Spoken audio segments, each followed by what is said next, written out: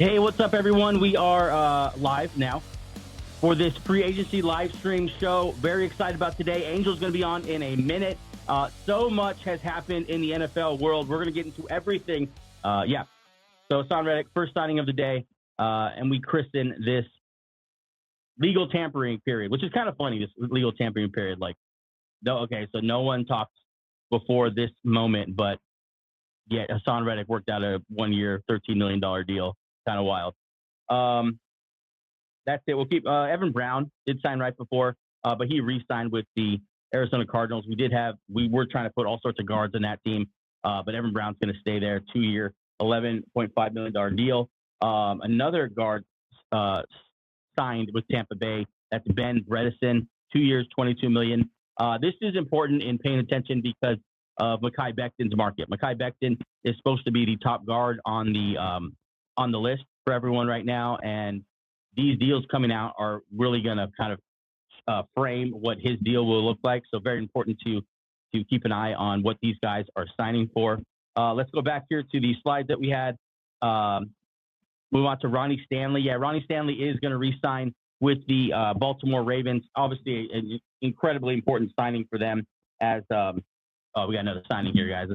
Let's move back over to Twitter here. Chris Godwin, top wide receiver on the market, no longer available. He's back with the Bucs. They said let's let you get into free agency, and then we're going to sign you as soon as it starts. 3 years, $66 million deal. Says chance to make 24 deal done by Tory Dandy. So $44 million guaranteed. Chris Godwin gets signed. Good for him. He's going through another injury, rehabbing another injury, which sucks for him. 3 years, $66 million now back with Tampa Bay. Of course, it's important for Tampa Bay to keep that group together. It just worked with Chris Godwin, Mike Evans, of course, Mr. Consistency, and then even Jalen McMillan, the rookie last year, kind of showing out, stepping up into that Chris Godwin role at the end of the year. Angel, we got you yet? All right, Angel's in. Angel, Chris Godwin, back to the Tampa Bay Buccaneers. No one's moving. Everyone's staying exactly where they were last year. Yeah. Yeah. You missed it as well. Hassan Reddick to the Bucs as well. So the Bucs coming out the gate here strong with Hassan Reddick. They signed Brian Bredeson right before free agency drop. Now Chris Godwin. Bucs are in it to win it. And we talked about this, man. We talked about this division could be won in free agency because they're so close. If you really start to pop off here, you can separate yourself pretty quickly. Yeah. When we're doing our team breakdown, it's very winnable. I mean, Chris Godwin and Mike Evans have been a staple of the Buccaneers team for the last decade, so it feels like it's right. But a couple of teams here, some teams who need a wideout and didn't jump at Chris Godwin when they could have. I'm not sure how open he was, but come on, man. Like Packers, it kind of seems like maybe he was never actually that available. Packers and Patriots just sitting on their money here. Patriots really needed them. I think we have another deal here. Let me pull it up. Nope, that's not it. There it is. The Chiefs, this is an important one, are signing 49ers offensive tackle Jaylon Moore to a 2-year, $30 million deal. The Chiefs shoring up that tackle spot, which obviously we saw in the Super Bowl is a real problem. They had a guard playing tackle in Joe Thuney. He played so bad they shipped him out of town. Yeah. He now plays for the Bears, and they signed Jaylon Moore, who right before I heard a lot about this guy. Like a lot of people were excited about Jaylon Moore and Dan Moore, the Moore brothers, and what they might do in the free agency market. And the Chiefs signed him up pretty quickly. Yeah. There was rumors last night that Jaylon Moore and then obviously the other Moore are going to get a lot of attention. And 2-year, $30 million. I'm not sure how good he is, but I mean the Chiefs seem to be always signing these tackles that are kind of okay. So it's another tackle that's just okay. The Chiefs are in a total rebuild of their left side of their offensive line. So this is a nice start. Maybe in the draft, get like a guard, but it's gonna be hard to replace Tooney's production. Yeah, they just keep throwing young players at that offensive line. You think Kingsley Sumatia, and then now Jaylon Moore. They obviously tagged, and then they worked out a deal with Trey Smith, didn't they? Yeah. They tagged him. So he signed the tag. That's what happened. I knew I saw something come across my timeline.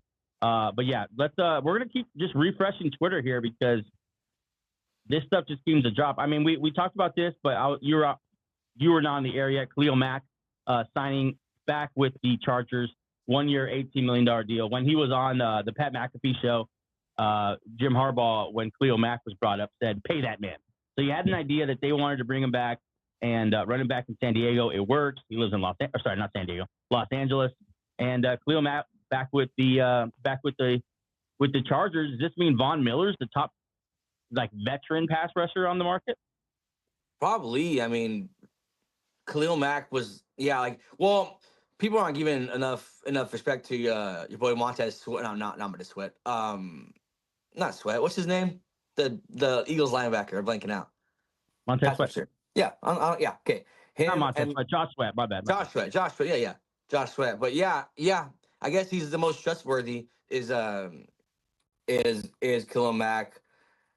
He only had 6 sacks last year, but he's an effective pass rusher at least, or he creates pressure. So yeah, Chargers 1 year, their guy. Yeah, $18 million for 1 year. That's pretty. That's kind of hefty price.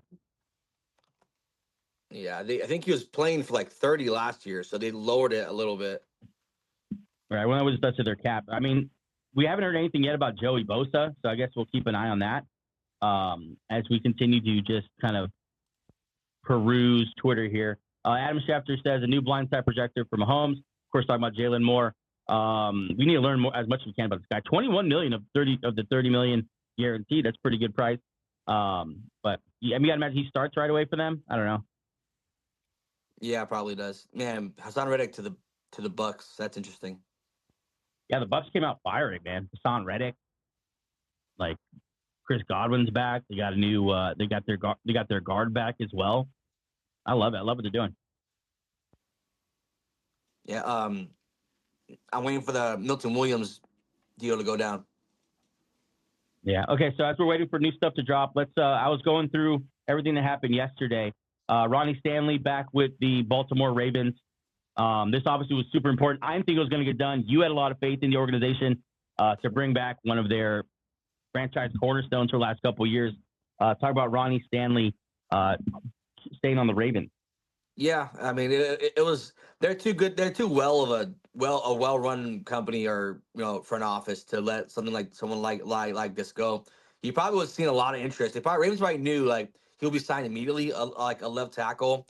Right. Yeah, he's oldish, but but tackles last a lot longer now. So yeah, he probably had a huge market waiting, and the Ravens knew it. And why not sign him to avoid a total panic mode? Because you're losing if you were to let him go, you would have lost about 4 linemen in one offseason. 4 three of which were starters. Not ideal. Not ideal. No. Let's move on here to the other things that happened yesterday. The Commanders, in their attempt to win the 2021 Super Bowl, bring back Zach Ertz once again. No, I joke. Zach Ertz was so good for them last year. Not solid. At times, their best receiver, or most consistent, most productive. Terry McLaurin clearly is their best receiver, but their most productive receiver at times was Zach Ertz. And so I don't love them bringing back all these older players, but this one I probably agree with the most. Yeah, he obviously works well with Jaden Daniels and Kingsbury there as OC. So yeah, it's okay. I would like to see him get another younger guy. Maybe this side of 30, but the youngest side of 30. But Ertz, it's more of a like a tone setting signing. We have a lot of pros on this team. Many pros.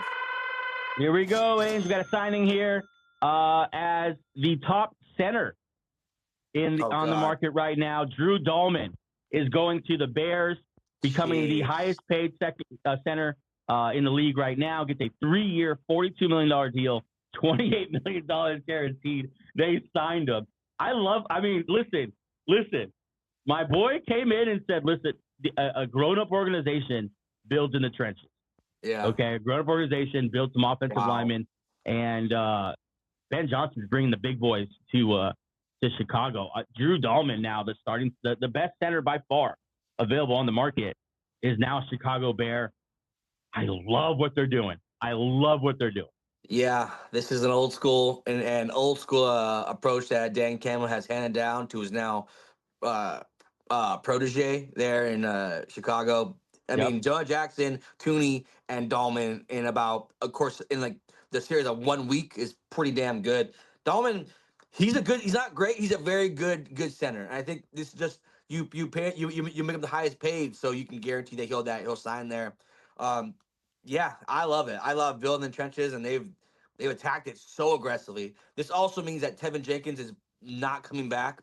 Now Joe Jackson moves over to right guard, Tooney moves to left guard, and then Dalman right there in the middle. Wow. So Tevin Jenkins is now a free agent, 26-year-old guard, whenever he goes. But yeah, Dalman. And remind me who they have at tackle.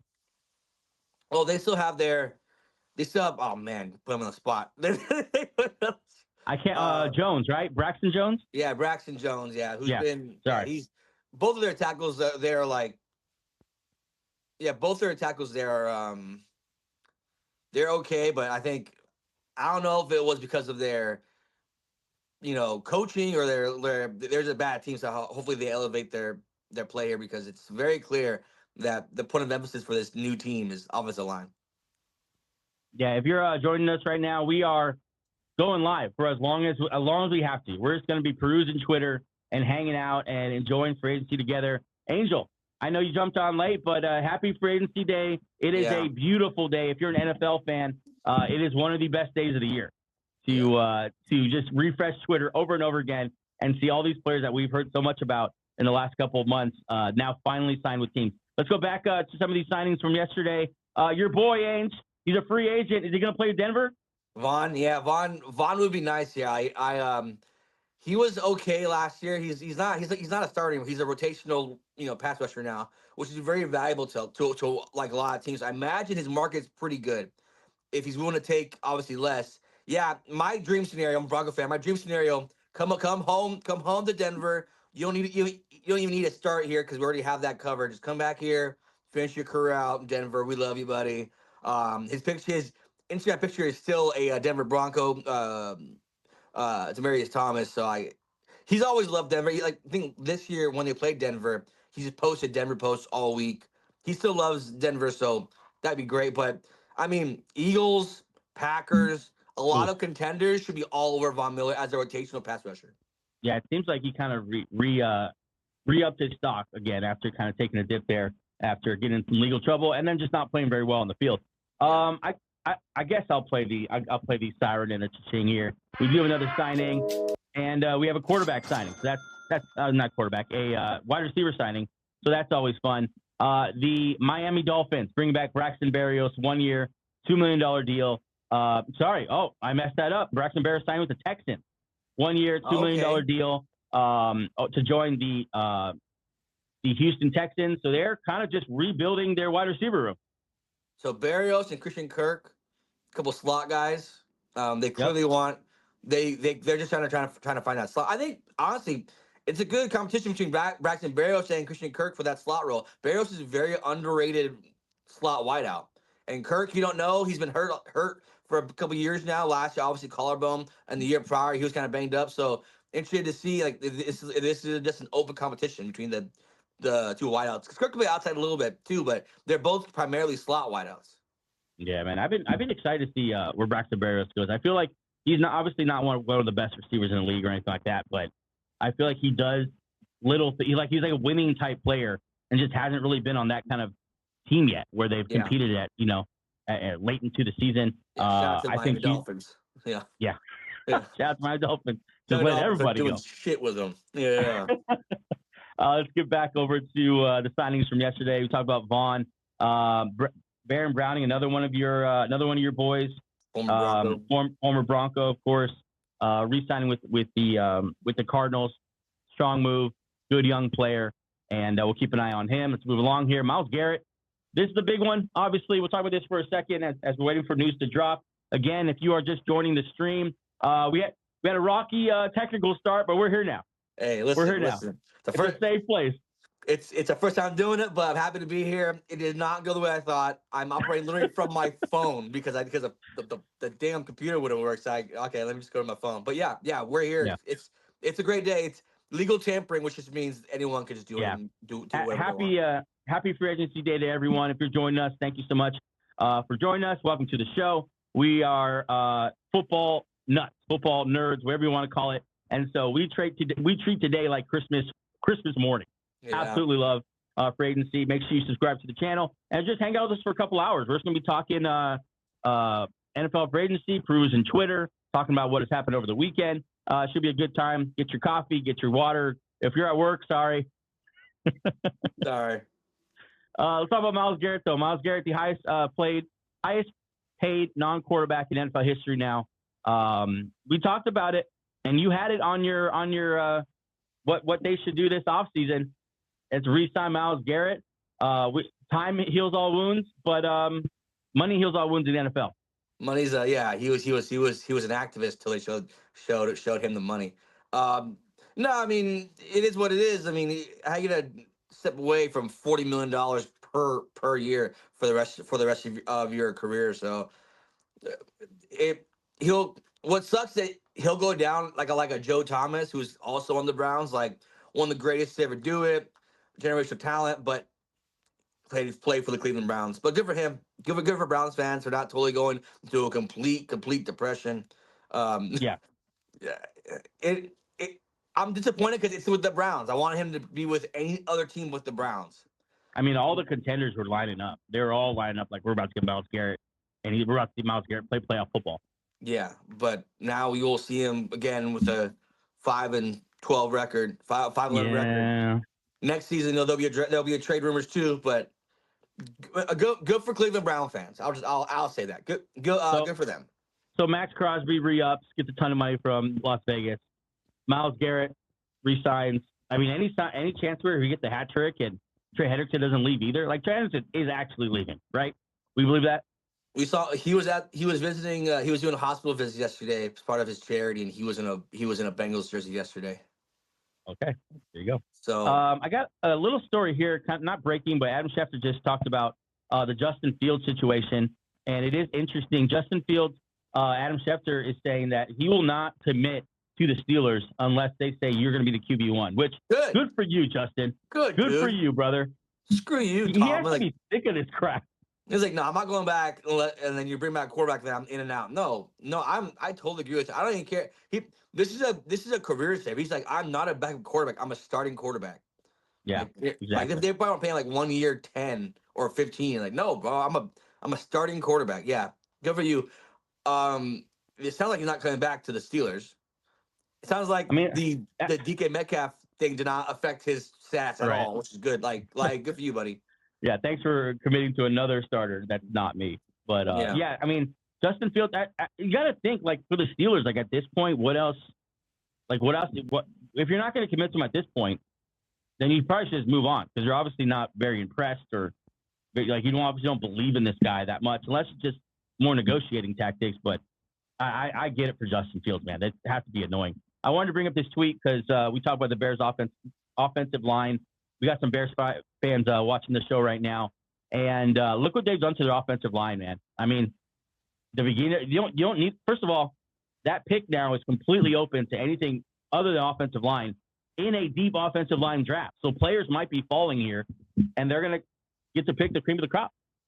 Yeah, I mean, I was listening to a podcast, and they said, "Is Ashton Genty too crazy?" But listen. Maybe not. Maybe DeAndre Swift, he's talented, but he's not really a starter. I think at this point you allow yourself to pick the sexy pick. They still need a lot of help, defensive end, interior pass rush. They also need help there. But at running back, you have a couple backs there, but if you can get Genty and just try to recreate what the Lions had there, I love what the Bears did. And that pick, that pick is so open now, and I love it. And also allows them to trade back. Say someone falls and they don't need anything, so they can trade back, collect more assets. So, Right. Yeah, say like Shador Sanders calls, and a team wants to go get up and get him. They go, hey, we'll trade back with you and get another haul of picks. This leaves them open for a lot of stuff, and their offensive line, that's pretty good. Let's go back now to the stuff that happened over the weekend. Jaron Reed re-signing with the Seattle Seahawks. They also brought back Dearness Jones. I'm sure that's in the news as well. But we'll talk about both of them. They kind of just lock up some of these young, really solid players on their defense. And congratulations, Derek. It was a rough weekend for the Seahawks fans. What's funny is that Jaron Reed's 30 years old, and they would sign him and sign 27-year-old DK Metcalf. That's true.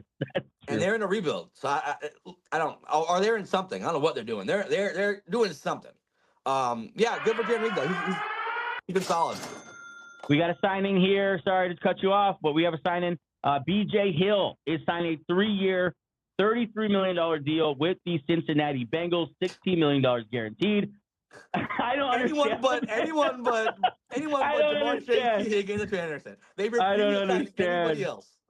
If you would have told me 2 years ago, like, hey, B.J. Hill is going to get re-signed before Jamar Chase or T. Higgins or Trey Hendrickson, I would have believed you, but it's the Bengals. So here we are. I mean, look, he played his best ball there, obviously. That the defensive coordinator who helped him become a star defensive tackle is now gone. So that's good, great planning for the Cincinnati Bengals. They're interesting because like you want to say that they're just stupid, which they might be just stupid, but who knows? Oh, yeah, I don't know. I mean, that being said, it's a good player. It's a solid signing. It's good money, honestly, and we'll see. The defense is going to be different this year because obviously Lou Amarillo is gone. They shipped him out of town as well. B.J. Hill stayed in Cincy. Yeah, good for him. Good signing. That defense was bad last year, so why not? This kind of money is great news for Milton Williams. Milton Williams still out there. That's a real big fish. That's still like he's one of the guys who didn't get re-signed by his original team. So that's kind of exciting. All right, let's get back to these over the weekend stuff. Nick Bolton, the top linebacker after Zach Vaughn, or that's kind of whoever you like, but the top linebacker on the market that was left after the Bond sighting is going back to Kansas City. And sorry, I'm going to interrupt myself here with a new signing here as we have a Washington Commanders signing. You ready? Yeah. The Washington Commanders are going to be signing defensive tackle Javon Kinlaw. He follows Adam Peters, who obviously is from the San Francisco 49ers organization, follows him back to Washington, and they have now effectively replaced Jonathan Allen with Javon Kinlaw. Kinlaw was bad last year, so I'm not too impressed. He was not good last year. This is more depth, I guess. Last year, he is not a starting defensive tackle. Last year, he kind of had to be, so it wasn't on him. But it's a nice depth. It's just a depth piece. I mean, another old guy though. They just I'm being sarcastic. They replaced Jonathan Allen with Jerzon Newton last year. Yeah, that's kind of their replacement. Of course, they still have Deron Payne, so this is just depth behind. But I mean, I don't know. I talked about the Jonathan Allen thing before you got on when I inexplicably had to do a solo show for a little bit there. But Jonathan Allen leaving, going, and he's visiting with the Vikings. You see that? Yeah, saw that. Jonathan Allen. He's gone. Kinlaw just says that's just a nice depth guy. Washington, we'll see. We'll see. You want to believe in them, but some teams they have interesting ways of replacing superstars. So so back to the weekend stuff here. We talked about Nick Bolton, Aaron Jones. This was kind of surprising. I thought Aaron Jones was going to hit the market, but Minnesota wanted him back. They paid up for him 2 years, $20 million, 13 guaranteed. I'm sure this is pretty much a 1-year deal, right? Yeah, 1-year deal. He was nice last year. He had 1,000 yards over there, and obviously he was a little hurt, but he's always hurt. But when he's healthy, he's one of the most explosive backs in the league. So solid sign to make it easier for whoever the quarterback is there next year. We got a little. Hold on, let me pull this up. Yeah.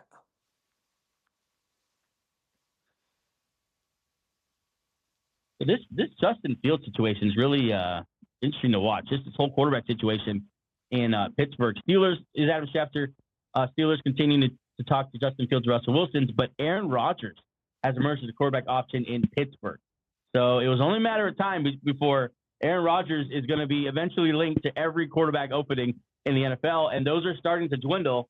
Pittsburgh now with those two great receivers, it now becomes very, very interesting who they're going to bring at quarterback because, you know, the first thing you think of when you have that kind of wide receiver core is, well, who's throwing them the ball? Like, is this going to be able to be, like, maximized into one of those tandems that's, like, the best in the NFL? I mean, if you had your pick of the litter here for a Steelers Super Bowl run, Justin Fields, Aaron Rodgers, or Russell Wilson, who are you bringing? I guess Aaron, but they refuse to. Aaron's fine. He's fine. This is the same scenario that Aaron had last year. Two stud wideouts, shaky offensive line, and a good defense. But this time it's with the Pittsburgh Steelers, who are a lot more organized. They're like a pro team. They're not the Jets. So yeah. Pittsburgh with Aaron Rodgers would be very, very interesting. It just seems like they hate Fields, but they want Fields on their team. Like they want to sign Fields, but like, hey, come here, but you're not gonna play. Why would I sign? So why would I come there? It's kind of like that guy who, like, he doesn't really like this girl, but he doesn't want anyone else to date her. Yeah, it's more of like a pity kind of like, you know what, we like you. Yeah, like we'll sign you, but we don't love you. Fields, get out of there, man. We got a new signing here, and it's a running back as Elijah Mitchell. Elijah Mitchell is now there it is. Elijah Mitchell is now a Kansas City Chief. So this probably means that Kareem Hunt's career is now officially over. R.I.P. to Kareem Hunt. Right. Yeah, Mitchell. I like Mitchell a lot. In our fix each team in 5 moves series, I had Elijah Mitchell going to the Browns because he's a solid running back. Last year hurt obviously, but this is a nice backup behind Pacheco, but maybe even getting a good timeshare because he's not a bad running back. Oh man, I mean, he was actually really good. Like, not just like, I think he's better than Kareem Hunt when healthy. Like, younger, explosive. Like, I really, really like Elijah Mitchell. Yeah. And health is just kind of the thing for him. Like, if he can stay healthy, then he's going to be really good. But I think a really nice flyer for the Chiefs, because when Pacheco went out, if they hadn't found Kareem Hunt, they would have been in really bad shape. Pacheco came back, didn't look great. Not to mention, Pacheco has dealt with injuries every year of his career so far. He's such a violent runner.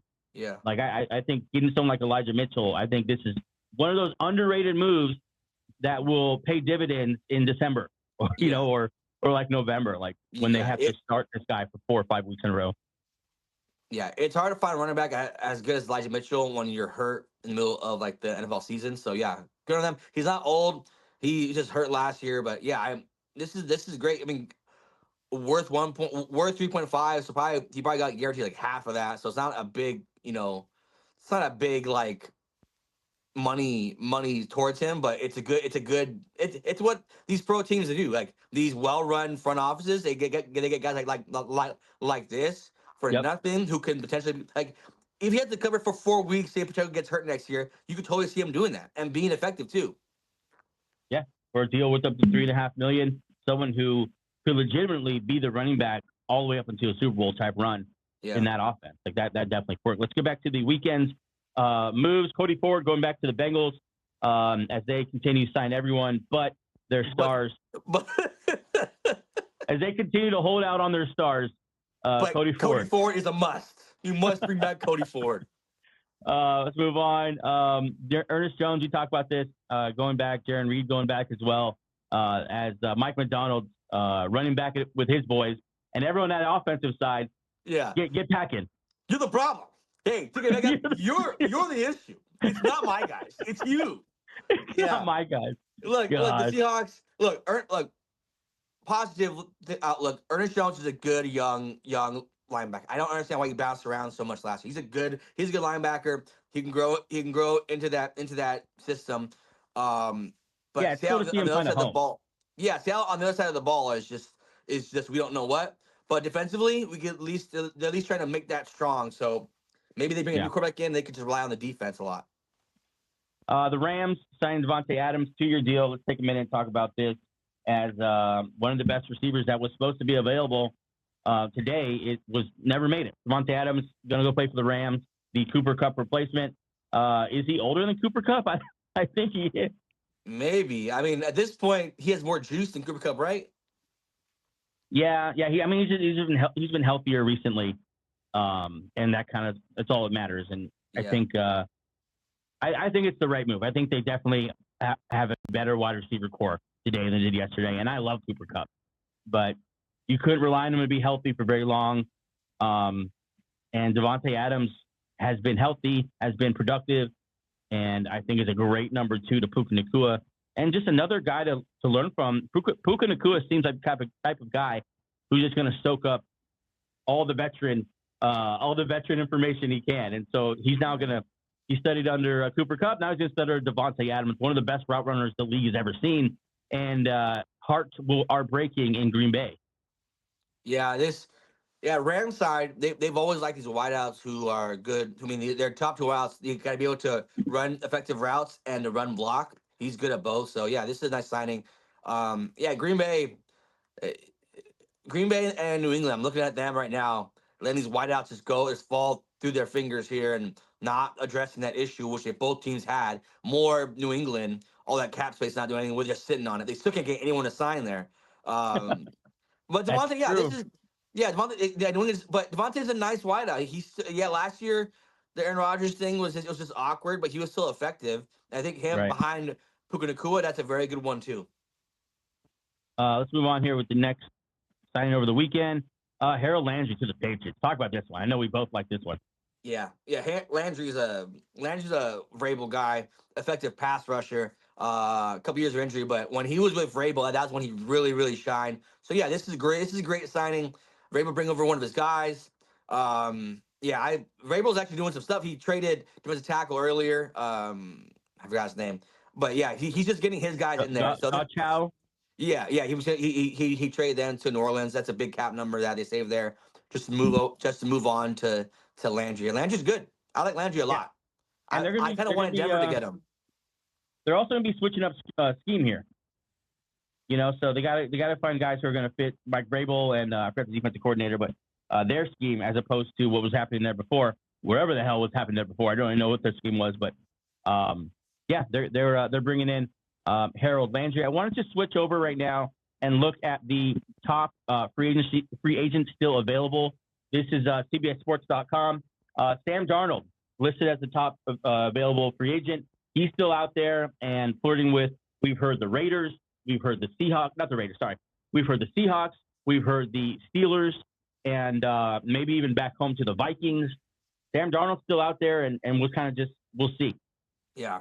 Also highlighted DJ Reed, Javon Holland, still out there. Big secondary pieces, young, could be total difference makers there.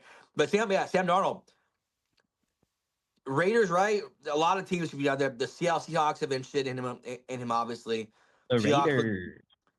I brought this up on our Seattle Seahawks show. I thought I'd pick Sam Darnold over Geno Smith. So if they were to trade Sam Darnold for Geno, I wouldn't be mad there. Yeah. T. Higgins, of course, was franchise tagged, and we'll see how that. He's in purgatory. Yeah. He doesn't get a new deal. He's not going to happen. How he's sad. Josh Sweat is kind of the next guy I expect to drop here. I think Sam Darnold's going to take a minute, but we'll see. I think we could see Josh Sweat here at any second, literally. Trey Smith signed the franchise tag. I think he's not going anywhere. They'll try to figure out a long-term deal. Ronnie Stanley back to the Ravens, and then Milton Williams. So really, my little baby boys are out here just looking for a new home. Yeah, Milton Williams probably getting so many offers right now. Milton Williams, 25 years old. He's just sitting up with a cigar, like. I would like to see New England go out and get him, Vrabel there. Defensive-minded head coach. Milton Williams is going to get in the bag. So is Josh Sweat. Very, very. This is why we left free agency. Oh, here we go. I got one for you here. The Jacksonville Jaguars are going to make Jordan Lewis the highest paid nickel cornerback in the league, coming over from the Dallas Cowboys. Jordan Lewis going to the Jaguars to build up that secondary that was awful. So now they have talk about who they have in the secondary there in Jacksonville with the addition obviously to Jordan they Lewis. signed. Yeah, they signed Tyson Campbell last, so he's locked up. Kind of had an okay year last year, but him and That's Jordan what I was Lewis. thinking of. Yeah. Yeah, Jordan Lewis now nickel corner. They let go of Darby, so they still have another corner spot to fill out. Cisco is still a free agent, so we'll see if they bring him back. But this new GM, the little baby lamb over there, just doing his own. He's trying to mark his territory. He's peeing on the wall here. He's like, this is my team now. I'm gonna sign whoever the hell I want. I'll make Jordan Lewis a high-paid nickel corner in the league, which he shouldn't be, but good for him. Like, I mean, Jordan Lewis, safe, a good safe defensive back here. Like, you can't really go wrong with it. He's not gonna hurt you. Yeah. I'll loop in this one, not a huge move, but we are talking a lot about what the New England Patriots are doing. They're bringing out Robert Spillane, that's former good. Raider. Yeah, so they're going to sign Robert Spillane there to the Patriots. I'll give that a ching. That deserves its respect. Patriots doing more than they did last year with all that cap space. Still, I don't think have made that huge sign. I do like Harold Landry, but Spillane, Landry. Let's keep building now. Let's keep building. Yeah. Spillane's been a good linebacker for the Raiders. I don't know why they didn't sign him back, but yeah, he's a tackling machine, effective linebacker. Him next to Bentley is pretty nice, and then obviously Landry. Yeah, there's kind of every Rabel team has always been tough in their front seven, and Spillane's just a nice tough guy. So yeah, I love this a lot. This it's such a Rabel signing, like just a tough linebacker. Yeah. Yeah, and so they're building out that front seven. Would love to see Milton Williams go here. That's my dream scenario for him. Just build that front seven. Yeah. Let's. I just went live on Instagram to kind of pull some people over, but let's go back to the stuff that happened over the weekend. We talked about Harold Landry, Jamie Sherwood, someone who a lot of people thought was going to hit the free agency market here after playing in New York. He's going to sign back with the Jets. And the middle linebackers just dried up yesterday. Yeah, Sherwood's a nice young linebacker. So many teams probably were in on him. This is funny how yesterday was a big day for signings because the teams probably finally got word back like these guys have a huge market. These linebackers have there's a big market. I heard that the Falcons were big on Sherwood, so avoiding him going anywhere else. Yeah, he's nice. And CJ Mosley's only getting older. He's 34 years old now, so. Let's look with an eye to the future here with the Sherwood signing. Got paid too. Another signing here. The Rams bringing back Jimmy G. 1-year deal. So a quarterback room stays intact. Jimmy G. There were some rumors about Jimmy G. Sorry, no. Okay, I'm not wrong here. That's supposed to be a QB, right? There's not a cornerback named Jimmy Garoppolo? No. Ian just got too excited. Ian. We don't want to talk about Jimmy G too much. Just wanted to put it up there. Jamin Sherwood, we talk about him. Josh Allen is having the greatest year besides not winning the Super Bowl. Other than that, he's having the greatest year any man has ever had. Yeah. MVP, engaged to Haley Steinfeld, and now $330 million contract. Yeah, pretty damn good year for the kid in Buffalo. Let's move on here. Josh Allen, I'm sure we'll talk about more about that in the future. They reward him for winning the MVP, for doing everything he does for that organization. I have no problem with them paying Josh Allen whatever you can. Yeah, keep him there long term. DK Metcalf to the Steelers. We haven't talked about this yet on the show. We talked about this a lot in person. Just give me your thoughts on Metcalf to the Steelers, I guess. Yeah, let's start with Seattle side. They just didn't want to pay him a big money contract. I guess. I mean, Jay Ascendant is a good ascending player, so they see him as wideout one now. They want to pay. They don't want to pay Metcalf. I don't really get it. He's young enough to be part of a rebuild, but maybe he just didn't like it there. Pittsburgh finally gets their wideout. Wideout one for sure. He's better than George Pickens.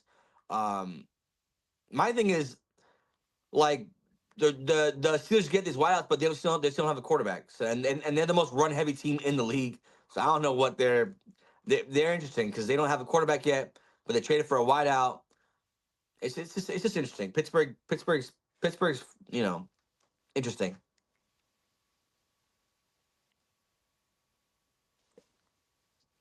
Jake Matthews staying. Sorry, I was muted. Jake Matthews staying in Atlanta. They re-up on the tackle there. New quarterback coming into town. It's always a good move to protect your good young quarterback. And Jake Matthews gets paid. Yeah, he's gonna be a Falcon for life. Good for him. Yep. Moving on, DJ Jones, your boys. Talk about DJ Jones.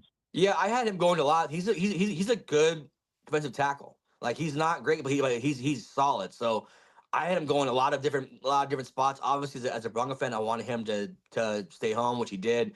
For a lower number than what he was last year. So yeah, I love this signing. It's Sean Payne loves to have depth there at the defensive line. So yeah, this is great.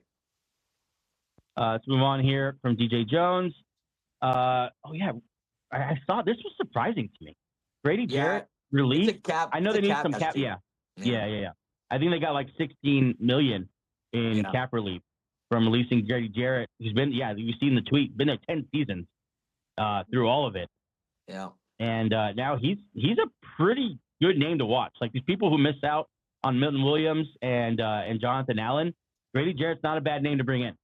Yeah, and I'm wondering if they're actually going to replace Grady Jarrett with a Milton Williams, like just get younger there. That's a nice spot because they need pass rush there. They need a lot of things there. So yeah, Grady Jarrett been underrated his entire career because he played for a lot of bad teams. But yeah, he'll get signed pretty quick. I would love Grady Jarrett on a lot of teams. He could play the 4-3, 3-4. He's a very, very versatile lineman, older but still pretty effective. Yeah, they got to cut in him to bring in somebody else, or they have a big name in mind. I think Milton Williams is going to be announced to the Falcons now that he's kind of lining up to where they missed out on a lot of guys. Milton Williams still out there. That's the name we're kind of just waiting on, Milton Williams. Yeah. Well, DJ. Yeah. This is something you called that or at least that they should do. The Panthers are, I think he's the highest paid cornerback in the league or close to it. 4 years, $100 million deal for Jaycee Horn, of course, in that draft with Patrick Surtain. And they both worked out. He hasn't worked out like Patrick Surtain, but Jaycee Horn's still a very, very good cornerback. Dealt with some injuries. Now he's healthy and gets paid, and good for him. Yeah, once upon a time, he was picked before Patrick Surtain and Micah Parsons. It took him a while to get going, but he's a very, very good. Like he turned into a star cornerback. So deserving there. I guess they didn't like Brian Burns enough, but they liked Jaycee Horn. Carolina, another interesting place for teams here. Yeah, but Jaycee Horn, yeah, he's a great young corner. Do not let him walk. Let's go back over to our top available free agents at the moment. Sam Darnold, we talked about. T. Higgins out there. Still keeping an eye on the boys from Philly, Josh Sweat, Milton Williams. You got to imagine they are getting monster numbers thrown their way at the moment. We'll see what happens with them. DJ Reed out there still, and Javon Holland. Yeah. I think those contracts will actually be bigger than the defensive linemen from the Eagles that are available. Who else is out here? Carlton Davis. Yeah, Will Freeze.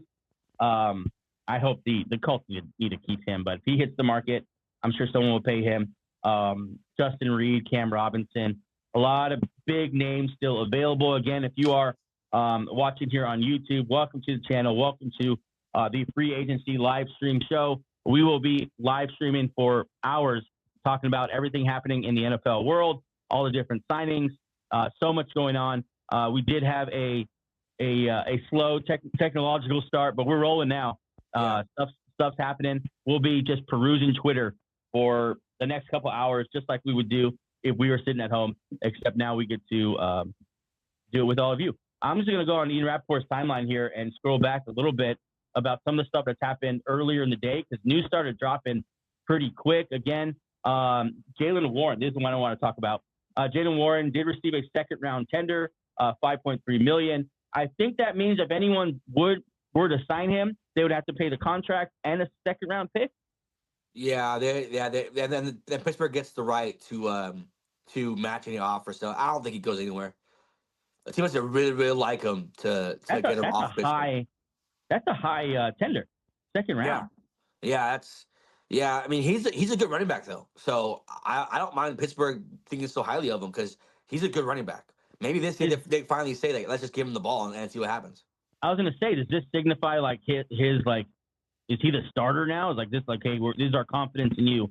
We're gonna put a second round tender because I think that's gonna affect how much they're gonna have to pay him now, putting such a high tender on. And also, it's kind of like it's a clear shot. Like we're not gonna bring back Najee.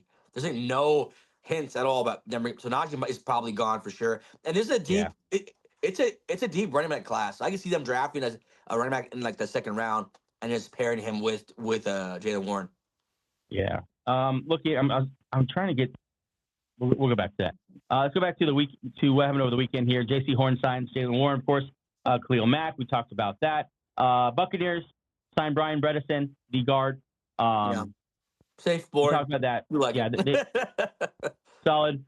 Solid. I mean, if he walked by me in a market other than just marveling at how enormous he is, I would have no idea who he is. Yeah, if he had a shirt that said I'm Ben Bredesen, I play for the Tampa Bay Buccaneers, I'd barely know him even off of that. But now if he was walking next to Baker Mayfield, then I'd know. Yeah, they're like, oh, you're for that picture that we showed on our live stream. Number 68. So that's the weekend's news. Let's go back over here to Twitter and see what's happening. There it is. I'll refresh with you. Here we go. So I love that Patriots and Spillane signing. 3 years, $33 million. Wow. Yeah. He was a Raiders cap. He was a very, very good, solid player. That's big time there. Yeah, there's a couple free agents I'm looking for. I'm looking for DJ Reed. I wonder if maybe Atlanta freed up space here to pair DJ Reed with AJ Terrell. Yeah, man, Kinlaw got 3 years, $45 million. That's a lot. That's a lot. That's not great. You wouldn't want to pay Jonathan Allen that? I don't understand. I don't understand. Kinlaw's not he's not a starter. He's a backup. Jonathan Allen is a legitimate starter. What has Javon Kinlaw done to deserve 3 years, $45 million? Go in the comments real fast. I want to see them. Comments. It's the Redskins here, I'm telling you. Probably not. Oh, wow. 49ers need defense. Well, listen, Commanders fans, and I get it. Be excited about your team. I'm not crapping on that.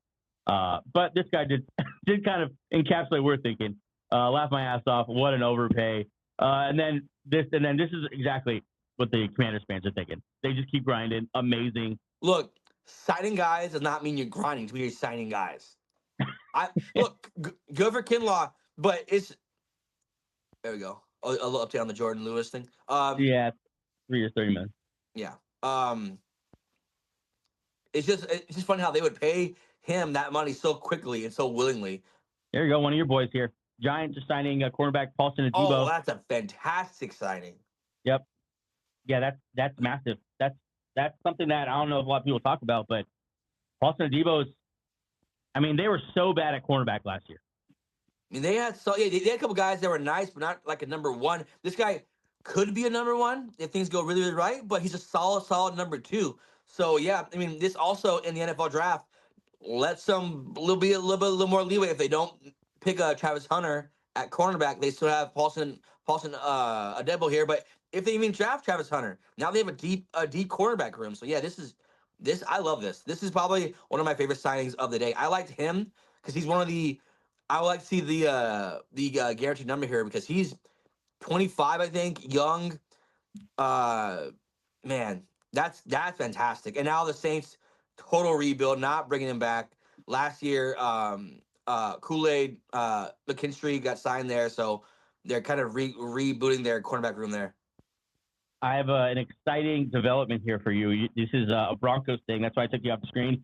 Wanted to pull it up. I think you're going to be excited about this one. The Denver Broncos are working to land safety Talanoa Hufanga. Per source, just 25 years old. Yeah. Obviously can play all over the field. It hasn't been done yet. This is not announcing a deal. But Hufanga is someone I know as a Bronco fan you were so excited to possibly get. Talk about Hufanga up there in the Mile High City, baby. Oh my God. Okay. Last year, obviously, we signed Brandon Jones. Obviously, not only Broncos wouldn't know this.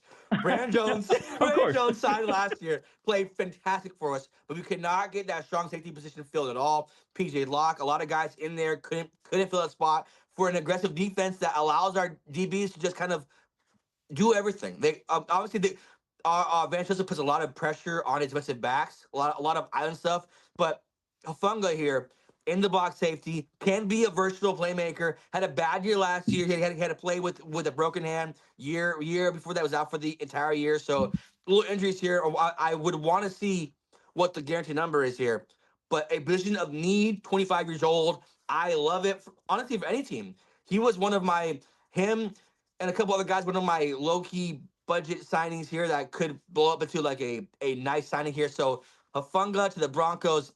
James Palmer, of course he reported it. But either way, Hufanga here to the Broncos would be fantastic. I am literally about to punch my screen. I'm so excited. Yeah, I need to be into that one. Yeah, Hufanga, man, he's just 25 years old. Like, what a great. I wouldn't even be mad if they gave him like a real contract. I don't care about the injuries. He's so young. Like he has so much potential to be like an all-pro type player for that defense. Once upon a time when he 23 years old, he was one of those guys, and then a couple years of injuries. So yeah, Broncos taking a swing. Look, they were in the playoffs last year. You have to start improving. You have a rookie quarterback, so you're allowed to pay guys because you're not paying a quarterback $50 million per year. So you have all this cap space. So yeah, I'm all for this. This is a moves that like the Washington Commanders should have made, like young guys who could evolve into stars. Instead they signed Kinlaw. So whatever. But Hufanga here, I'm salivating, man. I love this. We got a question. Sorry, go ahead. Javon Holland is going to get signed, or no Holland signing. Hufanga signed prior to that. So that's. I thought you were breaking something right there. There we go. I like this one. Derek Barnett back to the Texans. Obviously, he'll be able to headhunt there for another year. One of the dirtiest players in the league. Love that for them. Players in the league. But him and Al Shazier, just concussions being handed out like morning coffee. Just everyone gets one. Like morning coffee again. Yeah. Let's see what else they may have dropped here. Oh, Dan Moore. Here we go. Titans are going to be signing Dan Moore. Okay, so last year, Jaycee Latham. So last year, Jaycee Latham signed there as a left tackle. I wonder if that means Dan Moore is their right tackle. That's a big contract. That's a bit for a pretty average guard tackle. Sorry, but I mean they're seeing an area that where they can improve. Dan Moore, iffy up and down all around with the Pittsburgh Steelers last year and first his like entire career. So Dan Moore, nice. It's not great. It's nice. I don't like the money though. The money's a lot. That's a lot of money for him. Yeah, it does seem like a lot. That does seem like a lot of money for him. But yeah, I mean, but when you're bad, you have to pay people like this because please play for us, please. I feel like these people are kind of interested in these Steelers, specifically offensive players, because the offense was so like bottlenecked and so congested. I feel like no one really got to show like what they were all about. Like, you know, Jaylon. What is like? How good actually is Najee Harris? How good is I can't think of Jaylen Warren.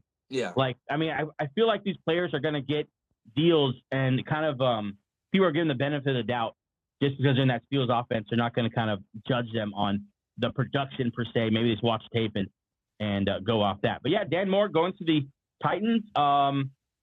Their offensive line in the last couple of years has really started to turn around here. Skoronski. Yeah. Now you got Dan Moore. You got the center coming over last year. Cushenberry, Cushenberry coming over from the Broncos last year. And a team that wants to run the ball, they of course invested into Tony Pollard. They still have Tajay Spears, the other running back. Yeah, Tajay Spears. And so run the ball. You're going to bring a young quarterback there. I think probably Cam Ward. And, load up that offensive line. and control line of scrimmage, make it easy for your young quarterback, run the ball. Always a great plan in my book. Yeah. This is the last 2 years they've been very, very aggressive with rebuilding this offensive line. It's kind of since Taylor Lewan left and that kind of Ben Jones, that era of Titans offensive line, they've been trying to rebuild it for the last 3 or 4 years. So yeah, this is a nice step in the right direction.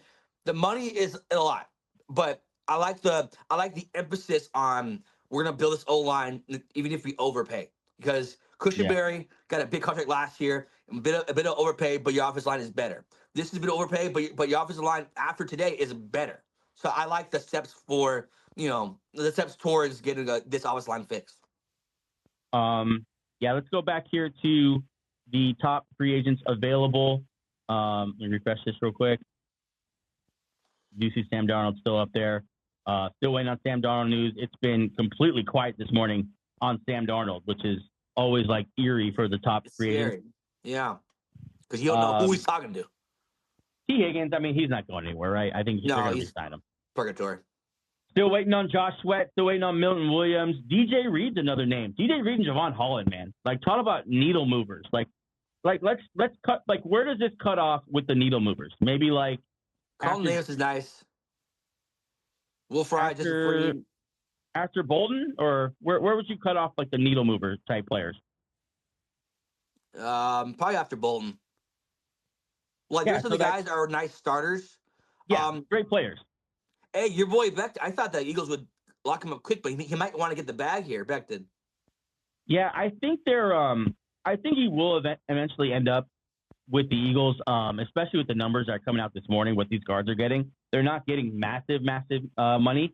And so I think the Eagles should be able to bring him back on like a 3 or 4 year deal, somewhere around, maybe just under 10 mil a year, something like that. But yeah, shout out real quick in the chat, Broncos battles, Bronco fan. We're gonna get Hufanga. We're going to Super Bowl next year. All right, sorry, Joey, go ahead. Yeah. I got Bronco fan, man. I'm very excited right now. Thanks for everyone in the chat. Thanks for everyone hopping on. We are now an hour in already to free agency live stream, and so much has happened already. And yet, looking at this list, even so much still to go. Looking in the chat here, we do have a couple questions from Derek. Do you think the Pats have a real chance to get Pickens? Or I've heard Godwin being high interest. Yeah, Godwin did already get signed. What's up? I had it because Pickens is up for a deal, so I'm wondering if they wanted to sign and trade for DK, get that done, and then Pickens will be available, because Pickens, he's a character guy, but even though he's not, he's like on the field character issue. Like, he's dumb on the field. I haven't heard of anything I think off the field. Yeah, Pickens maybe because they wanted to get DK done, signed, whatever. DK is like a very mature version of George Pickens, so they want to get that done and then deal with Pickens later. But yeah, Pickens could be available. I totally see that. Yeah, you heard a lot about the potential DK Metcalf and George Pickens blowout, sideline blowouts during the game that they might be dealing with next year, because obviously two of the most like emotional, volatile type players as far as in that sense, great players, but obviously like very emotional players in their career so far, and so that should be fun. Let's go through once again.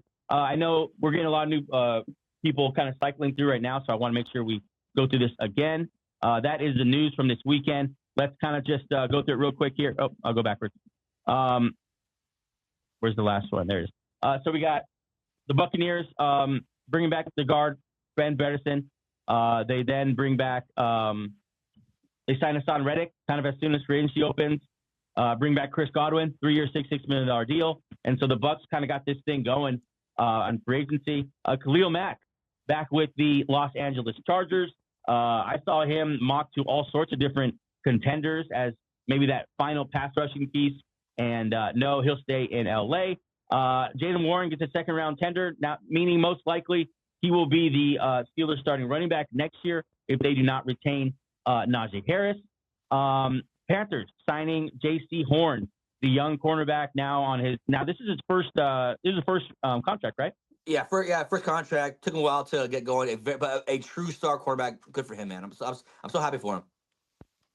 Falcons releasing Grady Jarrett, the veteran D tackle, was with the organization for 10 years. Now I think he'll end up on a contender. That's the kind of player he is. Joey, what's up? The Eagles should go get. Oh, he'd be amazing on the Eagles. I would love him on the Eagles. Rotational pass rusher. Oh my God. I wonder what his number is going to be. I mean, he's hurt a lot. I'll tell you that. But when he's on the, oh, here we go. Here we go. We have a signing here. It's a big one.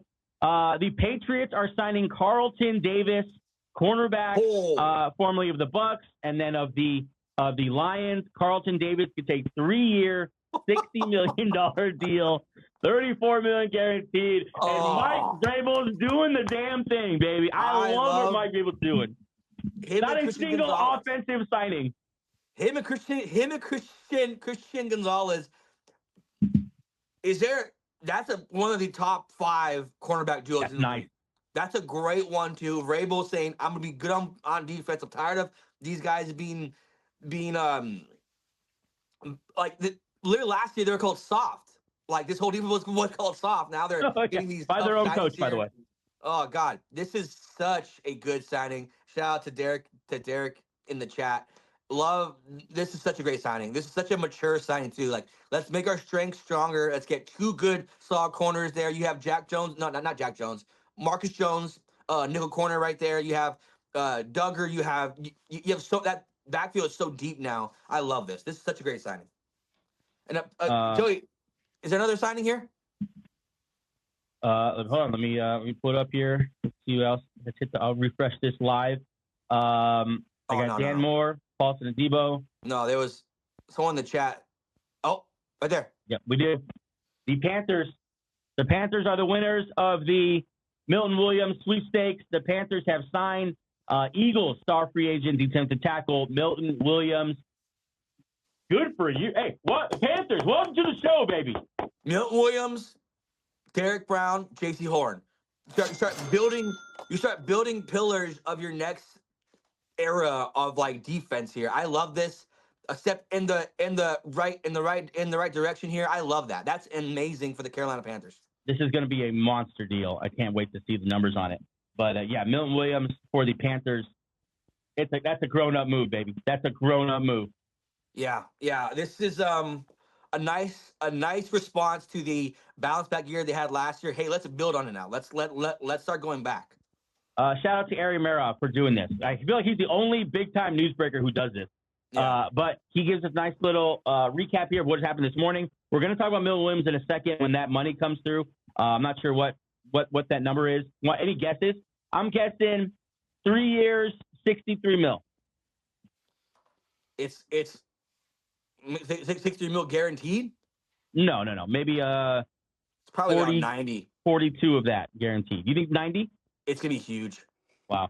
All right, let's recap what has happened today. Chris Godwin back with the Bucs, 3 year, $66 million deal. Dan Moore, the tackle formerly of Pittsburgh, to the Titans, 4 years, $82 million deal. Right now, the winner of the biggest contract awarded so far, Dan Moore. Yeah. So that's shout out Dan if you Moore. had that in your bingo card. Dan Moore's agent, man. Getting paid today. Carlton Davis to the Patriots, which, God, love that. Absolutely love that. Carlton Davis to the Patriots. Hasaan Reddick to the Bucs as he tries to kind of rebuild his image there. Drew Dalman, 3 years, $42 million to join the Chicago Bears. Joe Thuney, Drew Dalman, Jonah Jackson, now the interior offensive line for that Bears offense. Good job, Ben Johnson. God. Paulson Adebo to the Giants, 3 years, $30 million deal. You haven't really heard about him, but I'm telling you, that's a guy. That's a guy. Javon Kinlaw, 3 years, $45 million. Yeah. Don't worry, Darlan Allen. We got Javon Kinlaw coming to take your spot. No worries. Let's move on. What a stupid sign. Jaylon Moore, tackle to the Chiefs as they continue to just throw mid tackles at that spot and hope something works. Yep. Yeah. They're just trying to make it work. Let's jump into chat a little bit. Bronco Battles. Hey, man, shout out to Bronco Battles in the chat doing his thing. Man, this Panthers defense would be crazy if they had Brian Burns type of guy at the end. Yeah. Yep. That would be ideal. On this show, we've been so pro Brian Burns, and for whatever reason, they didn't want to sign him. But all that being said, Milton Williams, Derek Brown, a nice 1-2 there in the middle. That's a nice disruptive pass rush in the middle. He also says Adebo, probably one of the most underrated corners in the league. We're right there with you, man. We love Paulson Adebo. Yeah, we've been on the Adebo train for a while. Yeah. Let's finish this recap here. B.J. Hill back to the Bengals, 3 years, $33 million. Jordan Lewis, highest paid nickel cornerback in the game at the moment, to the Jaguars. Robert Spillane is going to go play linebacker for Mike Vrabel there in New England. Jimmy G to the Rams. Braxton Berrios to the Texans. Elijah Mitchell signing that deal to the Chiefs, and he's got to imagine that's going to pay huge dividends at some point. Yeah. Because I don't care if they lost Super Bowl, the Chiefs is the Chiefs. And then Derek Barnett back to the Texans to rack up the unnecessary roughness penalties with his boy Azeez Al-Shahir. I'm guessing at this point now the numbers have to be out on that Milton Williams deal. That's the Patriots. What's it? Carlton Davis. Oh, we got that. What's this one? Oh no. Aaron Rodgers, according to @Gary Dolchit. Let's see who this guy is. Yeah. I don't know. Well, 63,000 followers. He's reporting that Aaron Rodgers getting close to signing a deal with the Pittsburgh Steelers. Good God. Pittsburgh Steelers. This is pretty close to what the Jets had last year. Yeah. No. Hey, Joe, give me 1 minute. I'll be right back. I'm gonna try to switch cameras here. I'll be back. Okay, I got you. Hold on. Let me remove you here. Angel will be right back. It's been a crazy morning. If you are joining us, first of all, welcome to the channel. Thank you to everyone in the chat. We're gonna be here hanging out a couple hours because we love the NFL. If you love the NFL, then that's probably why you're here on a Monday morning, looking at what has happened in free agency so far. So much has happened. We're talking about it all. The most recent thing is what we're seeing here. Aaron Rodgers getting close to signing a deal with the Pittsburgh Steelers. Good God. If he were to go to Pittsburgh and join up there with Mike Tomlin, and now DK Metcalf and George Pickens and Jaylen Warren and Pat Freiermuth and TJ Watt, what a media circus is going to ascend upon the city of Pittsburgh if Aaron Rodgers is their new quarterback of the future. Hey, check. Are you in? Angel's in. Yep, I got you. I can hear you. Spoke too soon. Angel's not in. Aaron Rodgers, if he would sign with the Steelers, though, realistically, I think I would call them the favorites of that division because you still got Lamar Jackson there and Baltimore doing their thing, but they're right up there. I mean, they are, I think, above the Browns for sure. Oh God, the Bengals. That would be cool to see Aaron Rodgers and Joe Burrow twice a year for the next maybe 1 or 2 years only, but twice a year go at it. That would be awesome to see if that were to happen. We'll keep an eye on that. Aaron Rodgers to the Pittsburgh Steelers. A lot's happening too with that Pittsburgh Steelers quarterback organization. Where is Justin Fields going to end up? That's kind of what I wanted. That's what I'm keeping an eye on. It seems like Pittsburgh just isn't in on him. And if you're not in on Justin Fields by now, just let the little birdie fly. You don't want him. You don't believe in him. Obviously, you're now flirting with Aaron Rodgers. You brought in Russell Wilson last year. Just let Justin Fields go, and we'll see. Let's get back in the chat here. Broncos battles, bringing it, of course. Steelers becoming the new quarterback retirement home. Yeah, probably. Broncos battles.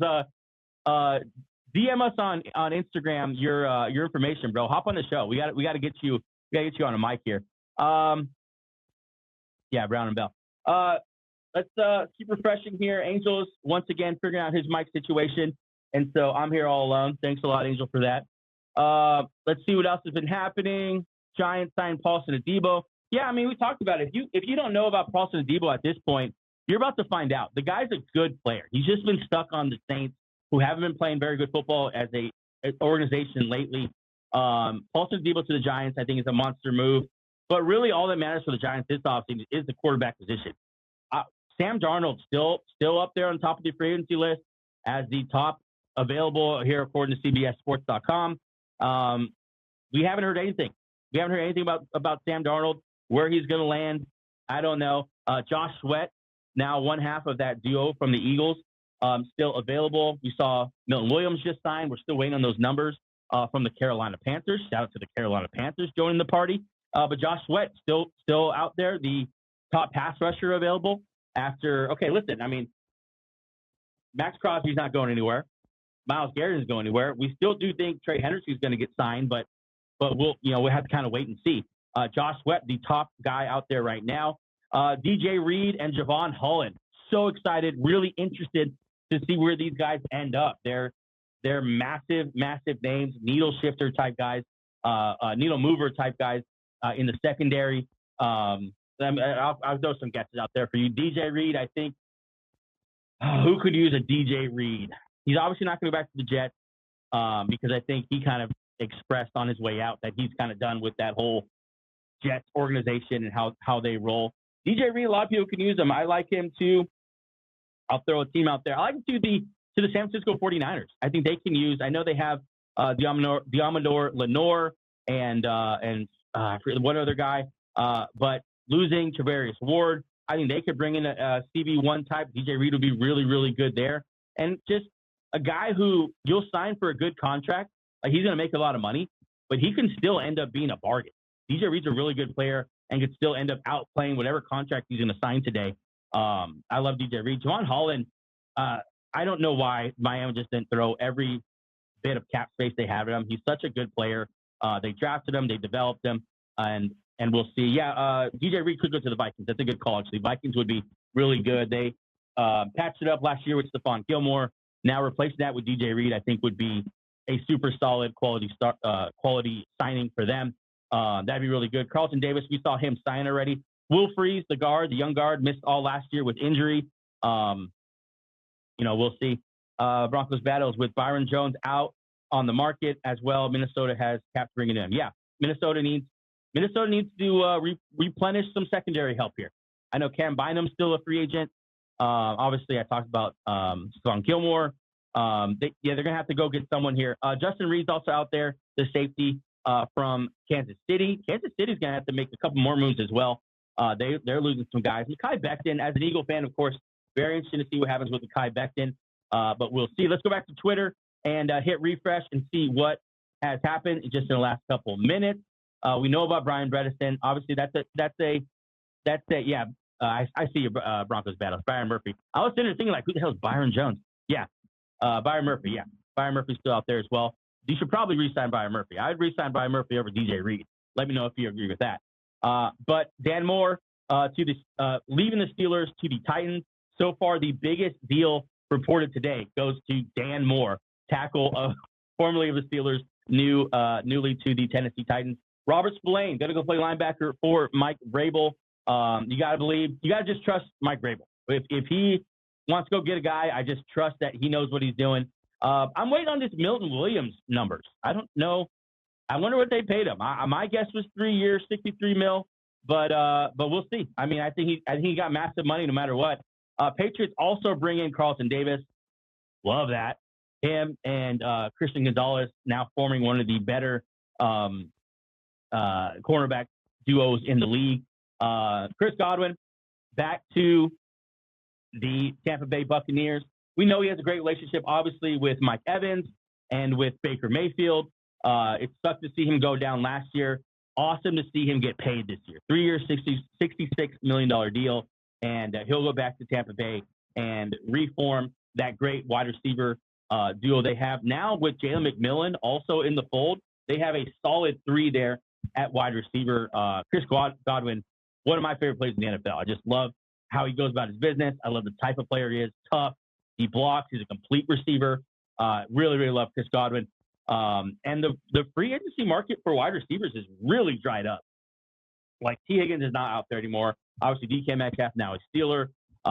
Chris Godwin was kind of the top guy there now moving forward, and he's off the market. So if you're looking for a wide receiver, I guess you now shift, as far as like a wide receiver one, I guess you now shift to the draft. Someone just put in the chat, I want to verify this, that the Milton Williams deal, I guess, is not completely done. Well, here we go. Yeah, Michael Silver and Dana Rossini reporting Milton Williams is close to signing with the Panthers, but he has other options available. So a little premature there on Michael Silver reporting it, but it looks like it's probably going to happen. But you got to imagine there's a lot of people going for Milton Williams. So maybe this deal gets really close to being done, and someone excuse me, someone pops up and re-ups their deal and tries to bring Milton Williams into the fold. A lot of people are excited about him. As an Eagle fan, I guess I'll give you a little bit about Milton Williams. We drafted him, I think, in the 3rd round. He's been playing behind great players. That's kind of been the biggest – that's probably the reason why his breakout is so late. We always knew he was good. Like, literally from his rookie year, we knew Milton Williams could play ball. But Fletcher Cox was there. Gotta say that right. Fletcher Cox was there. Of course, Jalen Carter was drafted. They had a lot of good players there playing in front of him for a long time. And the way the Eagles play defense, they cycle through these D tackles. So, he didn't get to play a lot. And just as to illustrate that, he played 49%, less than half of the snaps last year for the Philadelphia Eagles. So you got to be interested in what he could become. If you're the optimist, you're thinking up his snaps, up the amount of time he's on the field, and we're going to get massive numbers from Milton Williams. If you're the pessimist, you're thinking, can he sustain the same rate of success with more snaps, being on the field longer? We saw this almost exact situation play out for the Eagles a couple years ago with Javon Hargrave, and now we'll see how Milton Williams works as that appears to be a situation that's still up in the air. Milton Williams not completely signed yet. Let's Angel, you good? Can you hear me? Yeah, can you stop leaving by myself, you piece of shit? Okay, so you can hear me. Yes. Okay, cool. Yeah. Wait, hold on. Joy Taylor news. As a 2-week hiatus, Joy Taylor expected back. Yes, we got Joy Taylor back. Yes. All right in the world. All right, hold on. Let me hit the siren here. Yep, after a 2-week hiatus, Joy Taylor is expected to be back on FS1 show Speak this afternoon. Fox Sports has declined to comment on why she was absent. Yeah, so, there's a God, and he hears us. Speculate wildly on that. I love that this is in my NFL feed right now. Shout out to Dov Kleiman for just being one of the worst human beings on the internet. Yeah, I'm sure glad she's back. Who knows what? Who knows what she had to do to get her job back? But we're not going to ask questions. Angel, you missed this. So I'm seeing all sorts of conflicting reports, but Danner City just retweeted another tweet saying that the Milton Williams deal is close. I can't have this on the screen while talking about sports. The Milton Williams deal is close to being done, but not officially done yet. Other teams, I guess, making a last-ditch effort to bring Milton Williams in. So we'll keep an eye on that. I don't know. Milton Williams, yeah, that's interesting. I mean, technically, this is not a signing. Remember, this is just tampering. Right.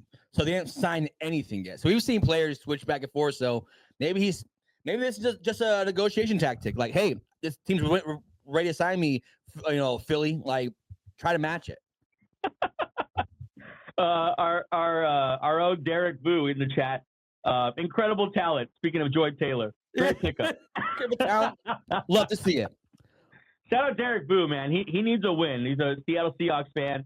Was a big fan of Geno Smith. He's gone. DK Metcalf, now a Steeler, and I think all the Seahawks had to show for it after a day or two was like a second and a third round pick. So shout out to Derek for hanging in there as a Seahawks fan with a lot going against him so far. Let's move back to the top free agents available list. I'm going to refresh it because a lot has happened already. Joy Taylor not on this list, but has been signed back to Fox Sports. Shout out to that show, by the way, Speak. One of their producers, a friend of the show, Big Smitty. He's been on the show before. Sam Darnold still available. T. Higgins, of course, has been tagged. He's probably going to stay put. Still waiting on Josh Sweat. Ronnie Stanley getting that 3-year, $60 million deal. Milton Williams. That deal is kind of mysterious at this point. We're not sure what happened or if anything happened or if that was kind of a fugazi report. But we'll tell you as soon as we know. DJ Reed still out there. Drew Dalman gets the bag from the Chicago Bears. Love what Chicago Bears have done in free agency so far, building up that offensive line. Okay, let's go to Twitter here because a couple things have popped up on the timeline. The Texans are signing defensive back Tremon Smith, 2-year deal, $7.5 million. Highest paid core special teams player in the NFL. So they bring back a core special teams guy. Let's get this Jeremy Fowler tweet on Grady Jarrett.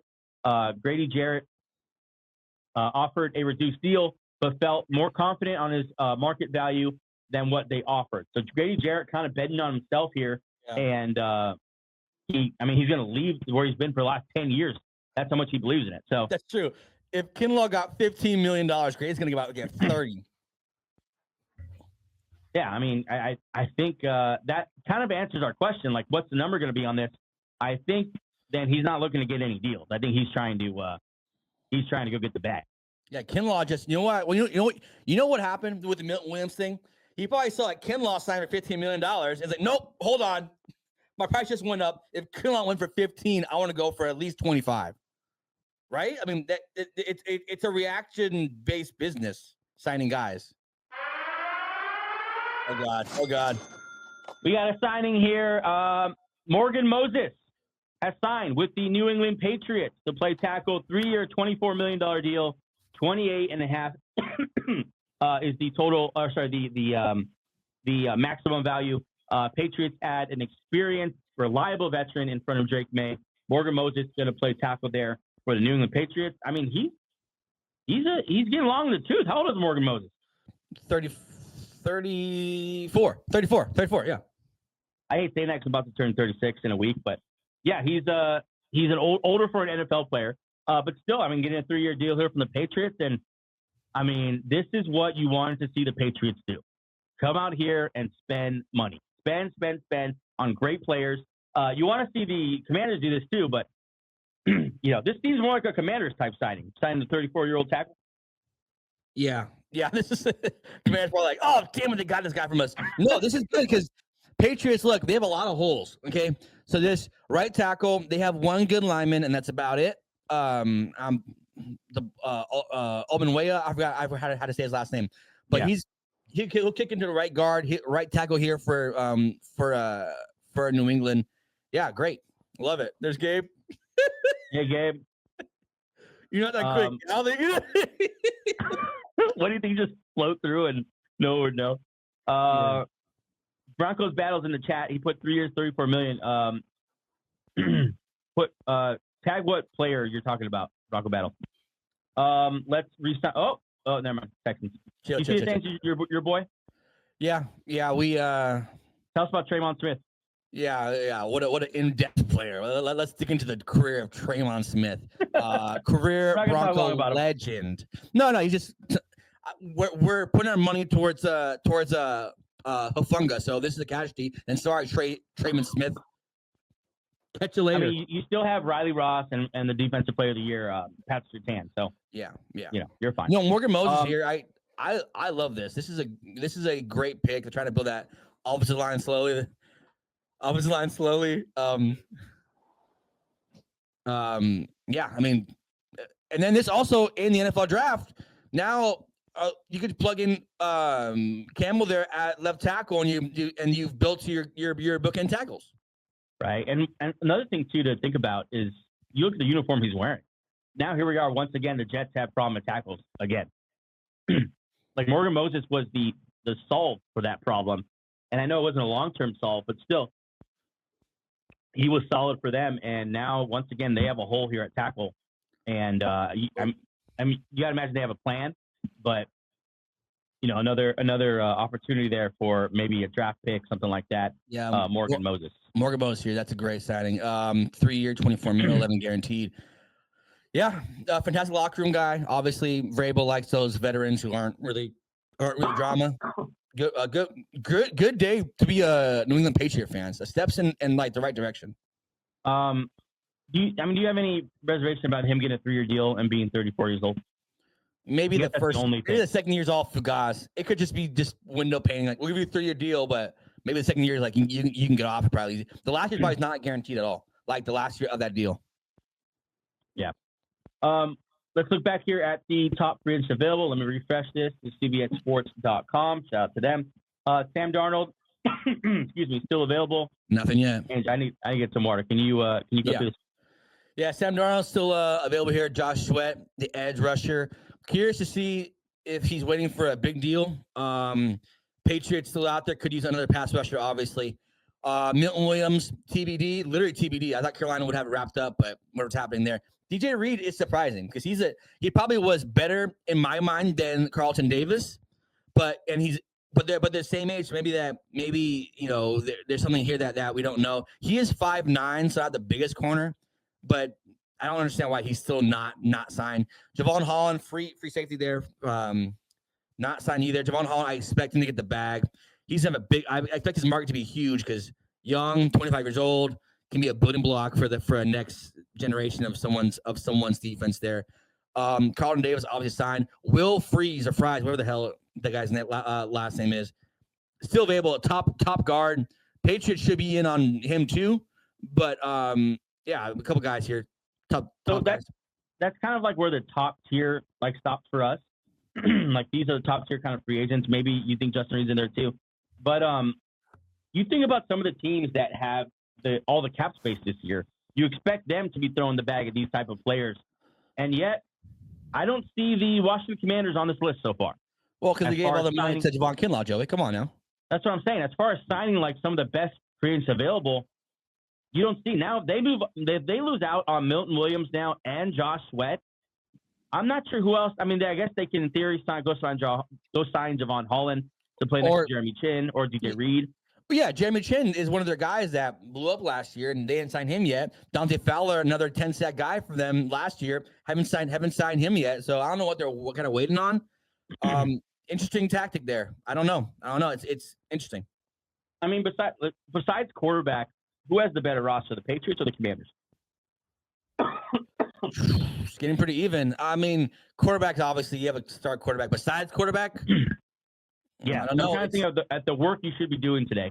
Because those are kind of two of the teams that I kind of see, like, obviously the Commanders made that playoff run.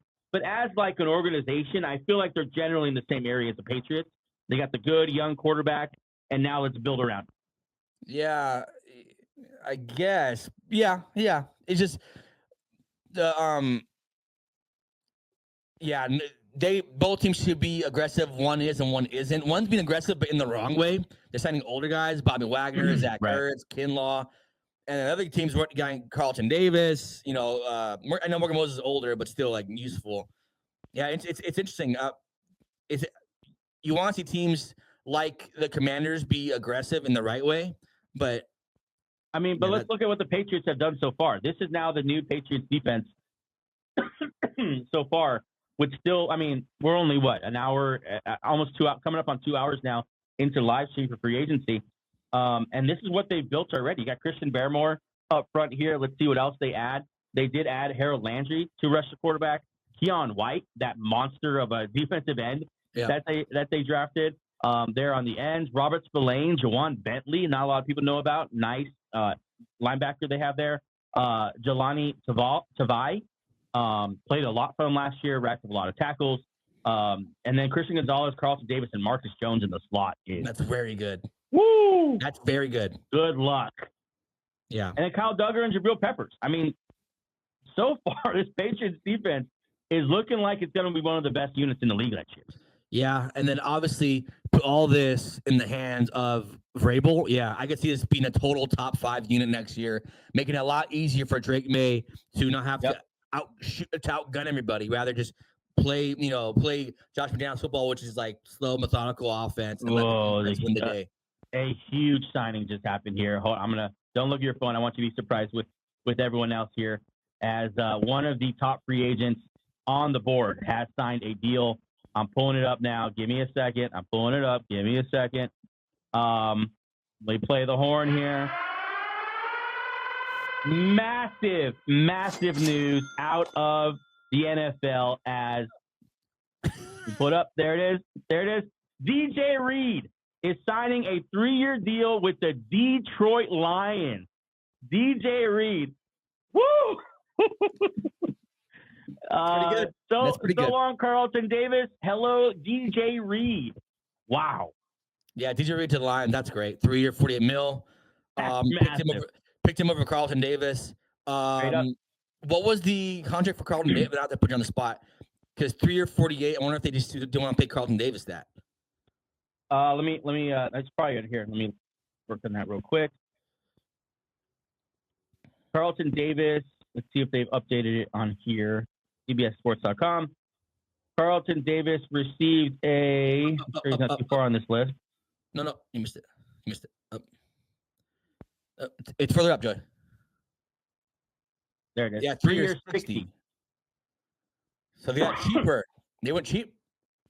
I'm not sure Carlton Davis is better than DJ Reed. Yeah, it's they got a better corner for cheaper. So I mean, he's literally. I mean, look, he's up here at number 8.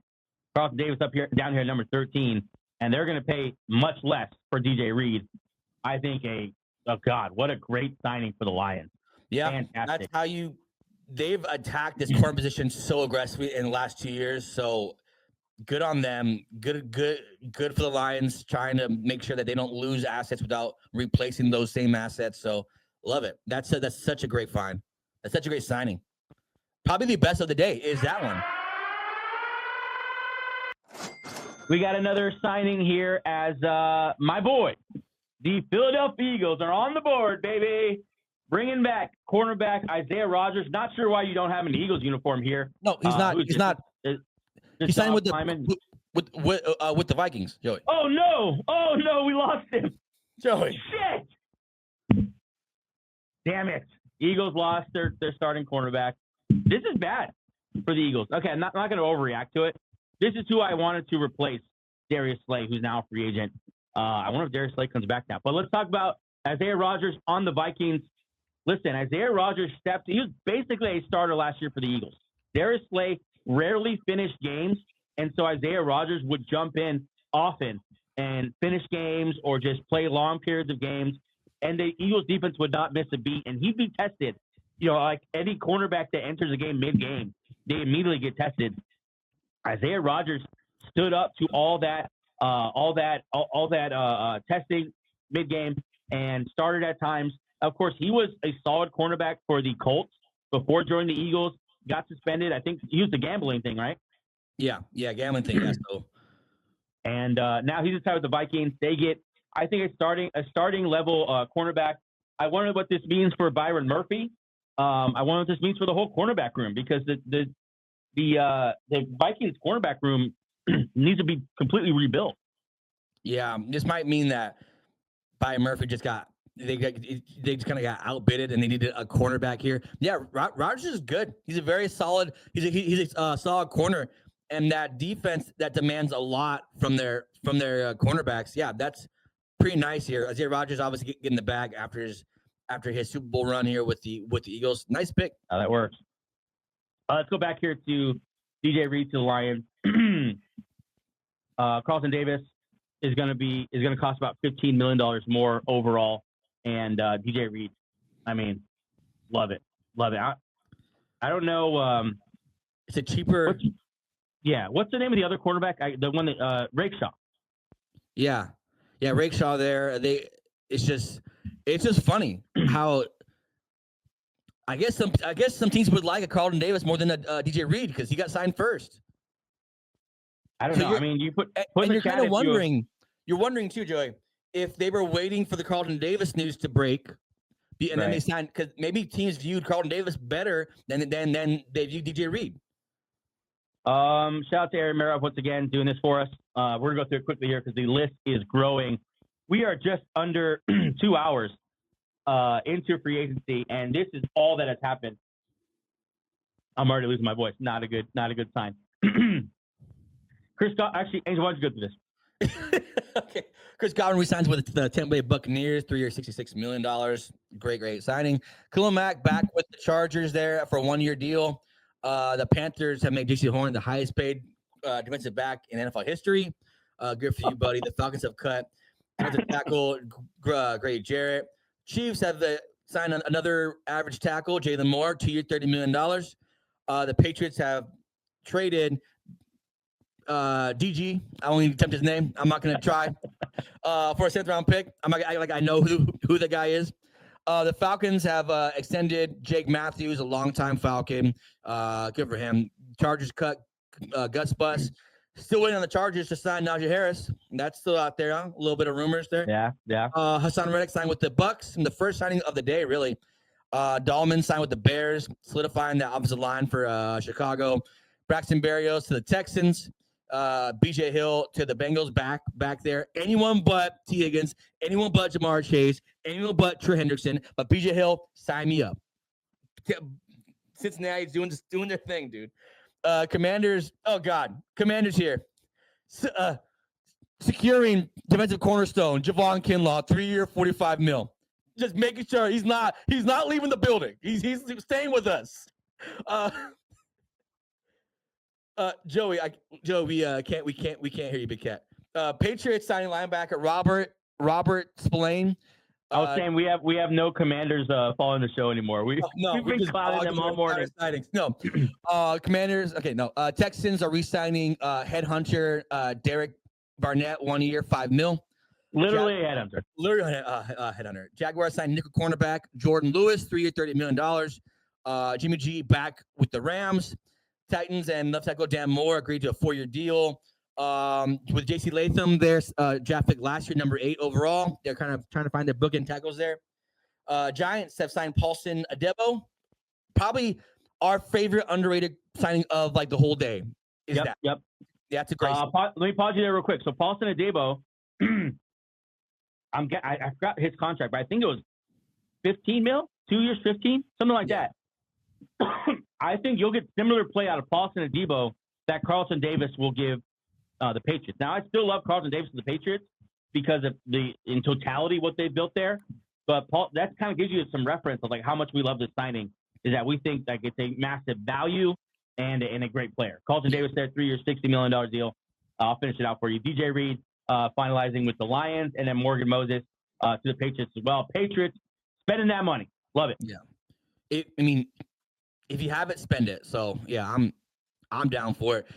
Man, yeah, Adebo 3 years, $30 million. Adebo. I really do think that the league has kind of valued Carlton Davis over a DJ Reed. That's what I think happened. Yeah. Let me get to the chat here as we have kind of a lull in the in the news right now. You guys, first of all, thank you for joining the show. If you're new to the channel, please like, subscribe. We are an NFL show, the Bench Podcast. The team goes 10 deep or so. All sorts of guys here. We'd have I'm in the studio right now. Today we're remote just because it's easier to bring up all this information remotely. But yeah, we do 3 shows a week all year long, no matter what. We talk fantasy. It's if you're an NFL nerd, NFL nut like us, this is a show for you. Like, subscribe. We will be live here talking free agency for the next. I mean, we're already 2 hours in. That's wild. We're already 2 hours in, and so much has happened. We just recapped everything. But welcome to the channel. I want to highlight some of the comments so far. DA popping in. The Professor David Adams. DA, what's up, DA? Killing it, guys. 100%. Hey, thanks, DA. Thanks for watching. DA, text me if you want to hop in, brother. Gabe. Right where we want them. Right where we want them. Right where we want them. Basically, Gabe's a Packers fan, and notoriously they do nothing in the free agency. At least they are not day one free agency people, and so we're not surprised. Well, last year they put out a lot of money, so maybe they can't do it this year. You know, he says Bears making moves, Lions making moves, Vikings making moves. Goot is scouting a DL day one pick no one has heard of. The plight of Packer fans.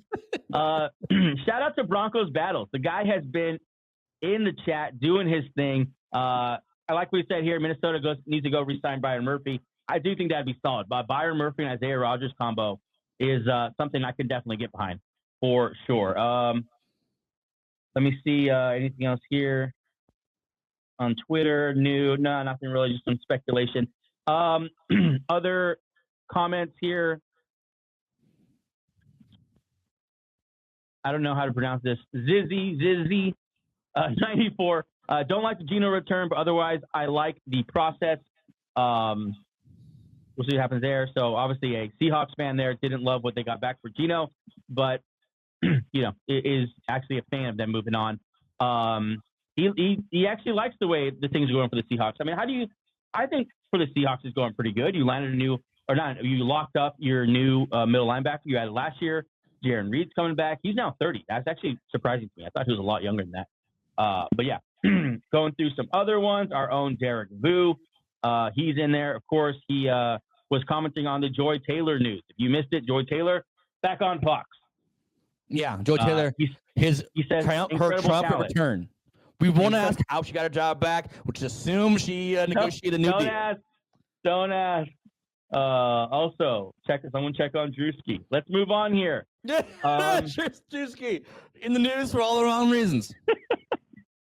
We're still waiting on this Milton Williams deal. I think shout out to Zizzy 94 making us aware that this thing hasn't been announced as far as the numbers so far. So maybe Carolina is getting outbid here late in the process. That would be a bummer for Panthers fans to think you have him, and then lose out. So we'll see. Big news, and that's what Broncos Battles is referring to here, is that Aaron Rodgers now linked to the Steelers as a real possibility there as they attempt to get anyone other than Justin Fields to play quarterback and yet not let Justin Fields go play for anyone else. Keeping an eye, man, on this quarterback situation. You got Darnold out there still. You got Justin Fields, Aaron Rodgers. I mean, a lot going on still in the quarterback free agency list. We'll see what happens there. Refreshing Twitter, as I think the initial wave has probably just passed, right? Yeah. And now we kind of like, all right, these are all the guys who the deals were done, and I think now people are in meetings as we speak, negotiating whatnot. And it is a reminder, no one actually has signed, so all these deals can be gone back on because you can't actually sign pen to paper until Wednesday. Yeah, and like the deals, like the Hufanga deal still being worked on. But yeah, remember all this all subject to these millionaires changing their mind at any second. So Which happens. It's happened before. So I know it's exciting, but let's make sure that we're cognizant that this is just a tampering period. They could sign Wednesday on the dotted line, then it's done. But right now, it's just it's tampering. It's everyone agreeing to deals, but so far, what a great day of football. And no football has been snapped, but what a great day of football. Yeah. Let's check in on the top players available still. Sam Darnold, Josh Sweat, Milton Williams, hasn't been announced yet. DJ Reed did just sign with the Lions. Javon Holland, not really a name we've heard yet being linked to anyone. That's a huge guy just kind of lurking out there, probably behind. I think he's a better player than Sam Darnold or Josh Sweat. I think he's a better player than like Hufanga. And Hufanga's already been linked to one team. So I'm interested to see. Maybe the league isn't as high as us as we are in Holland. I mean, we'll see where he slots in here. We're seeing some of the deals right under him.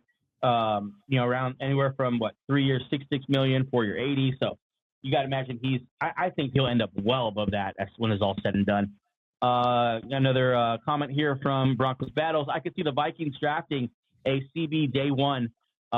Benjamin Morrison is a guy very high on, and I think he'd be a great fit. So, yeah, that definitely could just say, you know what, I'm going to punt on Byron Murphy. I'm going to punt on Stephon Gilmore, and we're going to go with the young guy. What's up? No, real quick, Broncos Battles has my favorite Bronco of all time as their picture, Demaryius Thomas. He's literally in the studio behind me whenever I'm like in person. So shout out to that guy. Yeah. The news is kind of slowed down here. Let's talk about some of the things I guess that have been done. We'll keep an eye on on Twitter for you. DJ Reed's the Lions, one of the massive ones. Real quick. Let's pull up the top 10 NFL draft picks and see if that's affected by any of these things real quick. That's a good idea. Yeah, because Patriots obviously have been aggressive. They picked number 4, but they've been aggressive at cornerback, at linebacker, at lineman. The Giants have picked a corner. Top corner in this draft, Travis Hunter, is sitting there. So we're kind of seeing here. Okay, we're on NFL.com looking at the draft order now, and so far how free agency has affected the draft order. Tennessee Titans, of course, picking number 1 up there. They don't need a tackle. Let's go and cross that one off the list. Yep. They gave a monster deal to Dan Moore, 4 years, $82 million. They're gonna pick Cam. They should pick Cam Ward. Please don't mess this up. Cam Ward is the best quarterback in the draft. Yeah, that's just it. He is. Yeah. I wonder if Will Levis is gonna. They keep him on the roster, right? I think Will Levis wants to start somewhere. I think he's gonna go somewhere where he can be like you're competing for the starter job. I guess honestly, what if he goes to the Colts? God help the Colts. Cleveland Browns haven't really. Obviously, they brought back Myles Garrett, so that was the number 1 thing on their list. Edge off the list. Yeah. But so many other things on the list still. Yeah. I mean, they're going to draft Shedeur Sanders, quarterback, right? They're not tackle, wide receiver, running back. Yeah. And that's just because they only put in 5 here. That you could probably put a solid 20 positions on this list. Yeah. The Giants. I mean, you're still looking at quarterback until you answer that question. Yeah, cornerback, but quarterback. You can mark off cornerback now. They have a nice deep room there at cornerback. You don't have to overpay. Safety, obviously, tackle, quarterback. So yeah, Giants have a lot of needs, but they filled a good one with a nice young player. So like it. The New England Patriots, man, love what they've done so far. You can cross tackle off the board. They went and signed Morgan Moses. Wide receiver is still a huge one there for them. That's one thing that's disappointing me about this Patriots signings, that no wide receivers, not even like an Amari Cooper has gone there. So like, it's curious to see how maybe there's a deal here that hasn't been announced yet as far as trade, because they're not attacking that position at all, like wide receiver or even pass catcher. Oh, I guess they re-signed Hooper, so that you look at their biggest needs here: tackle addressed, Morgan Moses. Wide receiver, we're waiting on it still. Edge, you signed Harold Landry. Cornerback, you signed Carlton Davis. Inside linebacker, you signed Robert Spillane. They've kind of addressed most of their needs here in free agency. So maybe wide receiver is something they look at here at number 4. There's a pretty good wide receiver cornerback hybrid that played for Colorado that might be a good fit here at number 4, Travis Hunter. Maybe Travis Hunter. Maybe they're looking maybe looking to draft for wide receiver. And now it's a more natural fit. Like, he's not needed on cornerback, really. I mean, he's a very good cornerback, but they have 2 good cornerbacks now. So now he just be a wideout and be in packages on defense when we need to cover guys. Kind of fitting it perfectly here for Travis Hunter. This is why we're gushing over what the Patriots have done so far. I mean, 4 of their top 5 needs met within the first hour of free agency. Yeah. Like, just that's incredible work by the Patriots. Jacksonville Jaguars, cornerback, they did address that with escaping me. Jordan Lewis. Jordan Lewis, yeah. Jordan Lewis gets signed. Safety, they're still looking. We haven't heard anything so far. Of course, a number of other needs there. Las Vegas Raiders, quarterback is off that list now, but they're still looking for a wide receiver. They need a running back badly. In the worst way. No Najee Harris. Cornerback, defensive tackle as well. Yeah. I haven't checked in. I should probably check in on the. Can you check in on the health real quick? Just tweet or look on Twitter of Jonathan. What's his name? The D tackle they got from Miami. Oh, yeah. Obviously, he missed most of last year. Christian Wilkins. Looking here at Twitter, no new news here. Let's see if any of the rumor mill.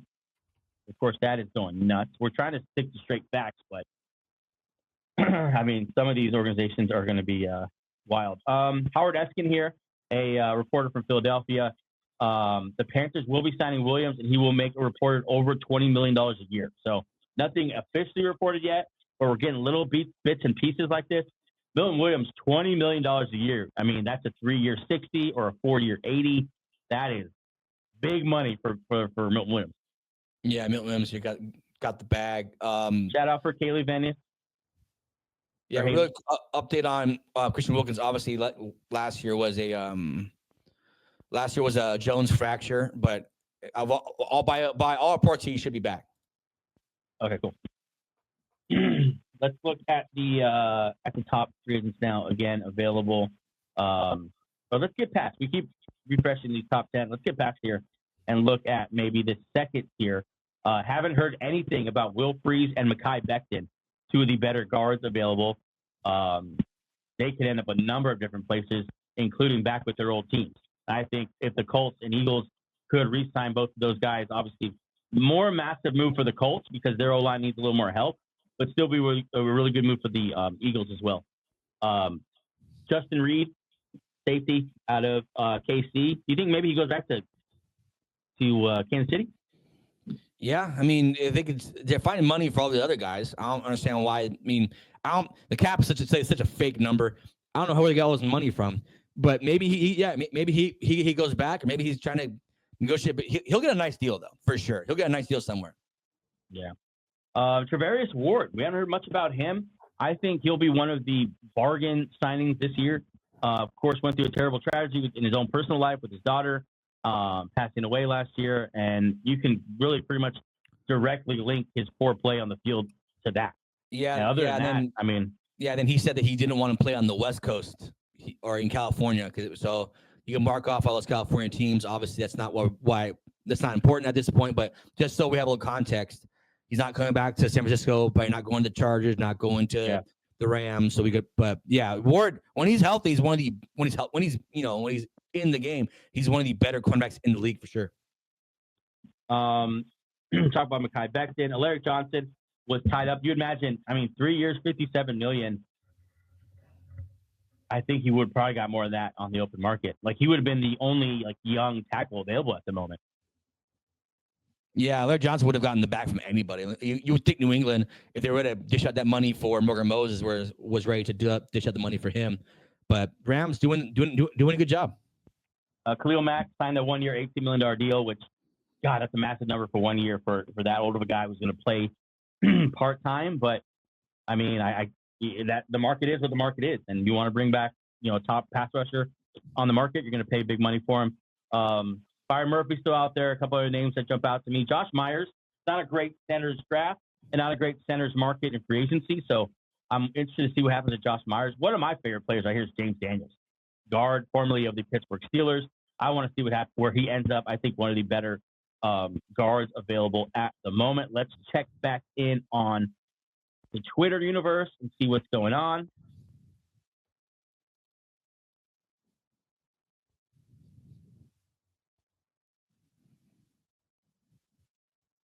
Paulson Kind of slow still slow. Yeah. This is that first wave kind of just ended here. Hey, go down. Let's get some of these bargain bin guys. Let's put them on teams here. I thought Tevin Jenkins would have more of a market. 27-year-old guard. Yeah, he has injuries, but he's still talented. I thought he had more of a market. Like the Patriots should be in on him. I could think like the Giants maybe. Then Josh Myers, the enigma of a center that we don't know if he's good or not. James Daniels, your boy, guard. 27 years old, still out there. And then like these defensive backs. Rasul Douglas, veteran safety, a veteran corner, still out there. Cameron Byron, who's a young safety, he's still out there too. So very interested to see what these guys are like, what they're waiting for, or if their market has just dried up. Because Drake Greenlaw is an interesting name to me, because of all the middle linebackers that signed right before free agency started. I wonder if he is going to get a bigger number than originally anticipated because just of supply and demand. Yeah, and then Kevin Zettler, veteran offensive guard. I thought he'd be signed quick. He's a nice guard, but I guess not. Maybe he's going back to Detroit if his market isn't that big. I mean, he fit in there well. Yeah. Rico Dowdle, another diamond in the rough down here. 1,000-yard back last year. Very, very solid back. The Cowboys said that they're going to be selectively aggressive. So maybe he's he fits that criteria. If not, nice back. Ryan Kelly, another center, who I thought we signed quickly too. Kelly's still out there. Look all the way down here is Dan Moore, number 42 on CBS Sports' list of free agents, signing that 4-year, $82 million deal. The more I see that deal, the more I'm kind of like, whoa, That's a lot of money for Dan Moore. Yeah, it may be an overpay, but they're trying to fix the offensive line. They'll throw money at it. They don't care if it's bad money. They just throw money at it. I don't like the number, but I like the aggressiveness. Look at the other deals that kind of in his area, like 3 years 22, 3 years 33, 2 years 20, and maybe Brian Bredesen's the best like comp because they both offensive linemen, although tackles admittedly are worth much more than guards. 3 years 22, so just not even close to that 4 years 82 that Dan Moore got. Yeah, Chase Young too. I wonder what Chase Young ends up. Yeah, Chase Young here. Then as you go down, Asante Samuel Jr. still out there. Not the greatest tackler, but a good cover corner. Very curious to see where that guy goes. He's because when he's healthy and on, he's one of the better cover corners in the league. Shout out to in the chat, Dolores Umbridge. Horns up, go Rams. Do the Rams side Dre Greenlaw today? Ooh, divisional opponent moving over to the Rams. I'm sure Niner fans would hate that. Yeah, Greenlaw, another guy, like, if he goes to the right team and if he's healthy, he can be one of the best linebackers in the league. Obviously, I think Spates is now their best middle linebacker or inside linebacker. So, yeah, him next to Spates would be nice. Yeah. Mark Cooper's still down there. I mean, not a lot of wide receivers available. Mark Cooper has to be a lot more attractive than he was a couple of maybe an hour ago. And then Justin Fields there, still sitting there. Man. The NFL's ugly stepsister that no one likes. Yeah, not great. Yeah, yeah. I got a tweet here that I think is pretty interesting for us. He's not signed anywhere. It's not a signing tweet, but running back Najee Harris has begun to say goodbye to a lot of his teammates yesterday. So it appears that Najee Harris at least believes that he's gonna be moving on. That's probably his agent poking around the market, although wasn't tampering period yet. Maybe not. Yeah, I don't know. It's all conjecture. We do have a signing though, Joey. All right, let me refresh here. We'll all get it together. Well, that's not it. Good old Jared. I'm not seeing it yet, but hold on. I'll pull it up. Let's pull us full screen. Angel, favorite places for Najee Harris? Chargers. I like Chargers a lot. A team that no one talked about, New England, that did not have a good running game last year. And they gave money to that backfield too. So New England, a nice spot for him too. He fit a lot of plays. He's a reliable back. He's like a power back who's never missed a game. That's very hard to find a power back who can like remain healthy. I mean, almost every team. My Broncos, I would love him just because last year we had next to no running attack for rookie quarterback Bo Nix. So yeah, there's a strong possibility he ends up in the AFC West one way or another, whether that's for the Broncos, Raiders, Chargers. I mean, before they signed Elijah Mitchell, I thought he might even end up on the Chiefs.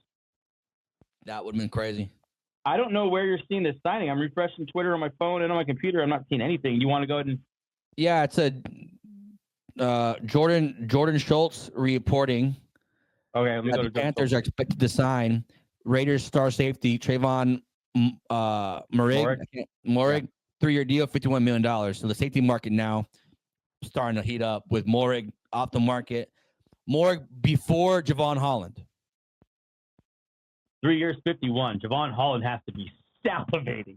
3 years, 51 for Moehrig. Javon Holland's gonna get so much money. To be fair, Moehrig is a good safety. But he's no Javon Holland, right? I mean, he's no Holland, but he's still a pretty good safety. Yeah, he started 64 games, 4 years in Vegas. Raiders are just completely letting everyone go.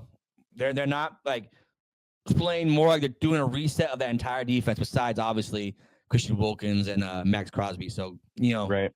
And then Nate Hobbs still out there, cornerback that we both like. Still a free agent, solid corner. They might let everyone go, just completely rebuild that entire defense under the Pete Carroll mold. Let me. I'm gonna hop on my Twitter real quick and make sure that Jordan Schultz is on this thing. Yeah, Jordan Schultz here. Busy day for these for Ian Rappaport, Jordan Schultz. It's like this is like Super Bowl. God, Jordan Schultz is on my list. Idiot. Yeah, Schultz here on fire. But yeah, Moehrig here to the Panthers with Moehrig, Milton Williams, Jaycee Horn. They're starting to build a defense there that's kind of going to get a little bit scary here because you finally the Brian Burns saga is done. Like they traded him for whatever reason. He's done. Let's move on. Now they've put that money towards Milton Williams and Moehrig. So yeah, good on them. And Jaycee Horn obviously signed earlier this morning. So good for them. Yeah, the Panthers, just like they did last year, pretty active. I mean, last year they're obviously a little more active, but they're trying. I know, they're still trying to lock up Milton Williams. We haven't got a number on that yet, so we'll wait before we actually put that in cement. But Trevon Moehrig, Milton Williams, apparently, they start to build up that defense that was obviously really, really bad last year. And I mean, we'll see. It's all about. God, what's his first name? Bryce Young. Yeah, Bryce Young. There, it's all about and like we always say, when you're on a rookie cornerback here, quarterback. Whoa. Okay, hold on. I saw that. Hold on. Massive news here. Massive news. Holy shit. I love free agency. I'm not gonna say anything. I'll just let you break it down for me. Let me pull it up real quick. I'll go ahead and throw the sirens on. And the cha-ching, because one of the top free agents available is now signed. The New England Patriots have signed the biggest defender, quite literally, on the market. Milton Williams is not going to the Carolina Panthers. He's going to the New England Patriots, getting $26 million per year. Deal done by Clutch Sports. Mike Vrabel just stunned the Carolina Panthers. Milton Williams, what a day for the Patriots. What a day. They're the winners here for agency. Attacking the Carlton Davis, Milton Williams, Robert Spillane, just to get that. And that defense unit was not bad last year. Like, they have talent. They were just poorly coached. So Milton Williams, and remember what Milton Williams is he's a 3-4-N. When Jeffrey Simmons was playing with Mike Vrabel, that's when he had his best years. Milton Williams maybe might have his career year this year. Maybe this is when he has his best year because Vrabel with all these guys, Milton Williams there. Good, man, New England might win free agency day one. I think they already won it. You would have to go on a hell of a run, someone else to take it away from them. I mean, they've done so much on the offensive side of the football, at least. God. So I mean, we kept saying it. This rumor to the Carolina Panthers was a little premature. It sounds like just last minute the Patriots just came and paid more. Yeah, Patriots. Yeah, this is why, like we said earlier, they're not signing anything. They're just agreeing to deals. Right. Said, hold on, wait a minute. New England got back to me with $26 million. Can you beat that?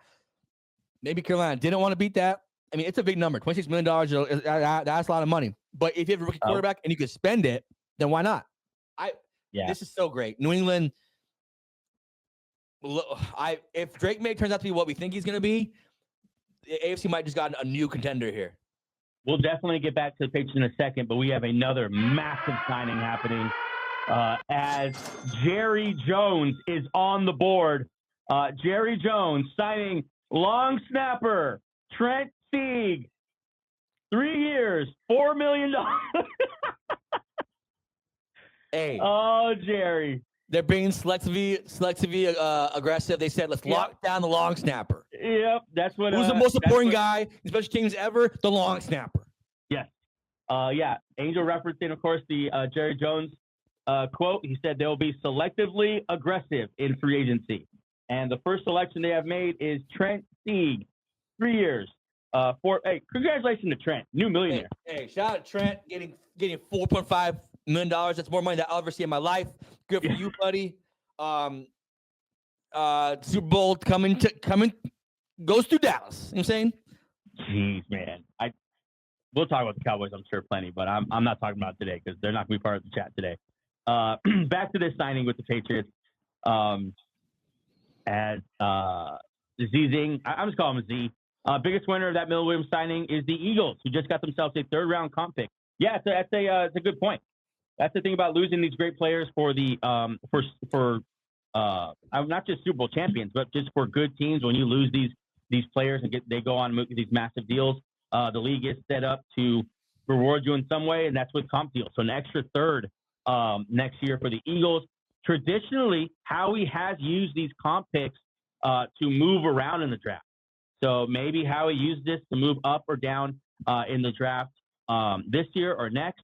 But yeah, good point there by Z. He also says, some of you remember when you see a new, shout out to him for staying in the chat and getting that info out there for us. Man, Patriots landing Milton Williams is still like rocking me. What a move. Yeah, that's New England knows. Look, we're playing the same division as Josh Allen. We need to be able to disrupt Josh Allen. Let's get our front. Let's get our front seven just as solid as possible. Remember, Vrabel's always had tough fucking defenses, tough front. Like he's always had those guys. So you trust Vrabel. Like some teams, like maybe the Panthers, you don't trust them as much as you would a New England Patriots because they're not led by a defensive-minded head coach like Vrabel. So here's what their depth chart defensively looked like before today started. Angel, Christian Gonzalez, and Alex Austin used to be the other starting quarterback. It's now Carlton Davis here. I think they're still probably looking for a safety to go along with Kyle Duggar. Jonathan Jones, the other quarterback there. Jones, Carlton Davis, and Christian Gonzalez. That's one. I see the rest of the best trios in the league, but that has to be up there. Yeah, that's one of the best ones. I mean, Christian Gonzalez in his own right is a top 5 corner, plus Carlton Davis, plus Jonathan Jones. I think he's a free agent, but this whole secondary here, man, they have a second. I'm forgetting their name. The name of the other safety. That's why he was out last year. Oh yeah. The longtime guy. Yeah, Jabril Peppers. Yeah, Jabril Peppers. So he's back there. So that's why they're not aggressive at safety, but they're upgrading every part of this defense. Not to mention, they still have the number 4 overall pick. They still have Drake May on a rookie contract. I mean, this would lean towards Campbell, right? Tackle out of LSU, like kind of send in like we're just gonna tackle here. And now we have our bookend tackles. We already just corner in the free agency. So you got to pair these things together. What they pick in the draft and what their needs are. Yeah, I mean, trying to think what the chances are Travis Hunter would fall to them. Do you think Travis Hunter falls past the Giants? I guess that's it. I don't think the Titans take him. I don't think the Browns got to take a quarterback, right? Browns are moving on, yeah. So it's really if the Giants are going to take him, and that's if the Giants sign a quarterback. Yeah, Giants have been aggressive as far as wanting. They're ready to give Stafford $100 million. So they're not afraid of getting a veteran quarterback. So yeah, but New England here, Campbell just fall on their lap. You have to pick in Drake May. You pick his left tackle. So that's not bad. Go back to Twitter here and see anything going on. $26 million a year is massive money for Milton Williams. That's an overpay. And I'll just say that, like, in free agency, you're going to, for the most part, overpay. But that's the name of the game. That's how you get better, is get better players on your roster. So what else are you going to do? I get it. So far, Patriots moves today. Milton Williams, Carlton Davis, Morgan Moses. Don't forget about him. Added over to the offensive line. The other side, they already have one tackle spot locked down, right? New England? Well, they have. Yeah. Pull up the roster again. I keep forgetting the guy's name. Yeah. Yeah. Where's the name? Right guard. Yeah, that's their best lineman. Cole Strange is whatever. But Amendment is their best lineman for sure. So tackles are both sewn up. I don't even know their tackles, what they do. Lowe and Jacobs, good for you guys for being able to start on an NFL team last year. Yeah. I mean, to me, they might be looking for another tackle then, besides Morgan Moses. So, yeah, maybe that then it leans into what you're saying. Then maybe that tackle at number 4 is the way to go. I think they would probably need a tackle more than need Travis Hunter at this point.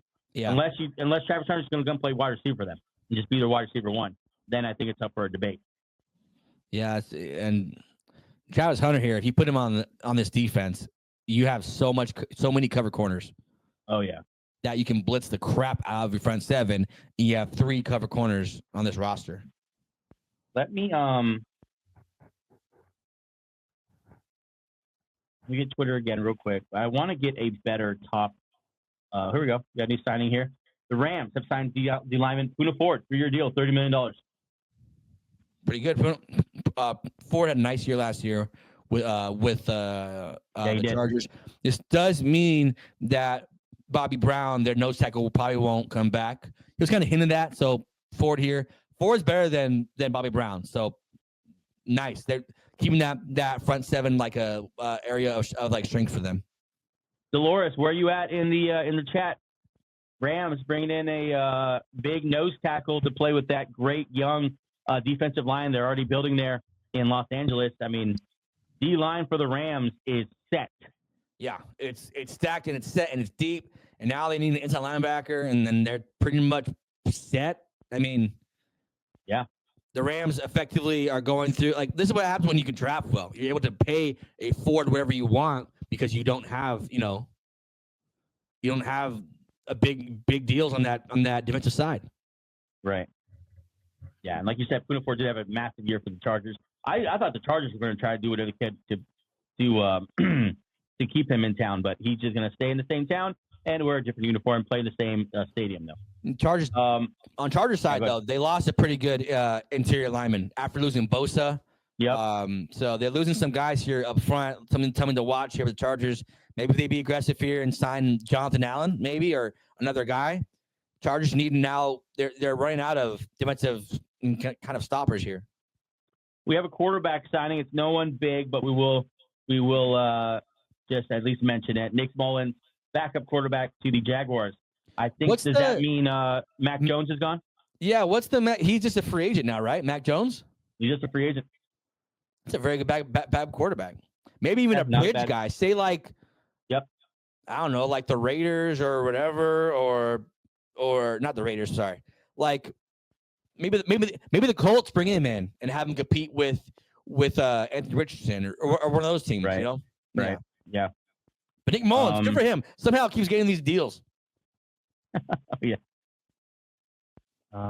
Just looking through, making sure I haven't missed anything here. Yeah, shout out to Dolores here. Bobby Brown will get signed somewhere else, but that kind of ended weird over there just because there was a tweet. So it was it was weird. There was some kind of report that came out praising Bobby Brown, saying he was a good run stuffer, and he took offense to that and said, "I'm more than that." And ever since that, he's been kind of sensitive about that kind of area. And that was the end. That was the end of him on a very good team. So yeah, I'm gonna go ahead and right here just listen. It's a stream. It's whatever. I want to find a better list of the top guys here. Here we go. I like this one. Yeah, so I want to be able to filter. Okay, so shout out to PFF for throwing this up there. Top free agents available right now. T. Higgins, technically a free agent, although was tagged by Cincinnati. Purgatory. Yep. Projected here, you see this number, Angel? 4 years, $30 million. I think he beats that. Well, DK just signed for 33, so I think he matches it or goes even higher than that. Right. Trey Smith tagged. He'll be signed long term for sure. Javon Holland's still out there. Jeremy Fowler did just tweet. I can't find the tweet right now, but I'll just say it did just tweet that the Commanders very interested in Javon Holland. So that makes sense. That would be massive. That's the kind of guy you should throw your money at. Yeah. Chris Godwin back Tampa Bay, of course. Khalil Mack. Any positions specifically you want to take a look at? Let's take a look at edge rusher here, because edge rusher is more deeper than like people think. Pause. Because Josh Sweat's still out there, right? Hey, look, Josh Sweat's still out there. He was projected to be like the best pass rusher, but he's not even signed yet. Reddick was right off the market. Khalil Mack obviously signed yesterday. Browning signed yesterday. So I'm wondering if people aren't as high on Sweat as like we are. Holy shit! Okay, hold on. We got a massive signing here. Let me clear the deck here of the comment and bring up the Twitter sphere, because holy shit, Angel. I'm excited for you to see this. The Seattle Seahawks have signed their new quarterback, Sam Darnold, 3 years, nearly $100 million. They replaced Geno Smith with Sam Darnold. You were talking about this scenario. Shout out to the Seattle Seahawks fans. There is a plan in place, and it looks like this was it. Sam Darnold, the new quarterback of the Seattle Seahawks. Let's real quick. Let's talk Minnesota Vikings side. Is it J.J. McCarthy time? Yeah, probably. They'll probably sign Daniel Jones to a light deal here. Give me the backup, but J.J. McCarthy probably would be the week 1 starter. You had a feeling something was lurking here. It was too quiet, and Sam Darnold to the Seahawks. Yeah, Seattle. With no receivers left. Except you would love this. You would love this if they had DK Metcalf and Tyler Lockett. Like, they have weapons for him too. That's why he thrived. We had weapons last year. Now, look, JSN is a very good wide receiver. Like that's the one true weapon that they have for sure. Obviously, Kenneth Walker, another solid guy, but besides that, it gets pretty shallow as far as pass catchers. Like I think Jake Bobo is a number 2 wideout at this point. No offense, still trying to prove that he's not but he's no offense passable. And then you have the backfield's probably the strongest unit now of skill players. Let me go ahead. You keep talking about this. I'm gonna send on our show. I would take Derek a link. I said I would take Sam Darnold over a Geno Smith. You guys push back on that. I'm like, well, he's younger. The deal isn't as heavy, and it's the same type of player. It's a player who's a first round draft pick and kind of failed, but to bounce back. Sam Darnold's not old. I like this deal a lot. I like it a lot because I think he's the same tier of quarterback as Geno Smith, just 6 years younger. I think it's a great way to put it. I think it's exactly the same tier, almost identical story as Geno Smith. Yeah, like he started with the Jets, then went to obscurity in the backup. Everyone kind of just like, oh yeah, Sam Darnold. I remember when he was picked in the first round, and then reemerges with the Vikings. Just like Geno Smith reemerged with the Seattle Seahawks, now he lands a big deal with the Seahawks, and this seems like it was just the plan. They wanted to get younger, 6 years younger, like you said, and with a quarterback that could pretty much do the same thing. I wonder, just receiver, they just totally stripped it down. I wish they would have left someone. Yeah, this is where I would see like one of my darlings, a Darius Slay, go be a solid number 2. Come one of these wild, maybe Amari Cooper now follows here. Get one more weapon in free agency. That way in the draft you're not so needy. Even though this is a pretty deep wideout draft class, maybe another Ohio State wide receiver joins them there. I forgot his name, but maybe maybe a wideout joins there in the draft. But Amari Cooper's still out there. Darius Slayton's still out there. A lot of wideouts out there still that could help this team. Like maybe Elijah Moore, he's a slot. But either way, like I love this signing. I'm on board with this replacement of Geno Smith. I think Sam Darnold's better than him. Okay, interesting thing here brought up by Adam Schefter. Shout out Shefty. Shout out to all these guys, man. Garofalo, Shefty, Rappaport, Schultz.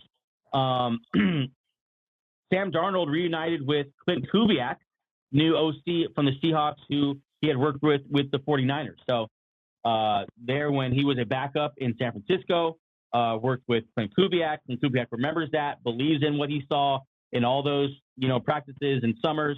And now he says, Sam Darnold's the guy I want to work with. Yeah. And they go get him. So basically you get rid of Geno Smith and replace him with a 3rd round pick and Sam Darnold. I like it. I'm telling you. Yep. I was on board with this. That's a great way to put it. I love this. You traded Geno Smith for Sam Darnold and a 3rd. And with a 3rd, you go pick a wide receiver. I tell you what, 3 years, $110 million. It's sounding like Geno Smith's going to get a similar number.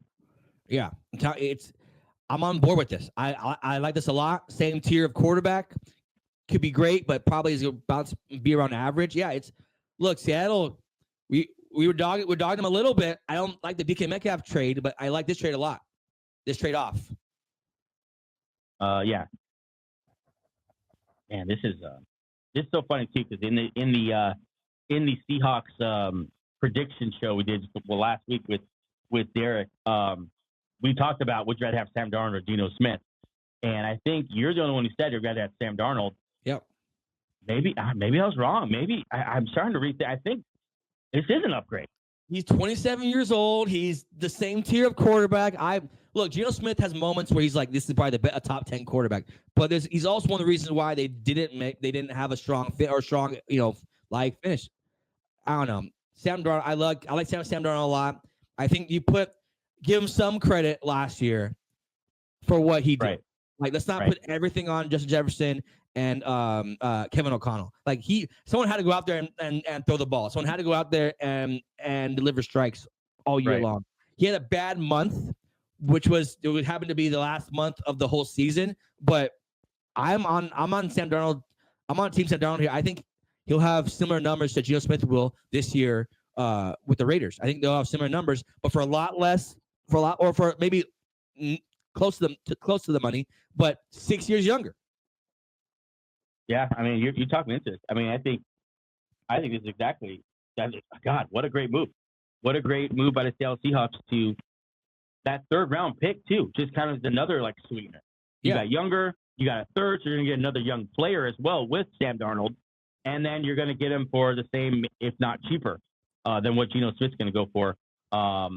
Pretty good moves here by Mr. Snyder up in Seattle.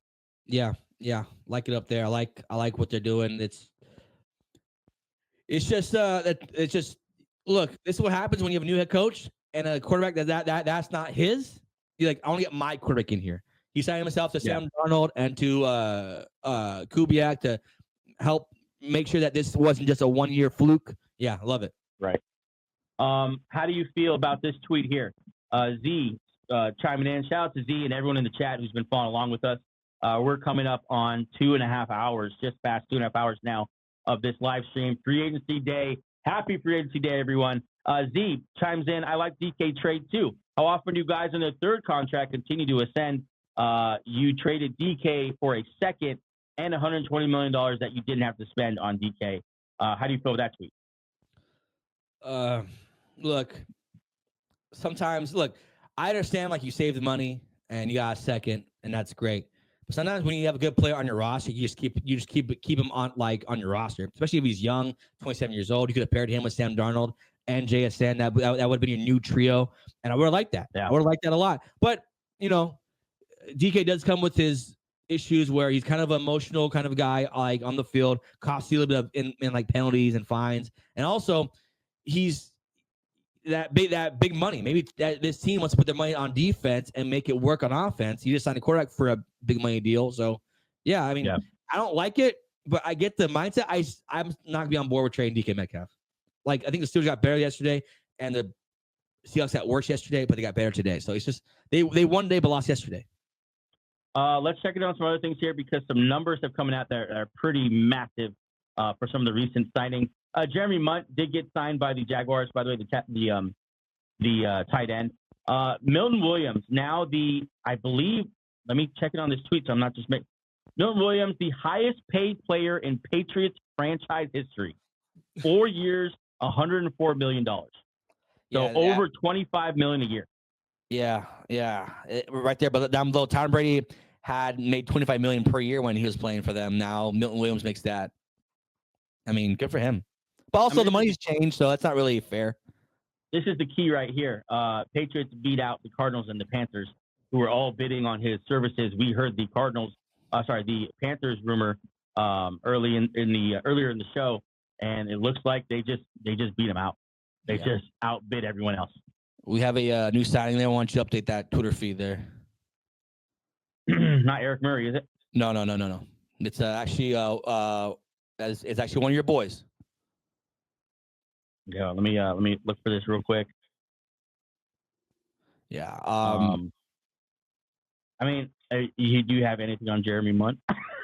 Jeremy Munt. Hey, good for you, man. Got the bag. The Munt family. Shout out to the Munt family. Shout out to the Munt family, man. Hey, dinner on Jeremy. That's more money than I'll ever see in my life. So I'm not gonna dog him for getting the bag. Yeah. Angel did reference. We do have a new signing. Long-time Eagle, known around the locker room as Big Play Slay, Darius Slay, signing with the Pittsburgh Steelers. It seems like a Mike Tomlin guy. That's a Mike Tomlin guy if I've ever seen one. to mentor their young quarterback there, Joey Porter Jr. Darius Slay leaving the Eagles. Eagles today have lost Darius Slay and Isaiah Rodgers. So interesting to see what they do at cornerback. They have the guy from Georgia, Keely Ringo, still in the fold. Haven't really trusted him to start yet. So we'll see what the Eagles do in free agency. But talk about Darius Slay on the Steelers. Yeah, Darius Slay. Last year they had Dante Jackson or Jackson. What's his name? They had a corner there who's now gone. Slay's an upgrade for sure. He's not what he used to be, but he's still he's still like an upgrade. Yeah, Slay next to Joey Porter Jr. That's a pretty nice. That's a pretty nice duo. Let me trying to get the money on him. It's probably a 1-year deal then. All right, guys, joining the show right now, and let me go and pull this up. Joining the show to talk about his beloved Seattle Seahawks, Mr. Derek Boot. Derek? What's up, guys?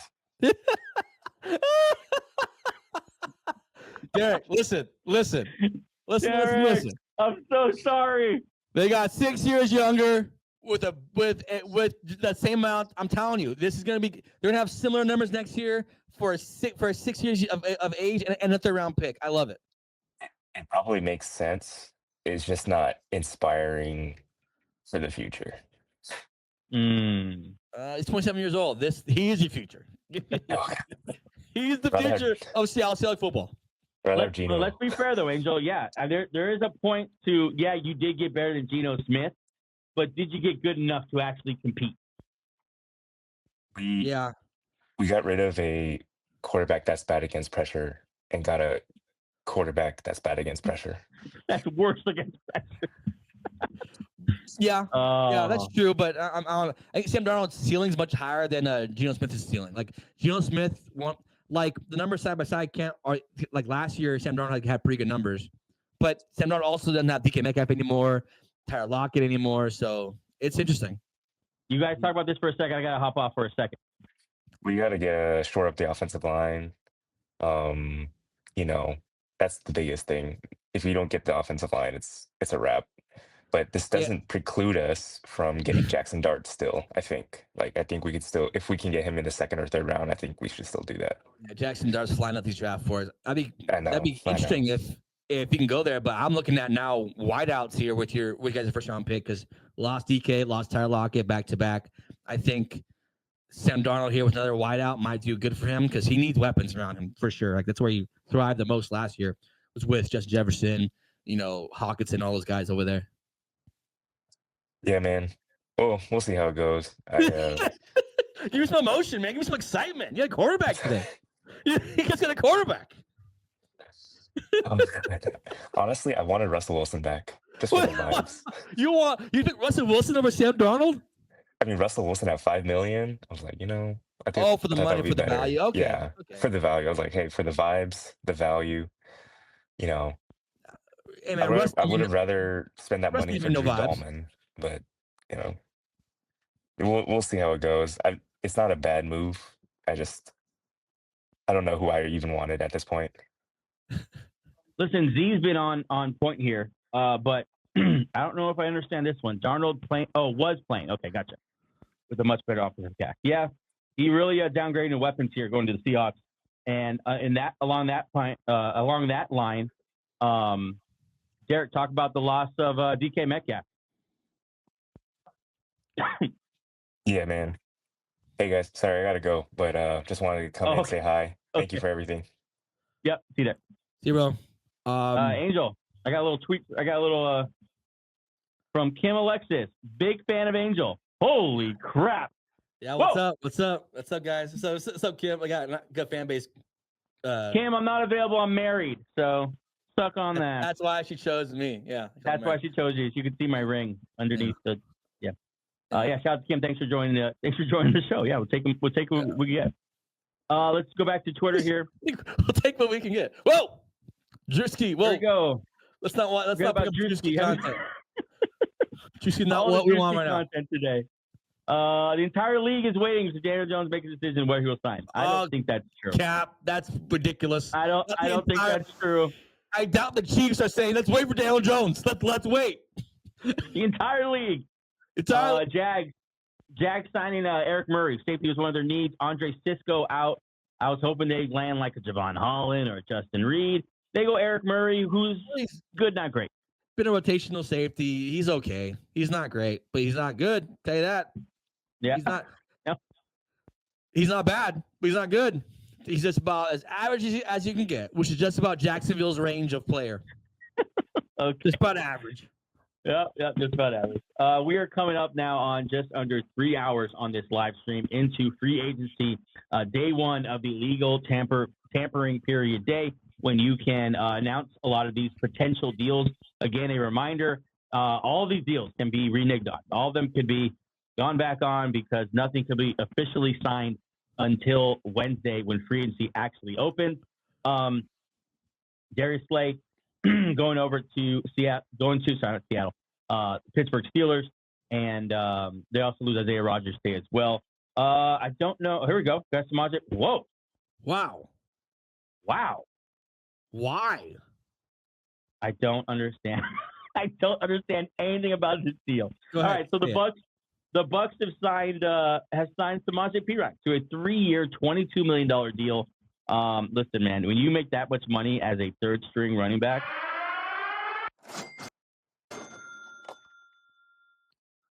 okay, so the Bucs have.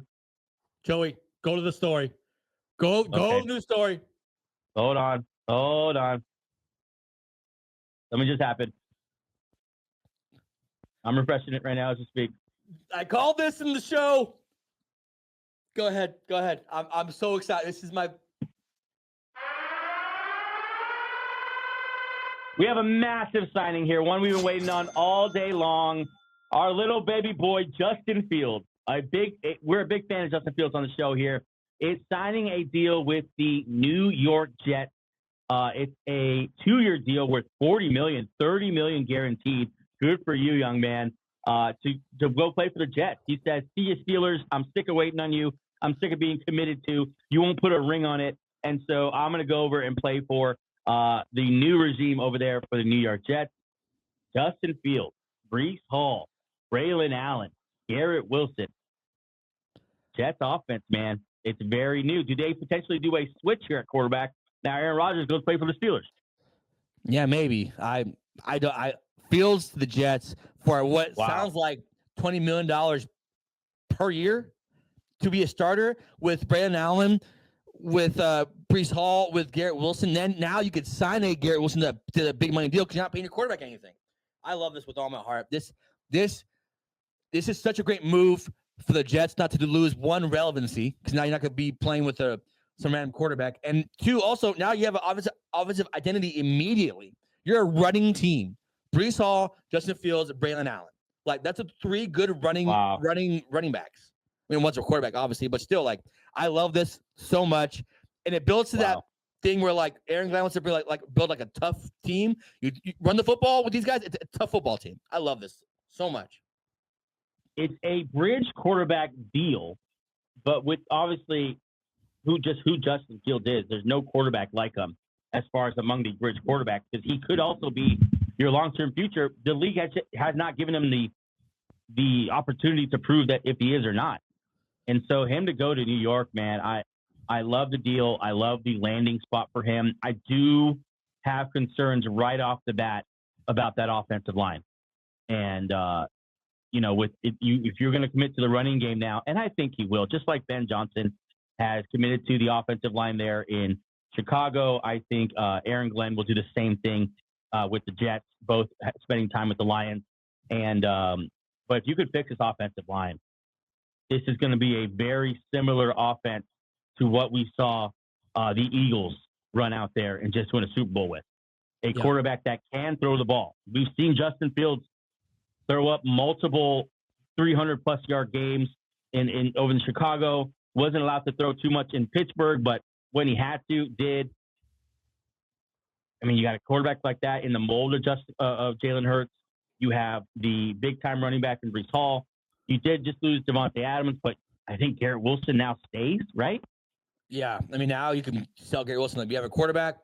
And it seems like players love Justin Fields. Yep. It's just front offices that don't like Justin Fields. So, yeah, I think It'll give him, and he's not old. He's obviously 25 years old, so a young guy. He's always young guys on offense. Nice. He's turned the page completely. You're saying like we got rid of the old guys, Davante Adams, got rid of Aaron Rodgers. You put the young guys, Fields, and you have Garrett Wilson, Breece Hall. Maybe you go get another wideout here. Oh God. We have another signing here as the second wave is starting to heat up. The Colts have signed safety Cam Bynum to a 4-year, $60 million deal. The Vikings losing defensive backs left and right now. He joins the Colts, who had a real need there at safety. Cam Bynum, a really, really nice safety. One of the less than 10 Filipino players in the in the league. Shout out to the Filipinos. My wife's Filipino. But yeah, Cam Bynum to the Colts. Yeah, Bynum to the Colts means that Julian Blackmon, one of my free agent darlings, is now free. He'll sign somewhere else. Yep. Bynum is probably better than Blackmon, but marginally. Yeah, but nice deal for the Colts, trying to get that defense a little bit stronger. And we look. Bates had his best year with new defensive coordinator. I forget his name, Joey, every single time. The former Bengals defensive coordinator. Lou Amarillo. Yeah. So, and he knows how to use safeties. Cam Bynum might have a career year next year because those two guys together might be great. I like this a lot. Nice. And good for the Colts. This is like an upgrade. Yeah, Cam Bynum to the Colts. I do like it. I like the fit there. I'm interested to see what the Vikings are going to do and kind of how they rebound, but we'll keep an eye on that. There was another signing, not as big of a sign, but I didn't want to bring it up once I found it. Well, I'll bring this up. I wanted to bring this one up for you, just in your hopes to land Hufanga there with Denver. Good news for you here. Jeremy Fowler reporting the Broncos remain motivated to land former All-Pro safety Talanoa Hufanga to a multi-year deal. So not a prove-it deal here. Looking like they believe in the guy and they're going to land him to a multi-year deal. I'm excited for you, man. I know this is one of your favorite players didn't you have him going here in your mock? I did. This was a guy who fits a system because we've always needed a strong safety for the last 4 years or 2 years since Kareem Jackson. They decided to become a headhunter. So once he left, we needed a new strong safety. Yeah, Hufanga here. That means in the course of 2 years, if we land him, we replace Kareem Jackson and Justin Simmons with Brandon Jones and Hufanga. Younger, wow, really good players in 2 years. Sean Payton has really replaced both safeties. So, yeah, I'm on board with both these. Organizationally, it makes sense. Hufanga, look, at one time was an all-pro because of injuries, has lost it, but he's not 30 years old. He's 25. So if he bounces back with a good team, different locker room, you're playing with the best defensive player in the league with Patrick Surtain there at like cornerback. I'm motivated to get this done. You let me know, Denver, what I need to do to get this done. I'll give up my ACL just in case he tears his. Give mine up. You know, my firstborn son is yours. If you start, I like to see this deal a lot. Yeah, Hufanga most likely going to be a Bronco. We'll keep an eye as we're probably the show that cares about this the most that's going on right now. Justin Fields news is huge. This is the one I want to bring up as well. Niners and Chargers both looking at Jameis Winston as a backup quarterback. Solid. Great locker room guy, obviously. And then a pretty good backup quarterback in his own right. So much has happened now in the last 10, 15 minutes. Sam Darnold, new quarterback of the Seattle Seahawks. We have a Justin signing Fields, new quarterback of the New York Jets. Yeah, so Fields the Jets signing. Probably one of the we got at some point we have to rank these signings. He's up there at the top. I love that fit. I love the fresh start for Aaron Glenn. The fresh start for Justin Fields. Did you say you saw a new one? Is that what I heard you say or no? Yeah, I did. Okay. I'm looking for it. Hold on. Yeah. Yeah, Fields there. I think Fields gets a bad rep. He's a good quarterback. Right. Like Angel said, we do have a new signing. The Chicago Bears are bringing in former Colts defensive tackle Dayo Odenyingbo. and sign him to a deal. The deal is not announced yet as far as the numbers, but like Jordan Schultz here says, one of the NFL's premier young interior defenders, and that's for sure. Like, this is one of the emerging guys in the NFL, and to land on the Bears, solid move. Yeah, great move. Making an emphasis on this O-line, D-line, which is Ben Johnson just getting it from Dan Campbell, like emphasize O-line, D-line, and the rest will follow. Yeah, great. Bears need someone besides Josh Sweat to give pass rush. Josh Sweat last year, Montez Sweat last year had 5 sacks and led this team in sacks. So you need to obviously upgrade that pass rush unit. So yeah, this is great. Good for the Bears, man. Like, They're doing great work. Doing great work, and it's like you believe it more than you believe when they got Keenan Allen and drafted Rome, like Odunze, because you're like, those are weapons, but linemen are much more easier to predict when they're already proven. Like, it's hard to say that all 3 of their interior linemen will fail and this guy will fail. Like, it's more trusted. So it is let me bring up there's details now on the deal. Let's bring that up.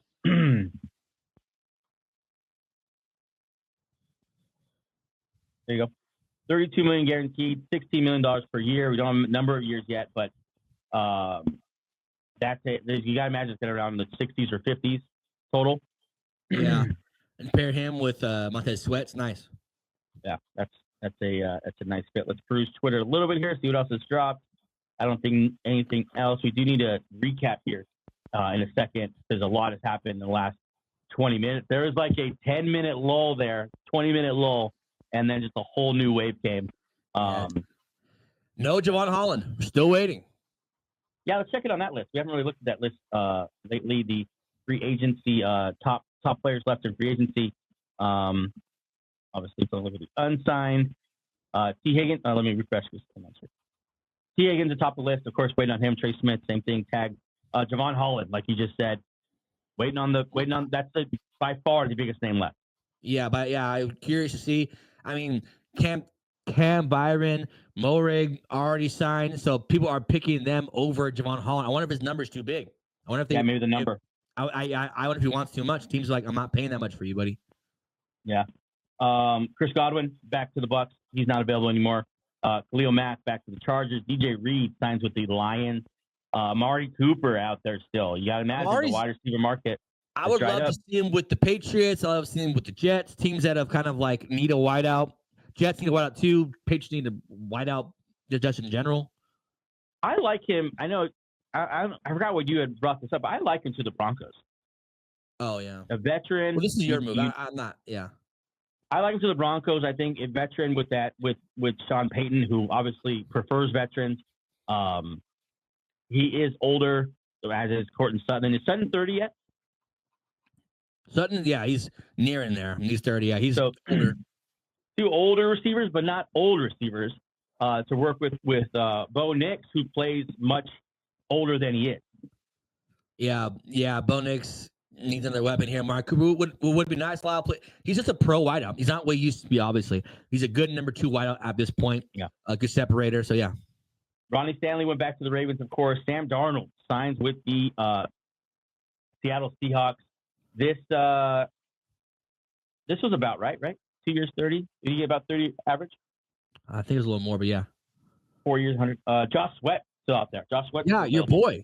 I wonder if his number's too big. He's a good pass rusher. I think his numbers is probably massive to start. Maybe he waits and see if anyone takes a bite. But yeah, a lot of edge rushers have gone off the board. It is a heavy edge draft, so maybe people are saying, nah. Josh Sweat is a good pass rusher, but he's not ever going to be Trey Hendrickson, Micah Parsons, TJ Watt, those guys, Myles Garrett. He's not that kind of guy. Yeah. Nick Bonito. Yeah. For sure. Honestly, I think he's about Nick Bonito right now. Nick Bonito's only his, second, third year? Oh, chill. Bonito's much better than Josh Sweat. Yeah. Agree, disagree. Stephon Diggs. Yeah. Stephon Diggs still out there, yeah. We'll see if anyone wants to pay him coming off a ACL after having just a slow year anyway.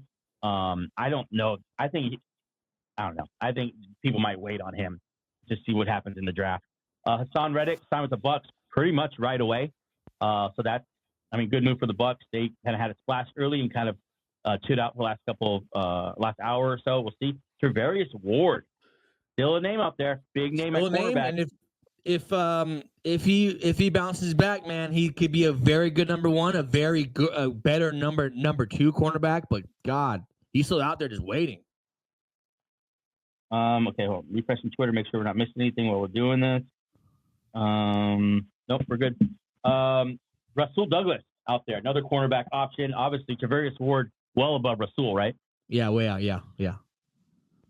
Osia Digizua, he got re-signed by the Cowboys. Cam Bynum, new Colts safety. Milton Williams gets the biggest contract ever in Patriots history to go play for Mike Grable. And as they build that defense, here's your boy, Angel. He's interesting to me because he could be just as good as those top cornerbacks. He's He really very can be. good. He's very good. He's 27 years old. They're probably gonna, whoever signs him is gonna throw the back. Like, he's like the Commanders and the teams who are contenders who have needs. They should be all over Byron Murphy. He's a good cornerback. Great year last year, obviously. 27 years old. Like I said, he's not old.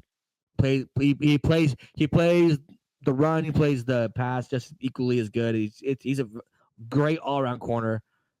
I'm surprised he's not signed. I thought he'd be one of the first ones signed. Yeah. Just look at the numbers here. 6 picks last year, tied for the most amongst cornerbacks. He's just a stud.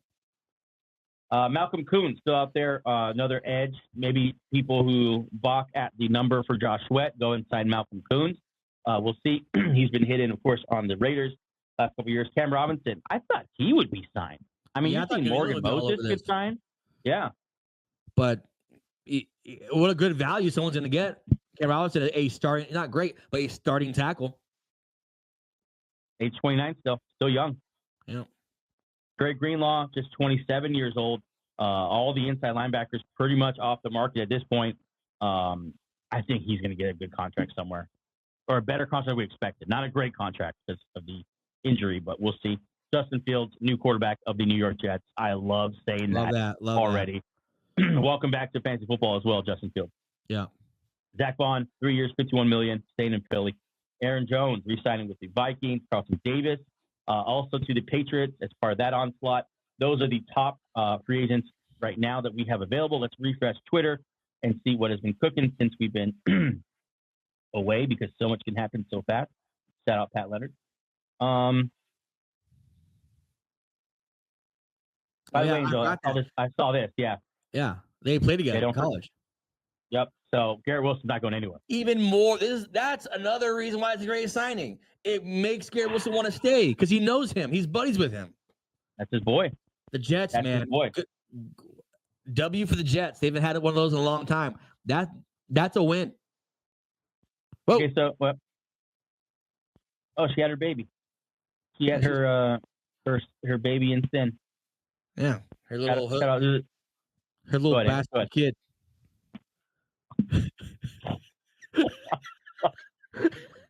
That's a child. If you're listening, I'm so sorry. We're usually better than that. Let's talk about something else. That's my fault. I should have done that. Justin Fields in New York. As we wait for other news to drop, but this is a good one to park for a second here. I mean, let's talk about the division. Okay, you have the Bills up top, newly paid Josh Allen. By the way, Justin Fields, Josh Allen in the same division. That's fun. That's fun. You have the Dolphins, who feels like arrow down. Feels like they're not getting any better. Yeah, at best they're just like lateral. Like they haven't improved. So right. At best. So yeah. And then you have the New England Patriots, who are doing their thing. I think right now it's Jets and Patriots. Who's the better number? Who's more likely to finish second? And who's more likely to challenge the Buffalo Bills? Well, like every team, like every NFL team is based off quarterback. So Fields or Drake May, it's a good conversation to have. We like Fields. We like Drake May. The rosters are obviously good. The Jets have a good defense, obviously. But the Patriots here with Vrabel, Milton Williams, Christian Gonzalez, Carlton Davis, a lot of good guys on that team. It's tough. That's to me a tough division, and also adds this AFC, which last year wasn't as good as we thought, but still a talented, AFC. Maybe the Patriots here compete for a wild card. I don't think they're good enough, or the Jets are good enough to overtake like the Buffalo Bills, but pretty good here. Yeah, we're just past 3 hours on this free agency live stream show, going over all the signings as the free agency tampering period has begun today at noon Eastern time, 9 o'clock here on the West Coast. And so much has happened. You see Justin Fields on the screen. That's because he is the new quarterback of the New York Jets. So much has happened. We'll get a recap here in a second. Just checking, make sure we're not missing anything. Aaron Rodgers, still waiting on him. Adebo. Okay, I'm going to pull up a people who have signed. I'm just going to look at it right here. It's a stream, so bear with me. This is not fun typing in front of you.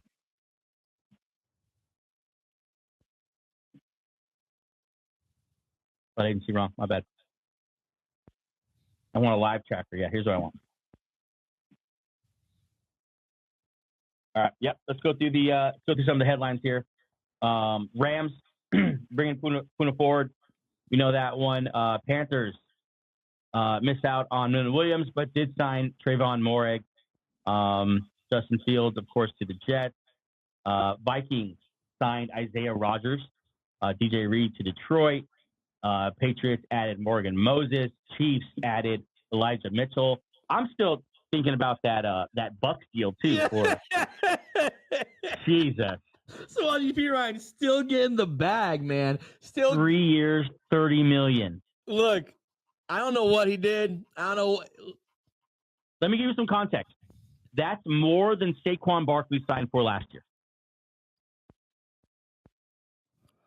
Let that sink in. And you already have there. You have Bucky. What's his name? You have two guys, Bucky Irving and Rachaad White. So, what are you doing? That's a dumb signing. That's the dumbest one of the day because the money. Not because of the player. Like, he's a good player. He should definitely be rostered. But the money is stupid. We've been pretty positive, but that's the worst of the day. That 3 or 25. Why? For what? He's not a starter. He's not even. That is a wild signing. I wonder if that means they're gonna maybe look to trade Rachaad White. Rachaad White has been investigated by the FBI, so maybe that's not a great sign. Is he really? Remember that he got for like embezzlement.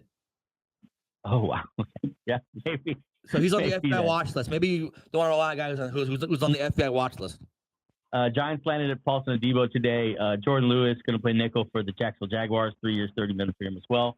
So Jordan Lewis is getting paid as much to play nickel quarterback as Samaje Perine to play third string running back. Robert Spillane among the myriad of moves by the Patriots this morning to play middle linebacker. Jimmy G back to the Rams, and then Kinlaw. That's another stupid signing. Yeah, which is the best signing? Kinlaw to the Commanders or Samaje Perine to the Buccaneers? I mean, Kinlaw to the Commanders is right up there with it. Like, it's not going to be talked about enough because everyone's kind of glazing the Commanders right now, but that's pretty bad as well. That's a lot of money for a guy who wasn't good last year. I still haven't found the free agency one I like. This is This is a good video on people next year. Like, what website's the best on up to date? Let's try the NFL.com. Yeah, let's try this one. Okay. All right. Yeah, I like this. A little overlook.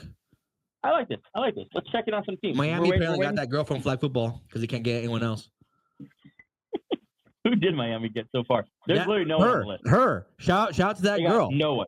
Because look, we're all equal. Everyone can play football, no matter what gender. It's all good. They haven't signed anyone. Checking Twitter because I don't want to miss anything. Okay, let's look at some of these. Excuse me. The Buffalo Bills, of course, signed Josh Allen, Shakir, and Rousseau all before. Also Terrell Bernard. So kind of just keeping their own. They're comfortably on the top of the AFC East, but these teams are coming, man. I mean, look what the Patriots have done today. Austin Hooper re-signed. So you're going to add him to Hunter Henry there. Solid pass-catching tight ends. Morgan Moses to play tackle. Harold Landry follows Vrabel from the Titans, now over playing for the Patriots. Milton Williams on that D-line, Spillane, Carlton Davis, and then the Jets. Don't overlook the Sherwood signing either. Keeping Sherwood in with the other line, the inside linebacker that they have, the really good one. Season Mosley, and then you have Quincy Williams. Yep, that's solid. And then of course bringing in Justin Fields. God, this division got much better today. Yeah, and then Dolphins. Much better. The Dolphins. It might be the writing on the wall. Like Dolphins, do something, man, because everyone else in the division is getting better. Yep. Let's take a look at the AFC North. Ravens have been pretty quiet so far, but they don't have a lot of cap space, if you remember, unless they're going to start cutting some guys and freeing some stuff up. But they do retain Ronnie Stanley, which is a huge move, not to be overlooked. They don't have a hole at left tackle, which is just always scary. It's such a glaring need when you have a bad offensive line. So Stanley getting locked up there is very, very good. Bengals are paying people. They're just not paying their star guys. T. Higgins got tagged. Mike Gesicki got signed 3 years, $25 million. Tanner Hudson. So they're paying a couple tight ends where they pay a couple receivers. We got an update here on Adam Schefter with Milton Williams, $63 million guaranteed. Jeez. God, what a deal. Yeah. Cody Ford, BJ Hill. Nice. I won't cut this to this one, but the Jags, wow. The Jags just signed Dyami Brown for $10 million, 1 year. Well, Tutu Atwell got 1 year 10, so I guess those Wilds are going for $10 million now. Cody Ford, BJ Hill, they add some to the trenches there, but still obviously waiting on the T. Higgins deal, the Jamar Chase deal, the Trey Henderson trade. Myles Garrett staying in Cleveland. Pittsburgh, they need a quarterback now. I mean, what if Russ is still an option? Like, what if after all this, it's just going to be Russell Wilson? Well, there was a picture last week that surfaced of DK and DK's girlfriend with Russ and Sierra at like a wedding. They're obviously still close. So yeah, Russ to Pittsburgh, maybe.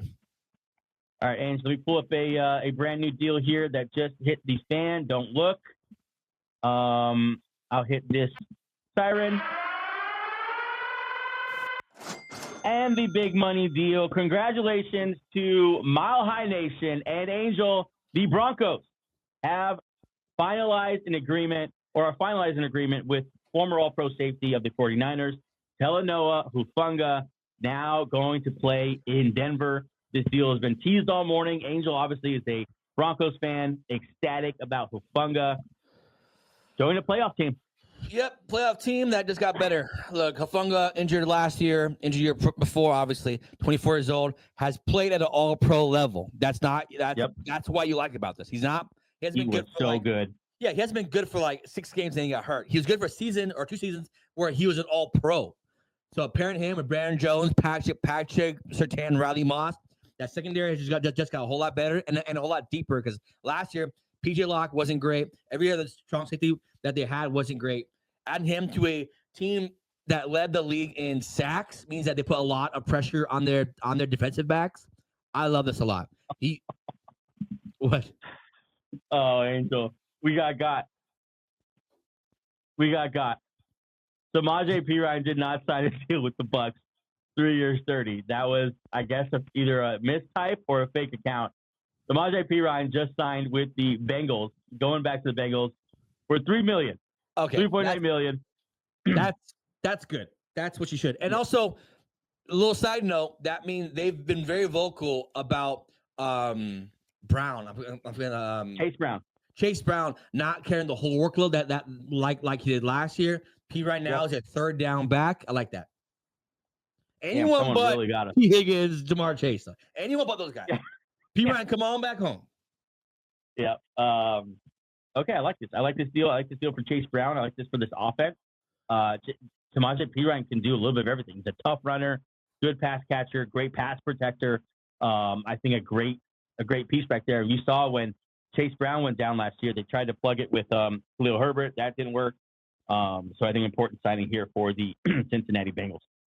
What's the details on the Hufanga? Update real quick. I want to see Hufanga. Here it is. It's a 3-year deal worth $45 million, $20 million guaranteed. And, you got to imagine that. Look, 2 years deal. Maybe the last year is a little fugazi. only $20 million guaranteed means that $45 million is definitely a Fugaze deal, like a Fugaze money. That's not real money. That means it's probably which makes sense for an injured player. There's going to be a lot of incentives, probably playtime incentives, certainly like accomplishment incentives, Pro Bowl, whatnot. I mean, geez, what a great move! I love this for the Broncos. Yeah, I love it because just the disparity between the money and the guaranteed money is so deep, which means like it's probably a fancy 2-year deal or a 1-year deal. Sorry, with the second year being like we can get out of it if we wanted to, and the third year being totally like escapable. But if he blows up, it'll be like it'll be a bargain deal. And once again, all these safeties signed before Javon Holland. So curious to see why I don't. Javon Holland, look, he's a free safety, so he wouldn't sign with the Broncos, obviously. But he's still out there. A lot of teams need safeties, and he's not signed. But Hufanga here. What we need now is just us to sign Evan Ingram, and my day will be pretty good as a Bronco fan. I'm still waiting on a possible Dallas Goedert trade. Yeah, Dallas Goedert to the Broncos would be good. I mean, not the Broncos. Really, be a great Bronco. So sorry, Juicy. A lot of Juicy content so far this morning. This is what we don't want. That's how you get. That's how you not get followers. 3-year, $45 million deal. It's a great deal. Here we go. Chargers, former Chargers wide receiver Josh Palmer is going to go sign a deal with the Buffalo Bills. I like it. 3 years, a $36 million deal. This is, I think, the Amari Cooper replacement. 18 guaranteed though, so that's not really a big deal. It's probably like a 1 or so 1 year and 2 years, not bad. Yeah, whenever you see it's such a disparity in guaranteed money and big money and the whole number, it's not guaranteed. So yeah. Right. Palmer, I don't think they needed Palmer. I thought they were good with Coleman, with obviously all their guys there, but interesting place for him to land. This would mean Amari Cooper's not back, so Amari Cooper's free to go to another team. But I didn't hear anything about Amari Cooper coming back to the Bills. Yeah. I mean, I wonder if the Bills go get number 1 this year. Because last year they, Josh Palmer that's money. I'm not sure if they're. I think here's their number 1, which is probably true because he's a very nice wideout. I mean, they did pay him. I don't know. That's interesting to see what they're gonna roll into another year with just kind of a cast of good receivers, but no really great receiver. Whoa. We got a big deal here. Go ahead and play the siren. And the cha-ching as we finally have the deal we've been waiting for all morning. Josh Sweat and the Cardinals 4-year deal, $76 million deal, 41 guaranteed. So Josh Sweat follows a defensive coordinator that he once worked with, now the head coach of the Arizona Cardinals, Jonathan Gannon, and he's going to go rush the passer in Arizona, and they need a pass rusher really, really badly. I like it. I like it for Arizona. I thought he might get a little bit more money, but it's a good deal. Yeah, earlier today, obviously locking up Brandon Browning. Now you get Josh Sweat. So you're doing a position of need where you needed to attack it aggressively, which they have. Josh Sweat, very good pass rusher. I like it a lot. A team that needs to keep up with, or maybe they think this division, because we don't know what the Seahawks are. The Rams are the best one in this division by far, but look. Take advantage. Why not? Like, it's not looking as strong as it once looked, the NFC West. So Josh Sweat, the Cardinals here, I like it a lot. The money's smaller than I thought. I thought he would get more, but good for him. Yeah. So the top pass rusher off the market now. We do have a couple comments we want to get to here. Derek Barksdale chiming in. I do like the Fields to New York deal for sure. We do too. Geno is better than Darnold. When Darnold faced pressure, he folded. Yep. I think. What's up, Geno? Yeah. Darnold younger. You got to factor that in. Darnold younger. And honestly, Darnold has just played, like his ceiling has just been higher. Yeah. Say this is, I'll say week 13 last year. Say that this was presented as a trade for the Seahawks. We'll give you Sam Darnold. No, we'll give you, what's his name? Geno Smith and a third for Sam Darnold. You would take that. Right. Like, I'm like, Right. yeah, sure. We got younger for the same. Sam Darnold just black-eyed by that bad month, but the rest of the year he played good. So I'm bigger on Sam Darnold than most people, but yeah, that's a nice talking point for the rest of the offseason, though, is Sam Darnold or Geno Smith. Yeah. Eagles are losing All right. guys, though, Joey. Yeah. Let me bring up this tweet here that Adam Schefter tweeted out, and I'll pull it up here on the screen. The Eagles have lost so far in free agency 2 of their Super Bowl heroes, Milton Williams to the Patriots, Josh Sweat to the Cardinals. Obviously, that Eagles defensive line dominated the Super Bowl, dominated Patrick Mahomes' that offensive line, and they're getting paid for it. Milton Williams, Josh Sweat. Isaiah Rodgers. They do leave. What's that? Isaiah Rodgers too. Yeah. Yeah. So I guess we'll talk Eagles here and how that affects them. Milton Williams, you have a guy named, I don't know if you remember from the draft last year, his name's Moro Ojomo out of Texas. They drafted him last year in the 3rd round. He had a much better year than expected. His pressure rate was actually 1% higher than Milton Williams over the course of the year. And so it's always a gamble, though, when you give someone more snaps. Are they gonna be able to keep up that same rate of pressure? But I think that's probably their plan now. I imagine Howie Roseman always addresses defensive line in the draft, so they'll probably draft someone. As far as Josh Sweat, that's where we don't really have the depth. We have Jaylon Hunt, who was our, I think, 2nd or 3rd round pick last year. You saw him flash in the Super Bowl. He had at least 1 sack in the Super Bowl against Joe Thuney. And so Jaylon Hunt is probably their plan A, but they like to have a stock defensive line, so they still need to work on defensive line as well. But really, Isaiah Rodgers is probably the biggest loss today for the Eagles as far as we have no one to replace him. Yeah. Like, we have no one to replace Isaiah Rodgers and Darius Slay. Like, losing those 2, I think, are a little bit more unexpected for me. I'm sure Howie Roseman has a plan here, but Quinyon Mitchell obviously is going to slot into the number 1. But behind him, Keely Ringo, I don't know if he's ready to be a number 2. And there's really no one else on the roster that you can see like, okay, this is for sure going to be their starter. So, obviously, Milton Williams. Would this solidify that in the 1st round they're going to probably pick corner? They're not scared of doing that. They're picking corner in the 1st round. They aren't, but it's just Howie Roseman's such a trenches guy, and it's a trenches draft. So that'd be interesting if he decided to, like, this is the year he punts on not doing that. I don't know.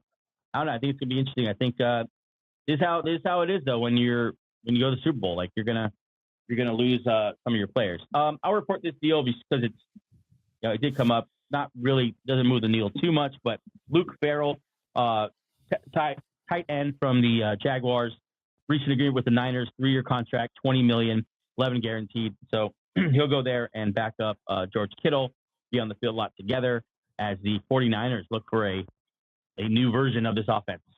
Yeah, Luke Farrell. I'll tell you what, I know nothing about Luke Farrell, but good for him. But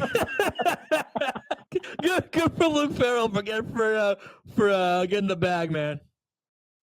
This is interesting here. Dan Moore's deal with the Titans, which is in the running for the worst signings of the day.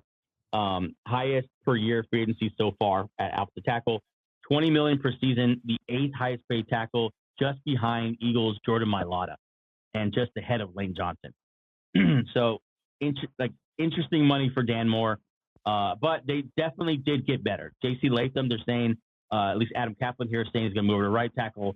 Dan Moore played left, and we'll see if that's. I don't know if that's not elite yet. I mean, yes, J.C. Latham could certainly become a better player. Dan Moore pretty much is what he is at this point, right? Yeah, it's better. It's not, it's if you lose out on a, on the bigger left tackles, obviously, Ronnie Stanley was the best one. So you lost out on him. Yeah. And then Alaric Jackson never even made it to the free agent cycle. So you're just looking at what guy can get us better right now. So in the draft, we're not tied to a certain position. It's Dan Moore, a big money deal, but people get desperate to not be bad. So this team, year 2, Callahan there wants to be better than what he was last year. So, and setting up nicely for for whoever they pick, Cam Moore, Shedeur Sanders there at number 1. Yeah, I'm looking again at this Josh Palmer deal. And he's going to start for them.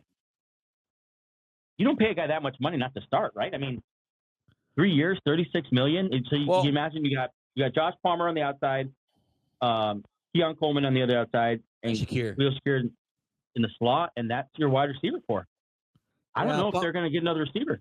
Yeah, Palmer just kind of erases, throws a bucket of water on the whole thing that the Bills are going to get a number 1 wideout again. I don't know if I like that. I don't like it either. I think they should have been on at least bring Amari back or go get Cooper Kupp or something. Yeah, I don't know. I don't like that. I'll say that. I don't like that. Shout out in the chat, Doza. Let's go, baby. I think I'm not, shout out what you mean by there, Doza. What's up? What's up, Doza? What's up, E? What's up, Doza cat? Doza.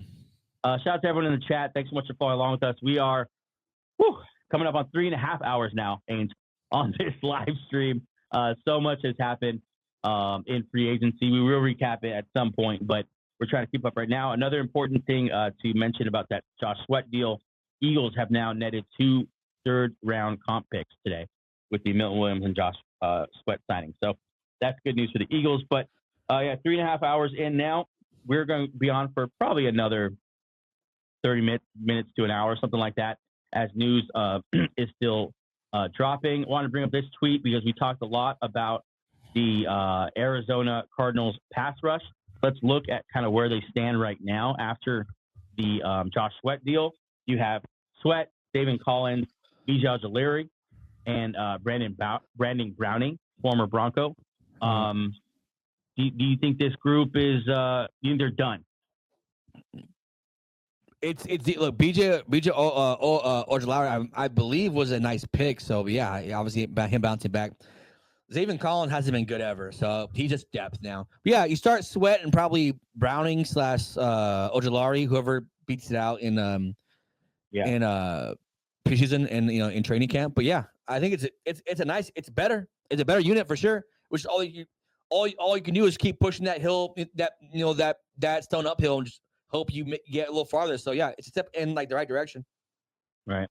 Let's Hunter Long sign a deal with. All right. Luke Farrell, Hunter Long, leaders so far in the deals we don't really care about.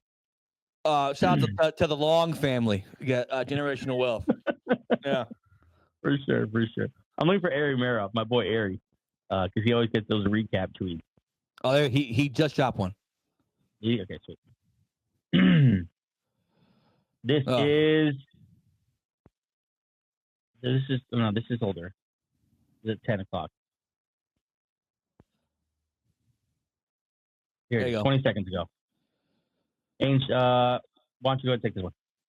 Oh, yeah, these are new ones. Okay, so defensive end Josh Sweat signs a 4-year, $76 million deal with the Cardinals, upgrading that pass rush. Fields to the Jets, probably the best, one of my favorites so far. Quarterback needy team, find a quarterback there for 2-year, $40 million. That's $20 million for a starting quarterback, which is unheard of nowadays.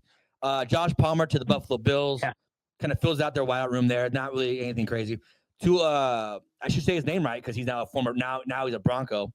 Talanoa Hufanga. Yeah, Talanoa Hufanga to the Broncos, 3-year, $45 million. Love that. And Cam Byron to the Colts, 4-year, $60 million. 2 back-to-back safeties there that are difference makers. Another freaking hard name, Dayo Odenyingbo. Yeah. My boy Dio here signs with the Bears, 3 years, $48 million. Dwayne Brown with the Jacksonville Jaguars, 1 year, $10 million. Samaje Perine in a nice deal that we did not report right. Perine, 2 years, $3.8 million. Back up to Chase Brown now. I like that signing. Safety Eric Murray to the Jaguars, 3 year, $22.5 million. And our boys, our tight ends we've been waiting for all day. Tight end Luke Farrell to the 49ers and tight end Hunter Long to the Jags. The Farrell and Long family. Cheers to you guys. Generational wealth, buddy. Apparently Luke Farrell is much better than Hunter Long because Look at that pay gap. Look at that pay gap. Hey, just from the math, what we can deduce from the math here. Yeah. Let's bring Farrell in is a stud. RB. Shout out our buddy RB, friend of the show. Bears making moves to get Genty. I believe that. I'm telling you, I believe that. Last year, imagine back-to-back years getting Rome and Ashton Genty. Like, you get young playmakers to pair with Caleb Williams. DeAndre Swift he's not the guy. He's a good piece. No, he's not. Yeah, he's a good piece. Yeah, for sure. He's not the whole enchilada. I think Genty with Swift, with obviously the new offensive line, incredible if they do that. I'm on board with the Bears. I'm so proud of the Bears, so proud of the Jets. I'm so proud of the Patriots today. Made adult moves. Okay, let's jump down to something we were doing before we get that flurry of news. Back to the divisions here and what they have done so far. Let's go to the AFC South. Derek Agunbowale and Braxton Berrios, two guys they're bringing in on 1-year, $2 million deals. Christian Kirk also brought in. If he's healthy, that would be one of the most underrated signings trades of the offseason so far. Yeah. He's a very, very good receiver. Yep. Yep. Sheldon Rankins, 1-year deal. That's that. Big guy in the middle. I'll say that. Derek Barnett back as well. Tremon Smith, special teamer. Colts have been pretty quiet, but they did sign Cam Bynum. Of course, Chris Ballard did say they're going to bring competition in for Anthony Richardson. So you got to imagine a quarterback signing here would be a good one. I got a name for you that probably is available now. What about Mac Jones to the Colts? Is that a thing? I'm not reporting it. I'm saying how you feel about that. Sheesh. Good. I think Matt Jones is young enough to be like, you can see a scenario where if Anthony Richardson flames off, where Mac Jones has a nice run. That's kind of guy you want to bring in, a guy who will legit challenge. Like, say you bring in like a Flacco, you're like, he's not gonna be the star. He's like be the starter or the long-term answer. You bring in a Mac Jones or like someone like that in that realm. Yeah, he can legitimately play quarterback for this team. So yeah, Mac Jones for Colts would be great. We have a signing here. Offensive lineman. Jaguars have reached an agreement with former Ravens offensive lineman. Can play guard, can play tackle. Patrick McCarry. Love this. Yeah, this is great for the Jaguars. This is not a great situation for the Ravens. No, McCarry there. I'm guessing they lost Sheriff, so he'll play right guard for them. He can play right tackle for them if they need to. He's versatile lineman. These guys are now in this NFL. You need linemen who could kind of play everywhere. He's like the definition of that. Not a star, but a good starter. So yeah, I like this a lot. Where does this leave the Ravens offensive line? I know they did bring back Stanley. That's huge. Well, Ben Powers is currently in rehab, DUI arrest, so that's not great. McCarry's now gone. Yeah, you need some guard help for sure. You got a draft for the guard. Rosengarter was really good. Yeah. So you got your tackles, you got your center, you got big questions at guard. That's basically where you're at. Which, if you were to pick up areas that are easy to fix, would be guard. Like not that they're easy to fix, but they're easier than getting bookend tackles. So yeah. You don't have a lot of money, so I'm guessing that's going to be done in the draft. Rather than free agency. Just making sure nothing's being missed here on Twitter. Nope. Let's go back to the AFC North then, if we can.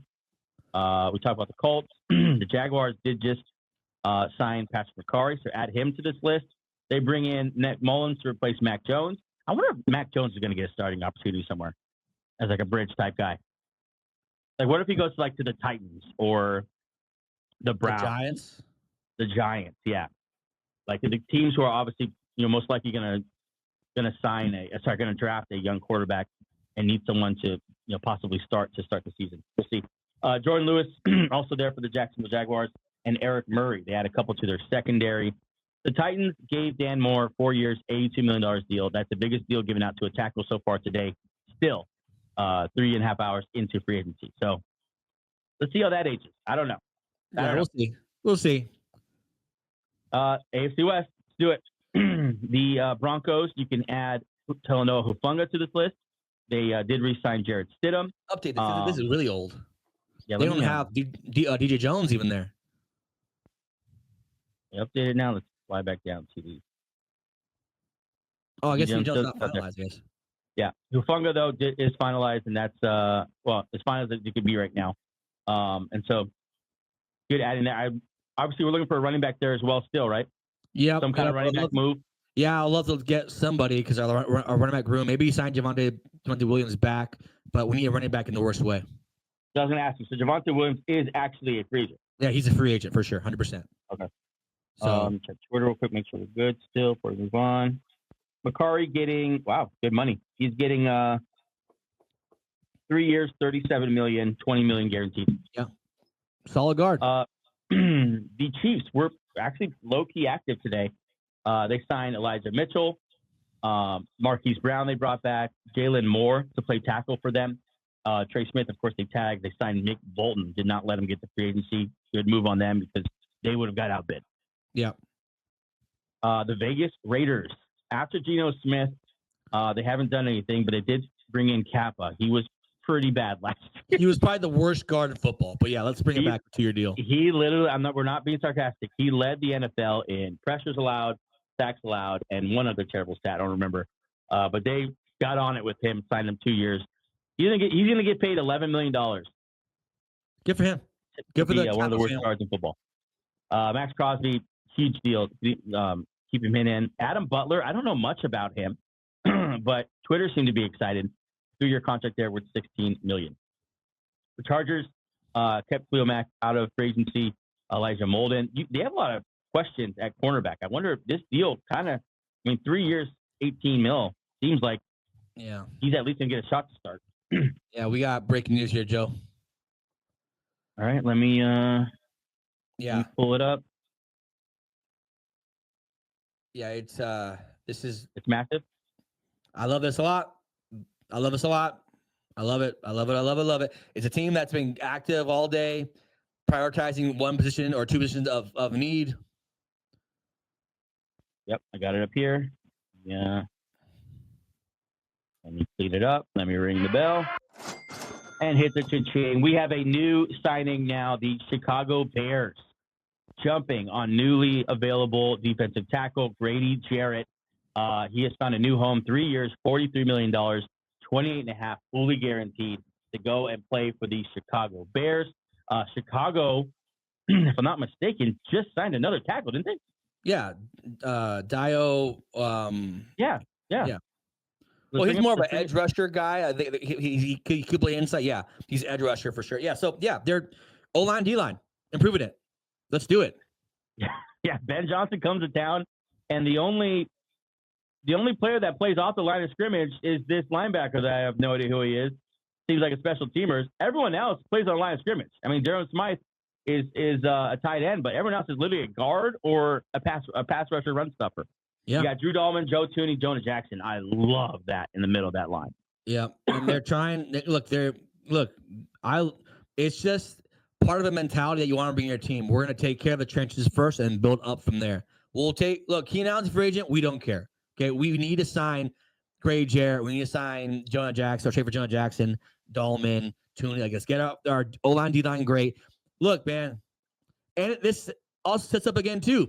They're setting up for like Genty there because you don't need a defensive tackle anymore. You just sign one. So 3 year, 43 mil, 28 guaranteed to a good pass rusher at the interior pass rush. Yeah, I love this. I love what the Bears are doing. Bears, Patriots, and Jets.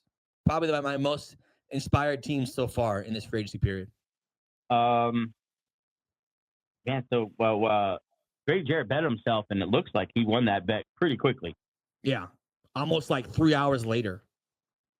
I mean, the Falcons. Oh, we got another signing here, but the Falcons, they struggled at D-line. I'm surprised, like losing Grady Jarrett. Now you're just further in the hole. Yeah, now you're just now you're digging yourself further out. Yeah. Now you're further into the hole of we can't rush the passer. Falcons letting Grady Jarrett go. Judon's gone. You haven't signed. You missed out on Sweat. You missed out on Milton Williams. Like, who are you replacing these guys with? You're just gonna lose them. So it's all right. Falcons. Who knows, man? I got a signing for you here. As Gunter is on the board, the Green Bay Packers have signed former 49ers guard Aaron Banks. Good guard, a really good guard. Yeah. Going to play in Green Bay, and Green Bay just knows what to do with like they have a good development program. So I have really high hopes for this signing to play right there. They don't have a center at the moment, unless Elton Jenkins is going to play center now. But look, fit him at left guard. Maybe Jenkins goes to center, like you said. That's a better offensive line than he had last year. Josh Myers not coming back for sure now. Yeah, you think so? You think that's what this is?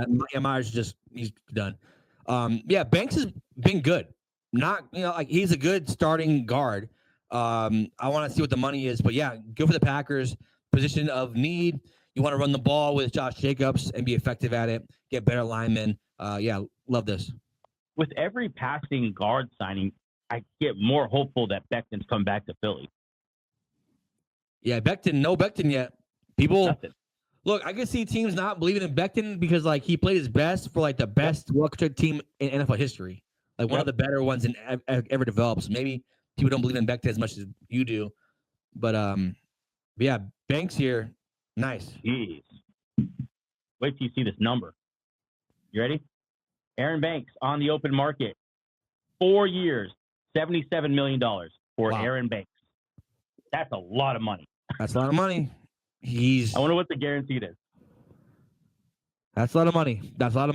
Maybe if it's like 40 guaranteed, I'd be fine with it. Or 40 or 50 if it's low, like way lower. Yeah. I got another signing here. Let me pull it up. Yeah, but Aaron Banks probably left guard. I'm not sure if he could flip guards, left guard, right guard. I've never seen him do that, but Elton Jenkins can. New signing here, veteran D tackle Roy Robinson Harris to the Giants, 2 years, $10 million deal. Released by Seattle. Yeah, you had nothing else next to sexy Dexter Lawrence, so this gives you something there. Yeah, he's solid role player. Yeah, solid role guy for a defense. Kind of guys you need. Yeah, you're trying to get that front seven, which is your strength. Trying to make sure that you stay strong. You put him next to Dexter Lawrence, next to Brian Burns. Yeah. God, that's huge money for Aaron Banks. Yeah, the Packers not putting their money out wide out, putting their money at offensive line. That kind of screws us for the Eagles because Mekhi Becton definitely slots in below Aaron Banks, I think. But 4 years, $77 million is massive. Might be an outprice for Becton. Z says solid guard for the Packers. Love the third round comp pick coming back to the Niners. Z's a fan of these comp picks. My boy's like, don't forget. Hey, listen, it's a good thing to remember though, because it's such a. I mean, third round pick is a nice pick. Nice pick. Look, third rounders are. Go look at the league. Most of the league stars are third round, fourth round picks. So yeah. 4 years, $77 million. I don't know. That's not landing well with me. There was another signing that I think we missed. Oh no, it was the numbers came out for the Grady Jarrett. Oh, okay. But 3 year 43 for Grady Jarrett. Yeah. ZL says, look at how he managed comp picks. Yeah. I mean, a third round pick can really be leveraged in moving around the draft. And obviously, just if you want to select a player, a third round player is, for the most part, like third, fourth round players. In my mind, it's like, okay, these guys should be starters. Yep. They're not stars, but they're starters. So yeah, and for a team losing starters like the Eagles are, yeah, it's nice. I got a question I don't have a question for you here, but Z does. With your pick for the Bears, 10 at Genti, would you say for the Niners at 11 now since your perfect offseason had them taking Genti? Oh, yeah, who'd you say? Oh, man, Niners. Sorry, I read that really weird. My bad. If they don't land Bosa and edge rusher, that means they've pushed some of those edge rushers back. Jalen Walker, a lot of those Georgia guys. Interested to see maybe cornerback, Will Johnson. Yeah, maybe because they're losing Ward. Johnson there, nice rookie contract for a rookie corner. I had them taking Genti, but obviously not Genti. So yeah, probably cornerback or defensive line. They lost Hargrave, so another guy that they lost at that defensive line front. Yeah, Niners are an interesting team because they're losing stars as much as the Eagles are. Yeah, we've seen Joey Bosa's name obviously linked to the Niners already. Maybe that maybe that curves the appeal of a edge rusher that early in the draft. But yeah, we'll definitely have to. It opens up their options. Yeah. I have another signing, not a signing for you, just a little update here. The first time we've seen Russell Wilson's name pop up today. Russell Wilson, among teams interested, the Tennessee Titans. So a straight bridge situation. And maybe they trade with a team that needs a quarterback, get a haul. Say we'll do 1 year with Russell Wilson, so we get because that's a team that needs a lot of stuff, like Titans. So maybe I guess bridge guy, maybe like a mentor kind of guy for Cam Ward. Yeah, Titans. I'm waiting for the Russell Wilson Steelers talk to heat up a little bit. Yeah, I mean, so it looks like at the moment it's Russell Wilson, Aaron Rodgers, or because he's played well with both guys. He played well with Pickens and he played well with DK Metcalf. So it's almost like a nice fit, if I dare say. Okay, let's go back to these division by division, what they've done so far. We are on the NFC North. Want to update Lions. So far, I've added DJ Reed. Their big signing of the day is a massive signing. They lose Carlton Davis, replace him with DJ Reed. Marcus Davenport's coming back. Derek Barnes, a really good inside backer in his own right, coming back as well. They, of course, were so injury depleted last year. We'll see. It's kind of like we're going to get to they didn't actually get a chance to make a playoff run with their roster, is what I'm trying to say. Yeah. The Green Bay Packers, they did just sign Aaron Banks, so add him to this list. Other than that, pretty quiet, but that's kind of par for the course for the Packers. The Vikings have not been as aggressive as I thought they would because they have a lot of guys out there. Yeah, I mean they lost their starting safety Byron. Well, one of their starting safeties. They played through safeties a lot there last year. But yeah, I mean, Aaron Jones going back is nice. You lost out Sam Darnold, but you already have JJ McCarthy waiting there. So their team's still good and they're still locked up. So they're probably going to be the same as they were last year. That's a good team. It's a well-built team. We head to the Atlanta Falcons. They, of course, signed Jake Matthews. Still no edge rushers for the Falcons, and you know how badly they need them. It's really starting to dry up here.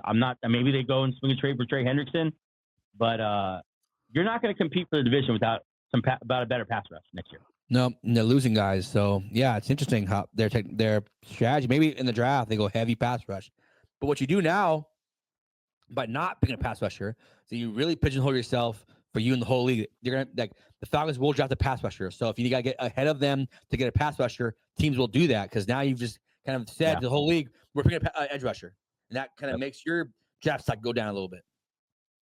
Packers. Listen, Goot is starting to cook. Goot's starting to warm up. No, he's losing guys. Joey. Sorry. Oh, never mind. Goot's asleep at the wheel. He's asleep at the wheel.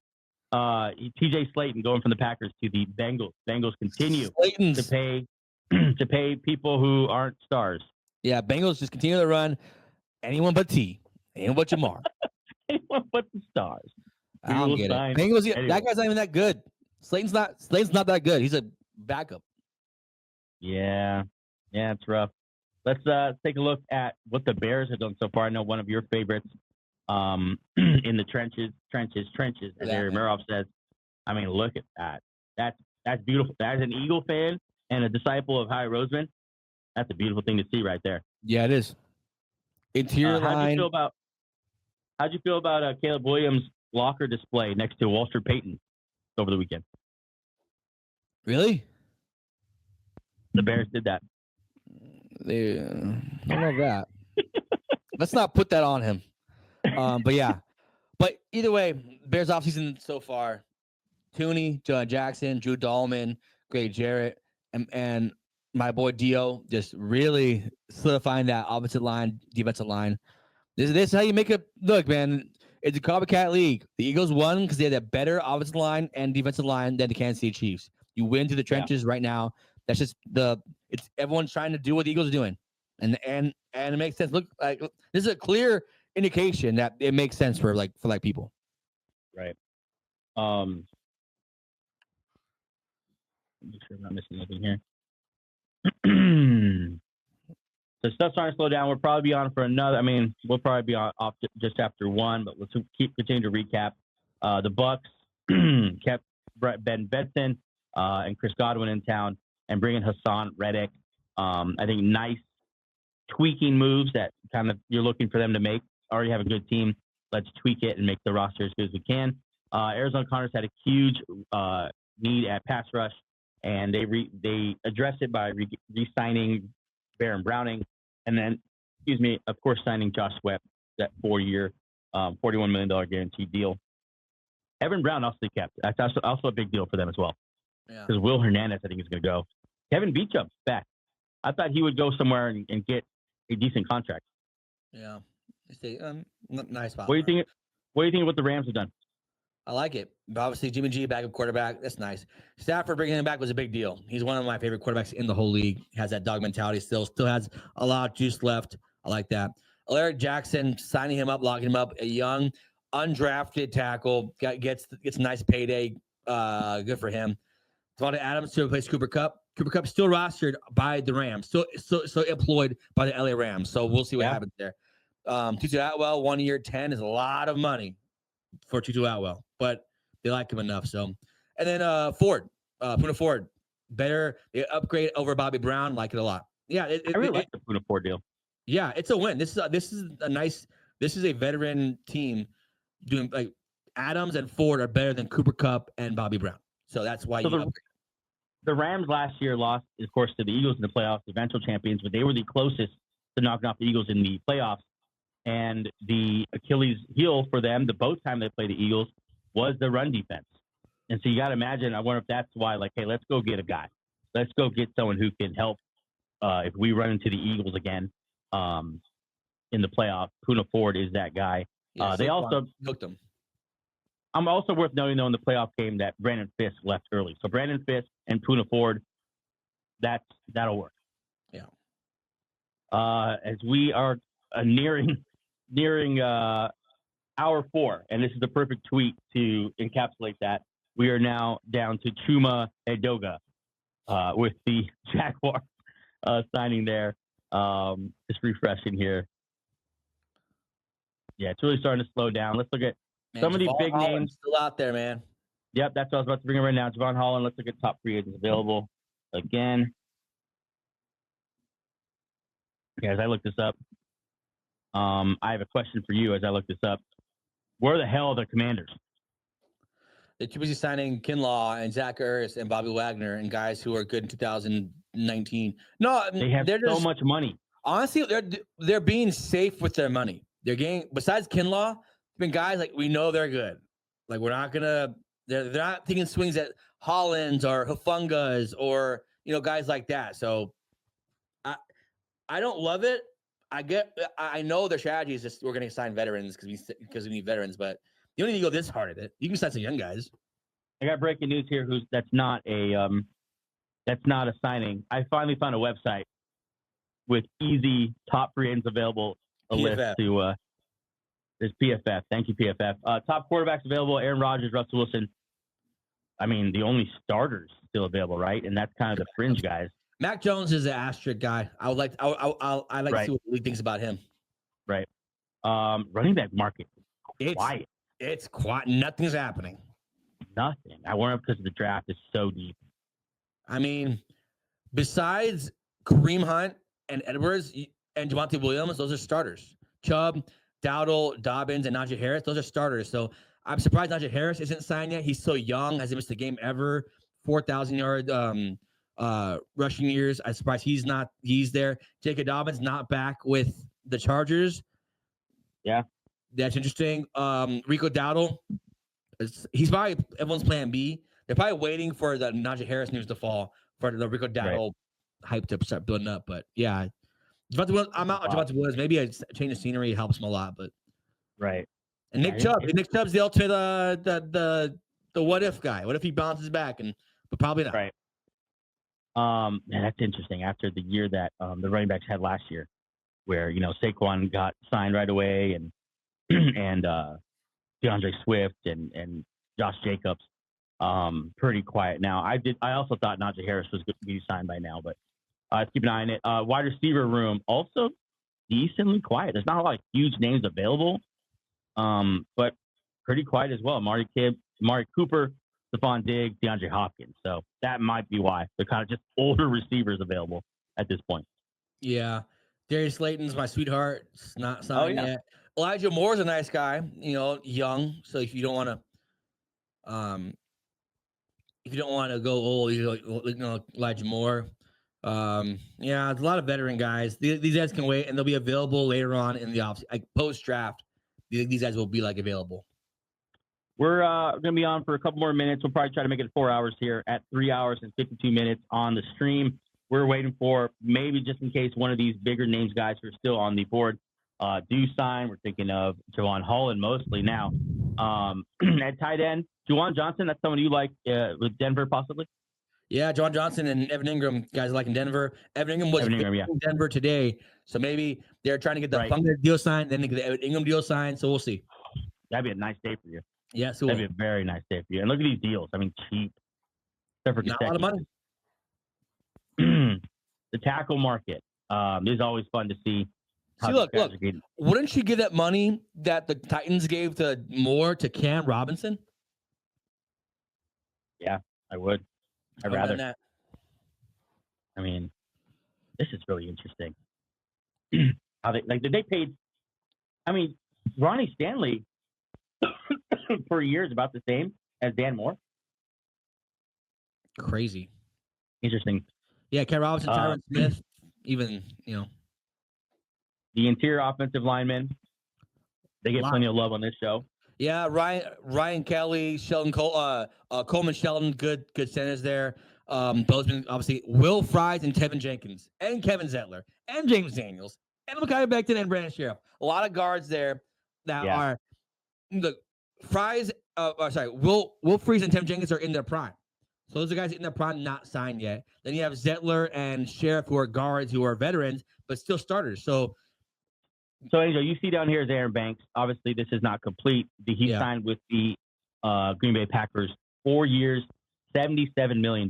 So, I mean, is it a massive overpay, or is he just who do you pay more than Aaron Banks? Do you pay Brandon Sheriff? No. Becton? No. Daniels? I pay Zettler a good 1 year deal. I'd pay Tevin Jenkins more than Banks. I think his upside's big more than Banks. Will Fries probably gets around the same. Yeah, I'll pay Fries more than Banks. Bradley Bozeman, pretty solid, pretty durable starter anyway. Trey Smith's gonna get a monster deal. Yeah, he's gonna reset the guard market. Yeah, it's probably only 4 guys more than Banks. So he really blew the top off the market then. That's probably why everyone's probably trying to adjust now. Yeah. That's just a monster deal for Aaron Banks. Let's move on here. Edge defenders. Pretty quiet for the edge defenders as well. Although the top guys we see did get signed. Khalil Mack, Josh Sweat, Hassan Reddick. Malcolm Kuntz. I thought he would have a pretty fast market. Young pass rusher. Yep. Kuntz, obviously, Von Miller, old. Chase Young had a nice year. Joey Bosa, we think, is going to be the Niners. DeMarcus Lawrence, obviously, longtime Cowboy, still out there. Then you have good guys, Preston Smith, Judon. Right. A lot of guys you just okay with. No real needle movers here left anymore. No, it's more of just rotational guys. And whatever you think of Chase. Yeah, it's basically whatever you think of Chase Young, too. Yeah. Interior defensive line. Milton Williams on top with I'll say it again, the biggest contract in New England Patriots history. The Patriots have once rostered Tom Brady, Randy Moss, Wes Welker. They once had a 20-year run. Yeah. Once had a run that lasted 20 years. But yeah. Javon Hargrave out there still. BJ Hill signs a big deal with the Bengals because they signed Gesicki and BJ Hill today to both $30 million deals and still have not signed the other guys. Poona Ford, big deal with the Rams. Best available here. Deshaun Wharton is a name I thought we'd see. Yeah. Fly off the list pretty fast here, but yeah, Denver beat with DJ Jones. I like that a lot. Yeah. This right here. Kinlaw, baby. Got the bag. I mean, what is the difference between Adam Butler and Javon Kinlaw? Not much. They're the same player. And yet, look at this. A lot of money. I just hate what the Commanders have done today, or what they've not done today. Yeah. I don't understand. I don't understand. Inside linebackers, you see names noticeably not on this list. Some of the bigger names: Nick Bolton, Zach Bond, and Ernest Jones. 3 years, $30 million for Ernest Jones. Jamin Sherwood also didn't make the list. So Greg Greenlaw still out there. Other than that, any for sure starters besides? I thought Tyrell Dodson, but I don't know. Yes. Yeah, it'd be Dotson and Greenlaw and Eric Kendricks. But besides that, a lot of rotational linebackers. I'm not going out of my way to go sign Devin White or Devin Bush. Once upon a time, those were 2 first-round linebackers. Now they're, rotational guys. Refreshing Twitter here real quick. Make sure we're good still. We'll be on for just a couple of more minutes. God, Odell Beckham. I'll just say it. We're 4 hours in. We can talk about it. Odell Beckham Jr. is going to jail. With Drewski. Sell your jerseys. Yeah, sell your OBJ jerseys. Yeah. Don't want to be repping that guy. First you had the JB thing. Now he's all right. The cornerbacks. DJ Reed signed 3 years, $48 million. Travarius Ward, Russell Douglas, and Byron Murphy. Byron Murphy is I don't get it. He's a tough corner who played. I don't get it. I don't know why he's not signed. Maybe he wants a lot of money. I don't get it. He's probably my second favorite corner on this whole list after DJ Reed. Then it goes Carlton Davis. I love Murphy. I mean, I'm looking at this list and I'm looking at starter or CB1, starter, CB1, starter. Yeah, starter. Starter, maybe CB1, starter. So old. Starter. I mean, if you're looking for a quarterback, this is good news for the Eagles, I guess. Yeah. There's a lot of options out here. Yeah, for teams who are who maybe the draft doesn't fall their way, go sign Stephon Gilmore and Nate Hobbs late or Christian Fulton. I would love late. Nate Hobbs. Yeah, there's a lot of it's really deep here. Last minute here on the live stream, coming up on 4 hours. Javon Holland, still the name out there, by far the best free agent available. Justin Reed. Still Justin Reed out there as well. Old man Harris Smith. Your boy Justin Simmons out there. Jeremy Chin. Might want to pay him, Commanders. Commanders, just let him walk. He's too young. We don't trust him. Wild. Those are the top free agents available. Let's check free agency just one more time. If you weren't born before if you're born after 98, get the fuck off my team. Before we go, I'm gonna give Ari one more shout out here because he does such a good job at this, and we won't read through all of them, but I'll throw up real quick what has happened today because so much has happened. Angel, just point out the ones that kind of stand out to you. Chris Godwin, big one, going back to play with Baker. I'll do the highlight picks here. Godwin back to the Bucs is great. Carlton Davis to the Patriots is fantastic. Drew Dalman to the Bears, offensive line. Paulson Adebo, my favorite signing of the early part of the day. Giants, love that. Then it goes about starter.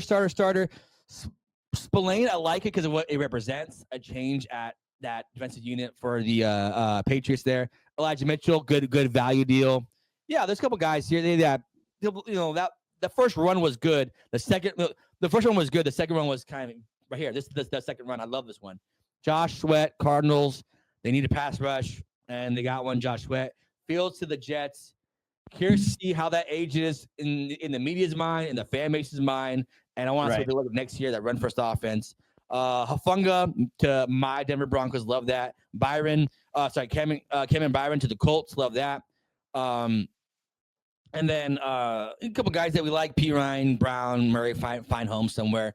And then our guys Luke Farrell and Hunter Long finding long-term homes for the Long and Farrell family.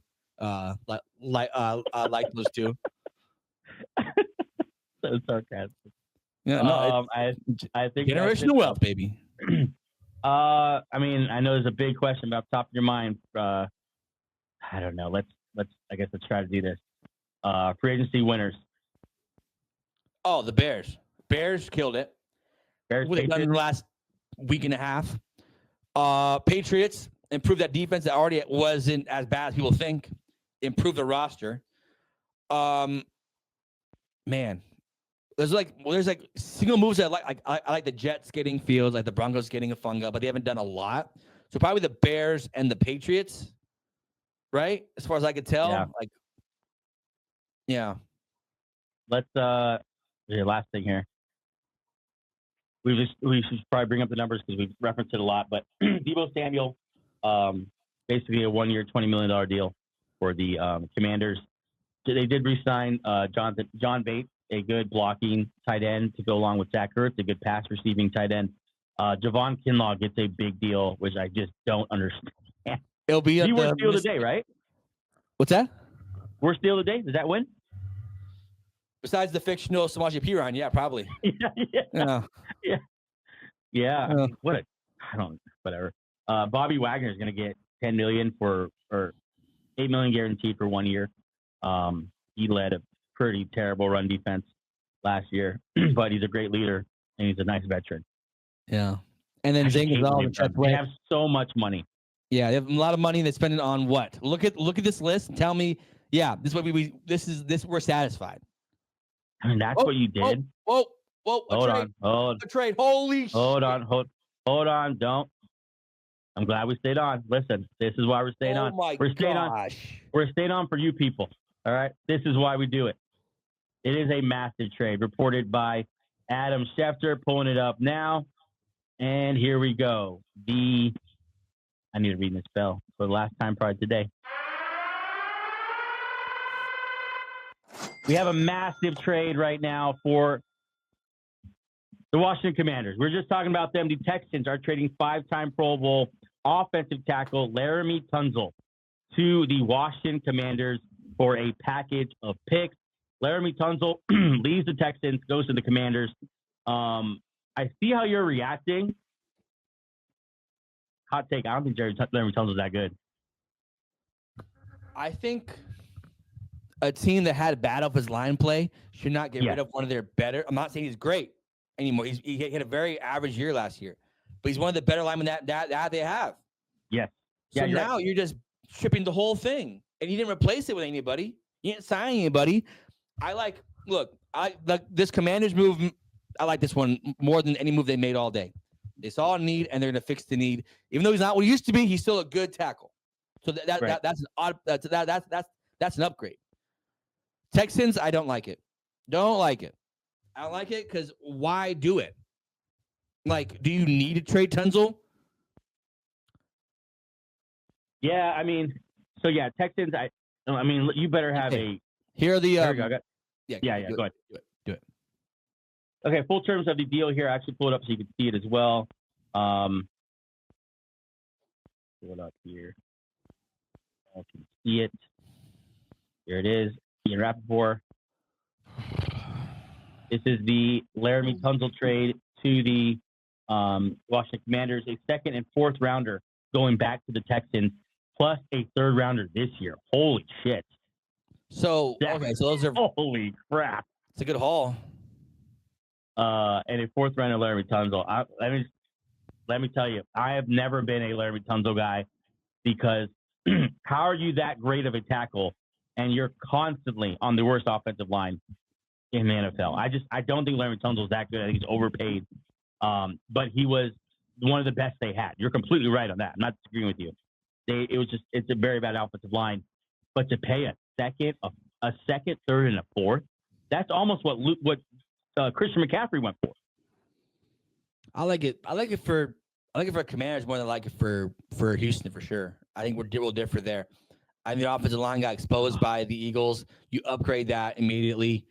It's an upgrade. I'm not saying he's not what he once was, but he's still like a good tackle. So, man, Houston, I don't look. He wasn't great, but he was better than what. The grass isn't always greener on the other side here, folks. Let's not imagine that there's a world where you can go find a tackle as good as Tunsil in the free agent market.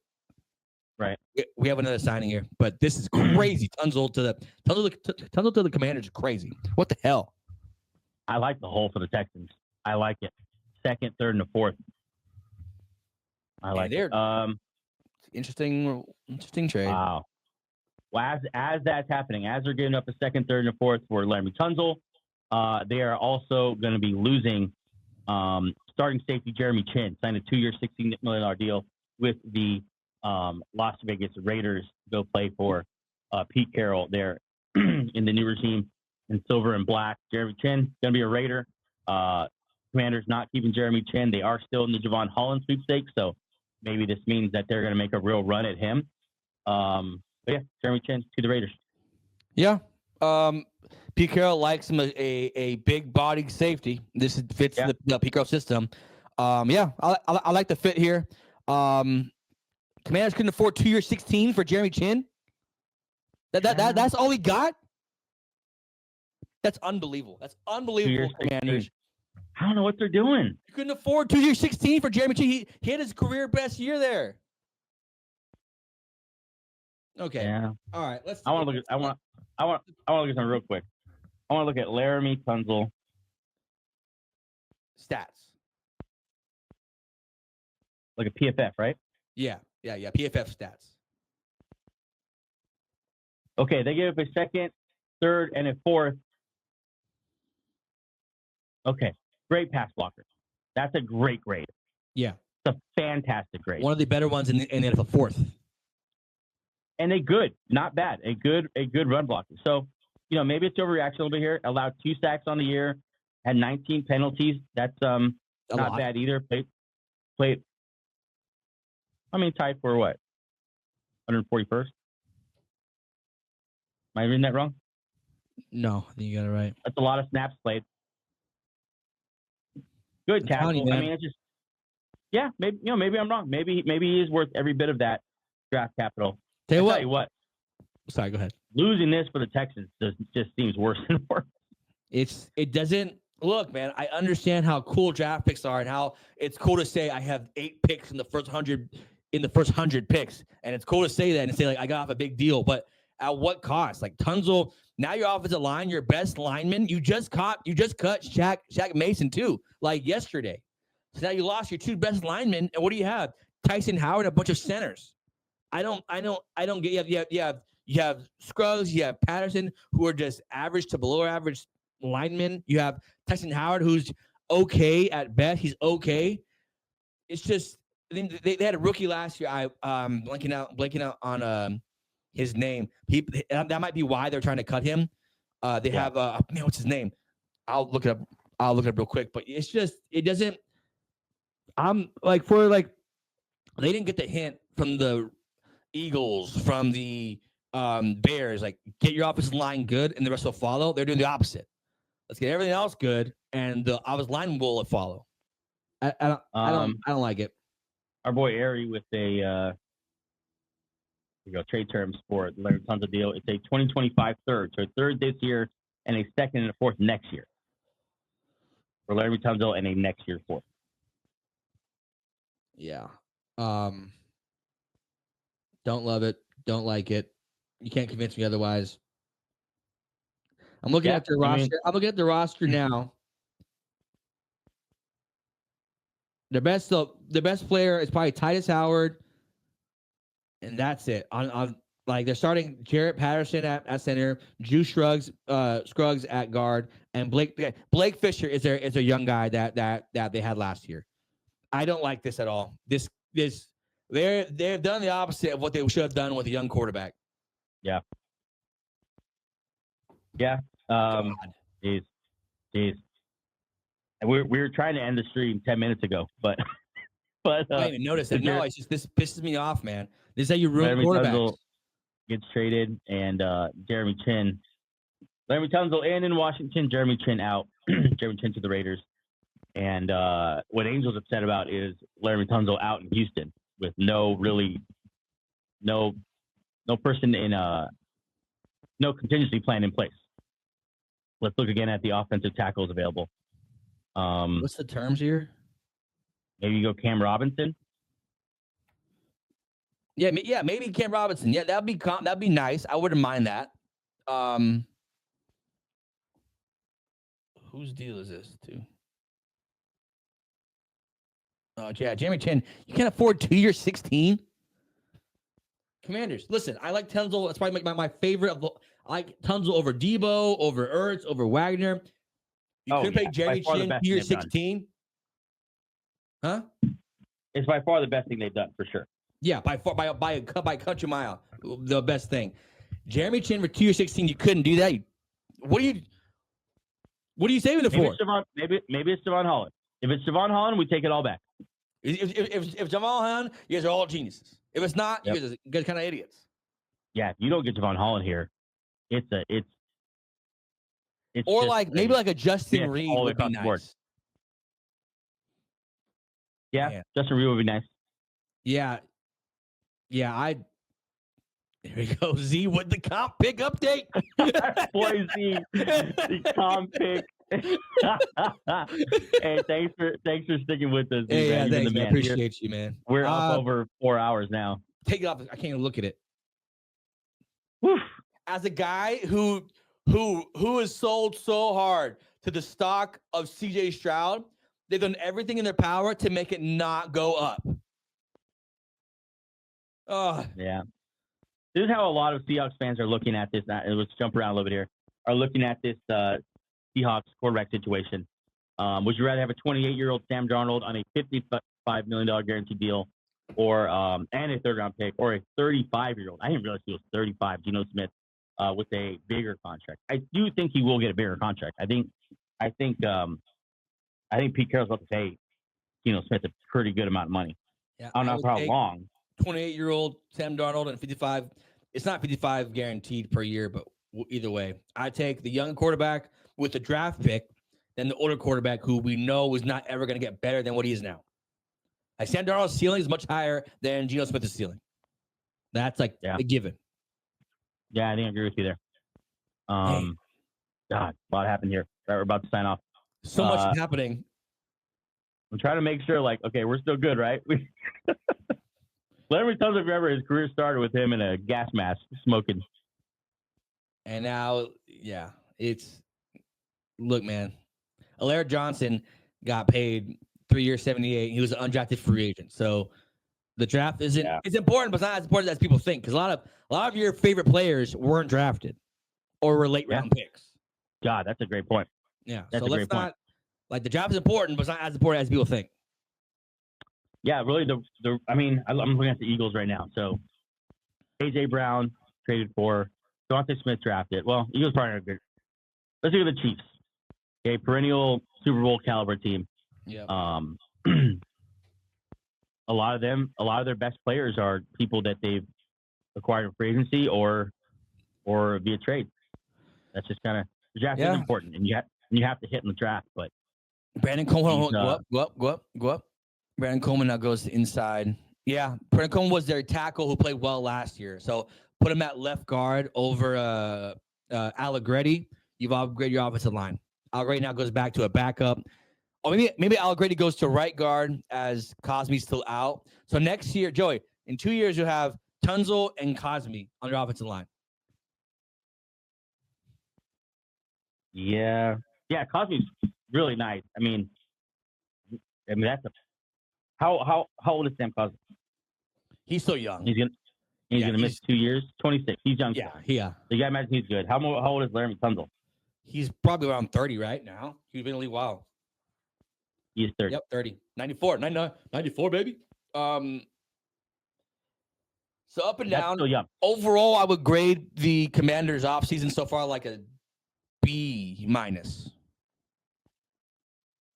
Yeah. Right? Not great. You're not in love with every other thing. I'm giving them a C. I don't love. I wouldn't argue with that.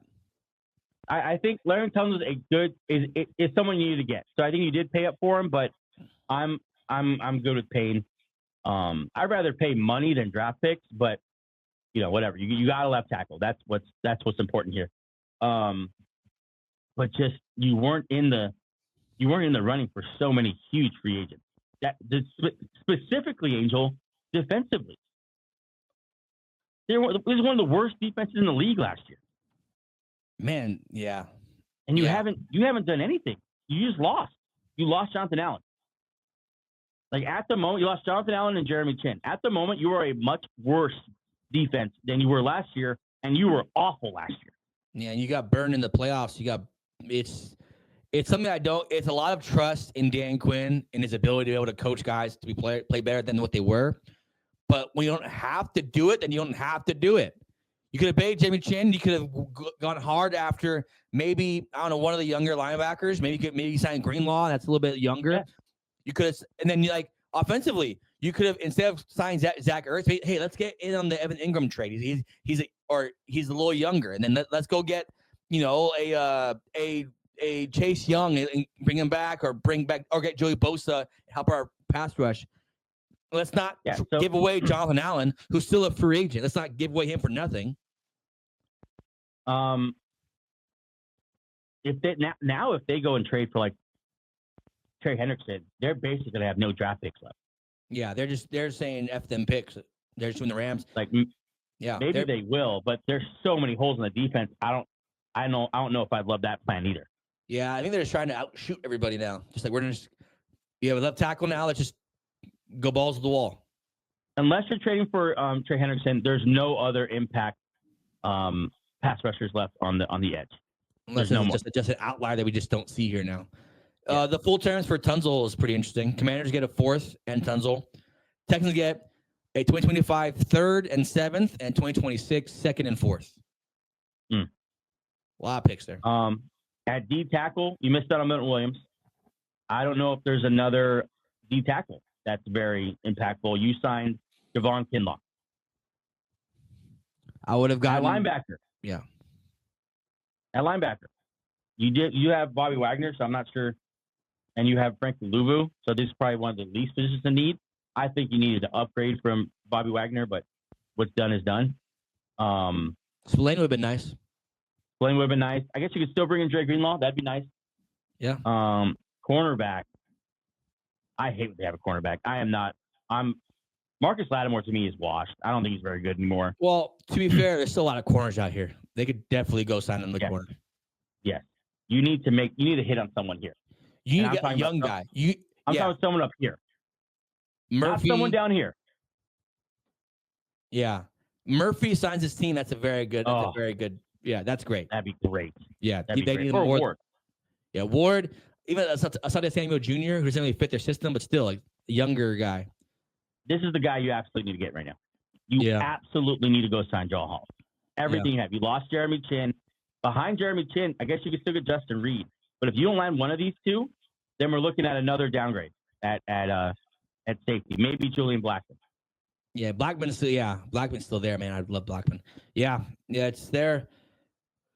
It's just, you weren't in on any of the top guys. It's just the tons of things nice. It's fine. Patrick Jones signing with the Panthers 2-year deal. He had a really good season last year. Real needle mover. He was I think he had 10 sacks last year. Nice. For the Vikings. But yeah. Panthers active today. Yeah, Panthers. They got money to spend. Some money. Man. You know who it was kept their hands like under their butt for a little bit here? The Packers. Banks, and that's it. I would like to see the Packers been aggressive at wideout, but they're just sitting there. Yeah, that's typical Packer stuff. Commander GM Adam Peters has now moved picks over the last 6 months for Marshawn Lattimore, Deebo Samuel, Laramie Tunzel. I don't know. Let's think positively here about the teams who won. Like the Bears moves more, or the Patriots teams more, or the Patriots move more. God, I don't know. I think I'd go. I mean, let's pull it up. Here's what the Bears have done. I love what they did in their interior line. No nonsense. That's so good. But the Patriots, I mean, I'd probably go New England. New England's going to have a top 5 defense next year. I'm not sure what they are offensively still. They haven't done much offensively. but they're going to have a top 5 defense with Milton Williams getting added to that. Harold Landry, Carlton Davis, got a middle linebacker now. And Vrabel just calling the shots. And all under Vrabel, yeah. Yeah. All right, let's check Twitter one more time, and then we will sign off. We are approaching 4.5 hours now, so it's time to hop off. I'm gonna start saying racist shit. If we keep staying on here. Hey, big thanks to everyone who has joined us at any point during this last 4 hours. Happy free agency day. I'm sure there's going to be more stuff dropping here, more trades. We are still waiting on Javon Holland. We're still waiting on Trey Hendrickson trade. We're still waiting on Cooper Kupp's trade. Any other big ones I'm missing? I mean, like the Justin Reed kind of realm. You're still waiting on like the Najee Harris. I haven't heard a word about Najee Harris. Not a rumor, not a tweet, nothing. Yeah. Here's Gabe before we go. Okay, I'm ready to hop on. That's we're signing off, Gabe. Go follow Gabe for a solo live stream. We will not be on. Shout out to everyone who jumped on the chat and on the stream here in the last couple hours. Hope you enjoyed it. We will post it to the page if you want to go and just throw it on some nice background stuff. Some of the greatest moments happened earlier in the episode if you're looking for that. But yeah, it was, I mean, shockers of the day. You get the Justin Fields thing for sure. I mean, a lot. The Tunzel thing, big move as well. Yeah, that's it. You got anything else, Ange? Nope. Broncos won the day. We got Hufanga. Road to Super Bowl. Whatever starts now. Yep. We'll see you all on Wednesday with a brand new episode. I believe episode 226. Recapping a lot of what happened in free agency today, and then of course any moves that are made in between then. Until then, we will see you. Goodbye.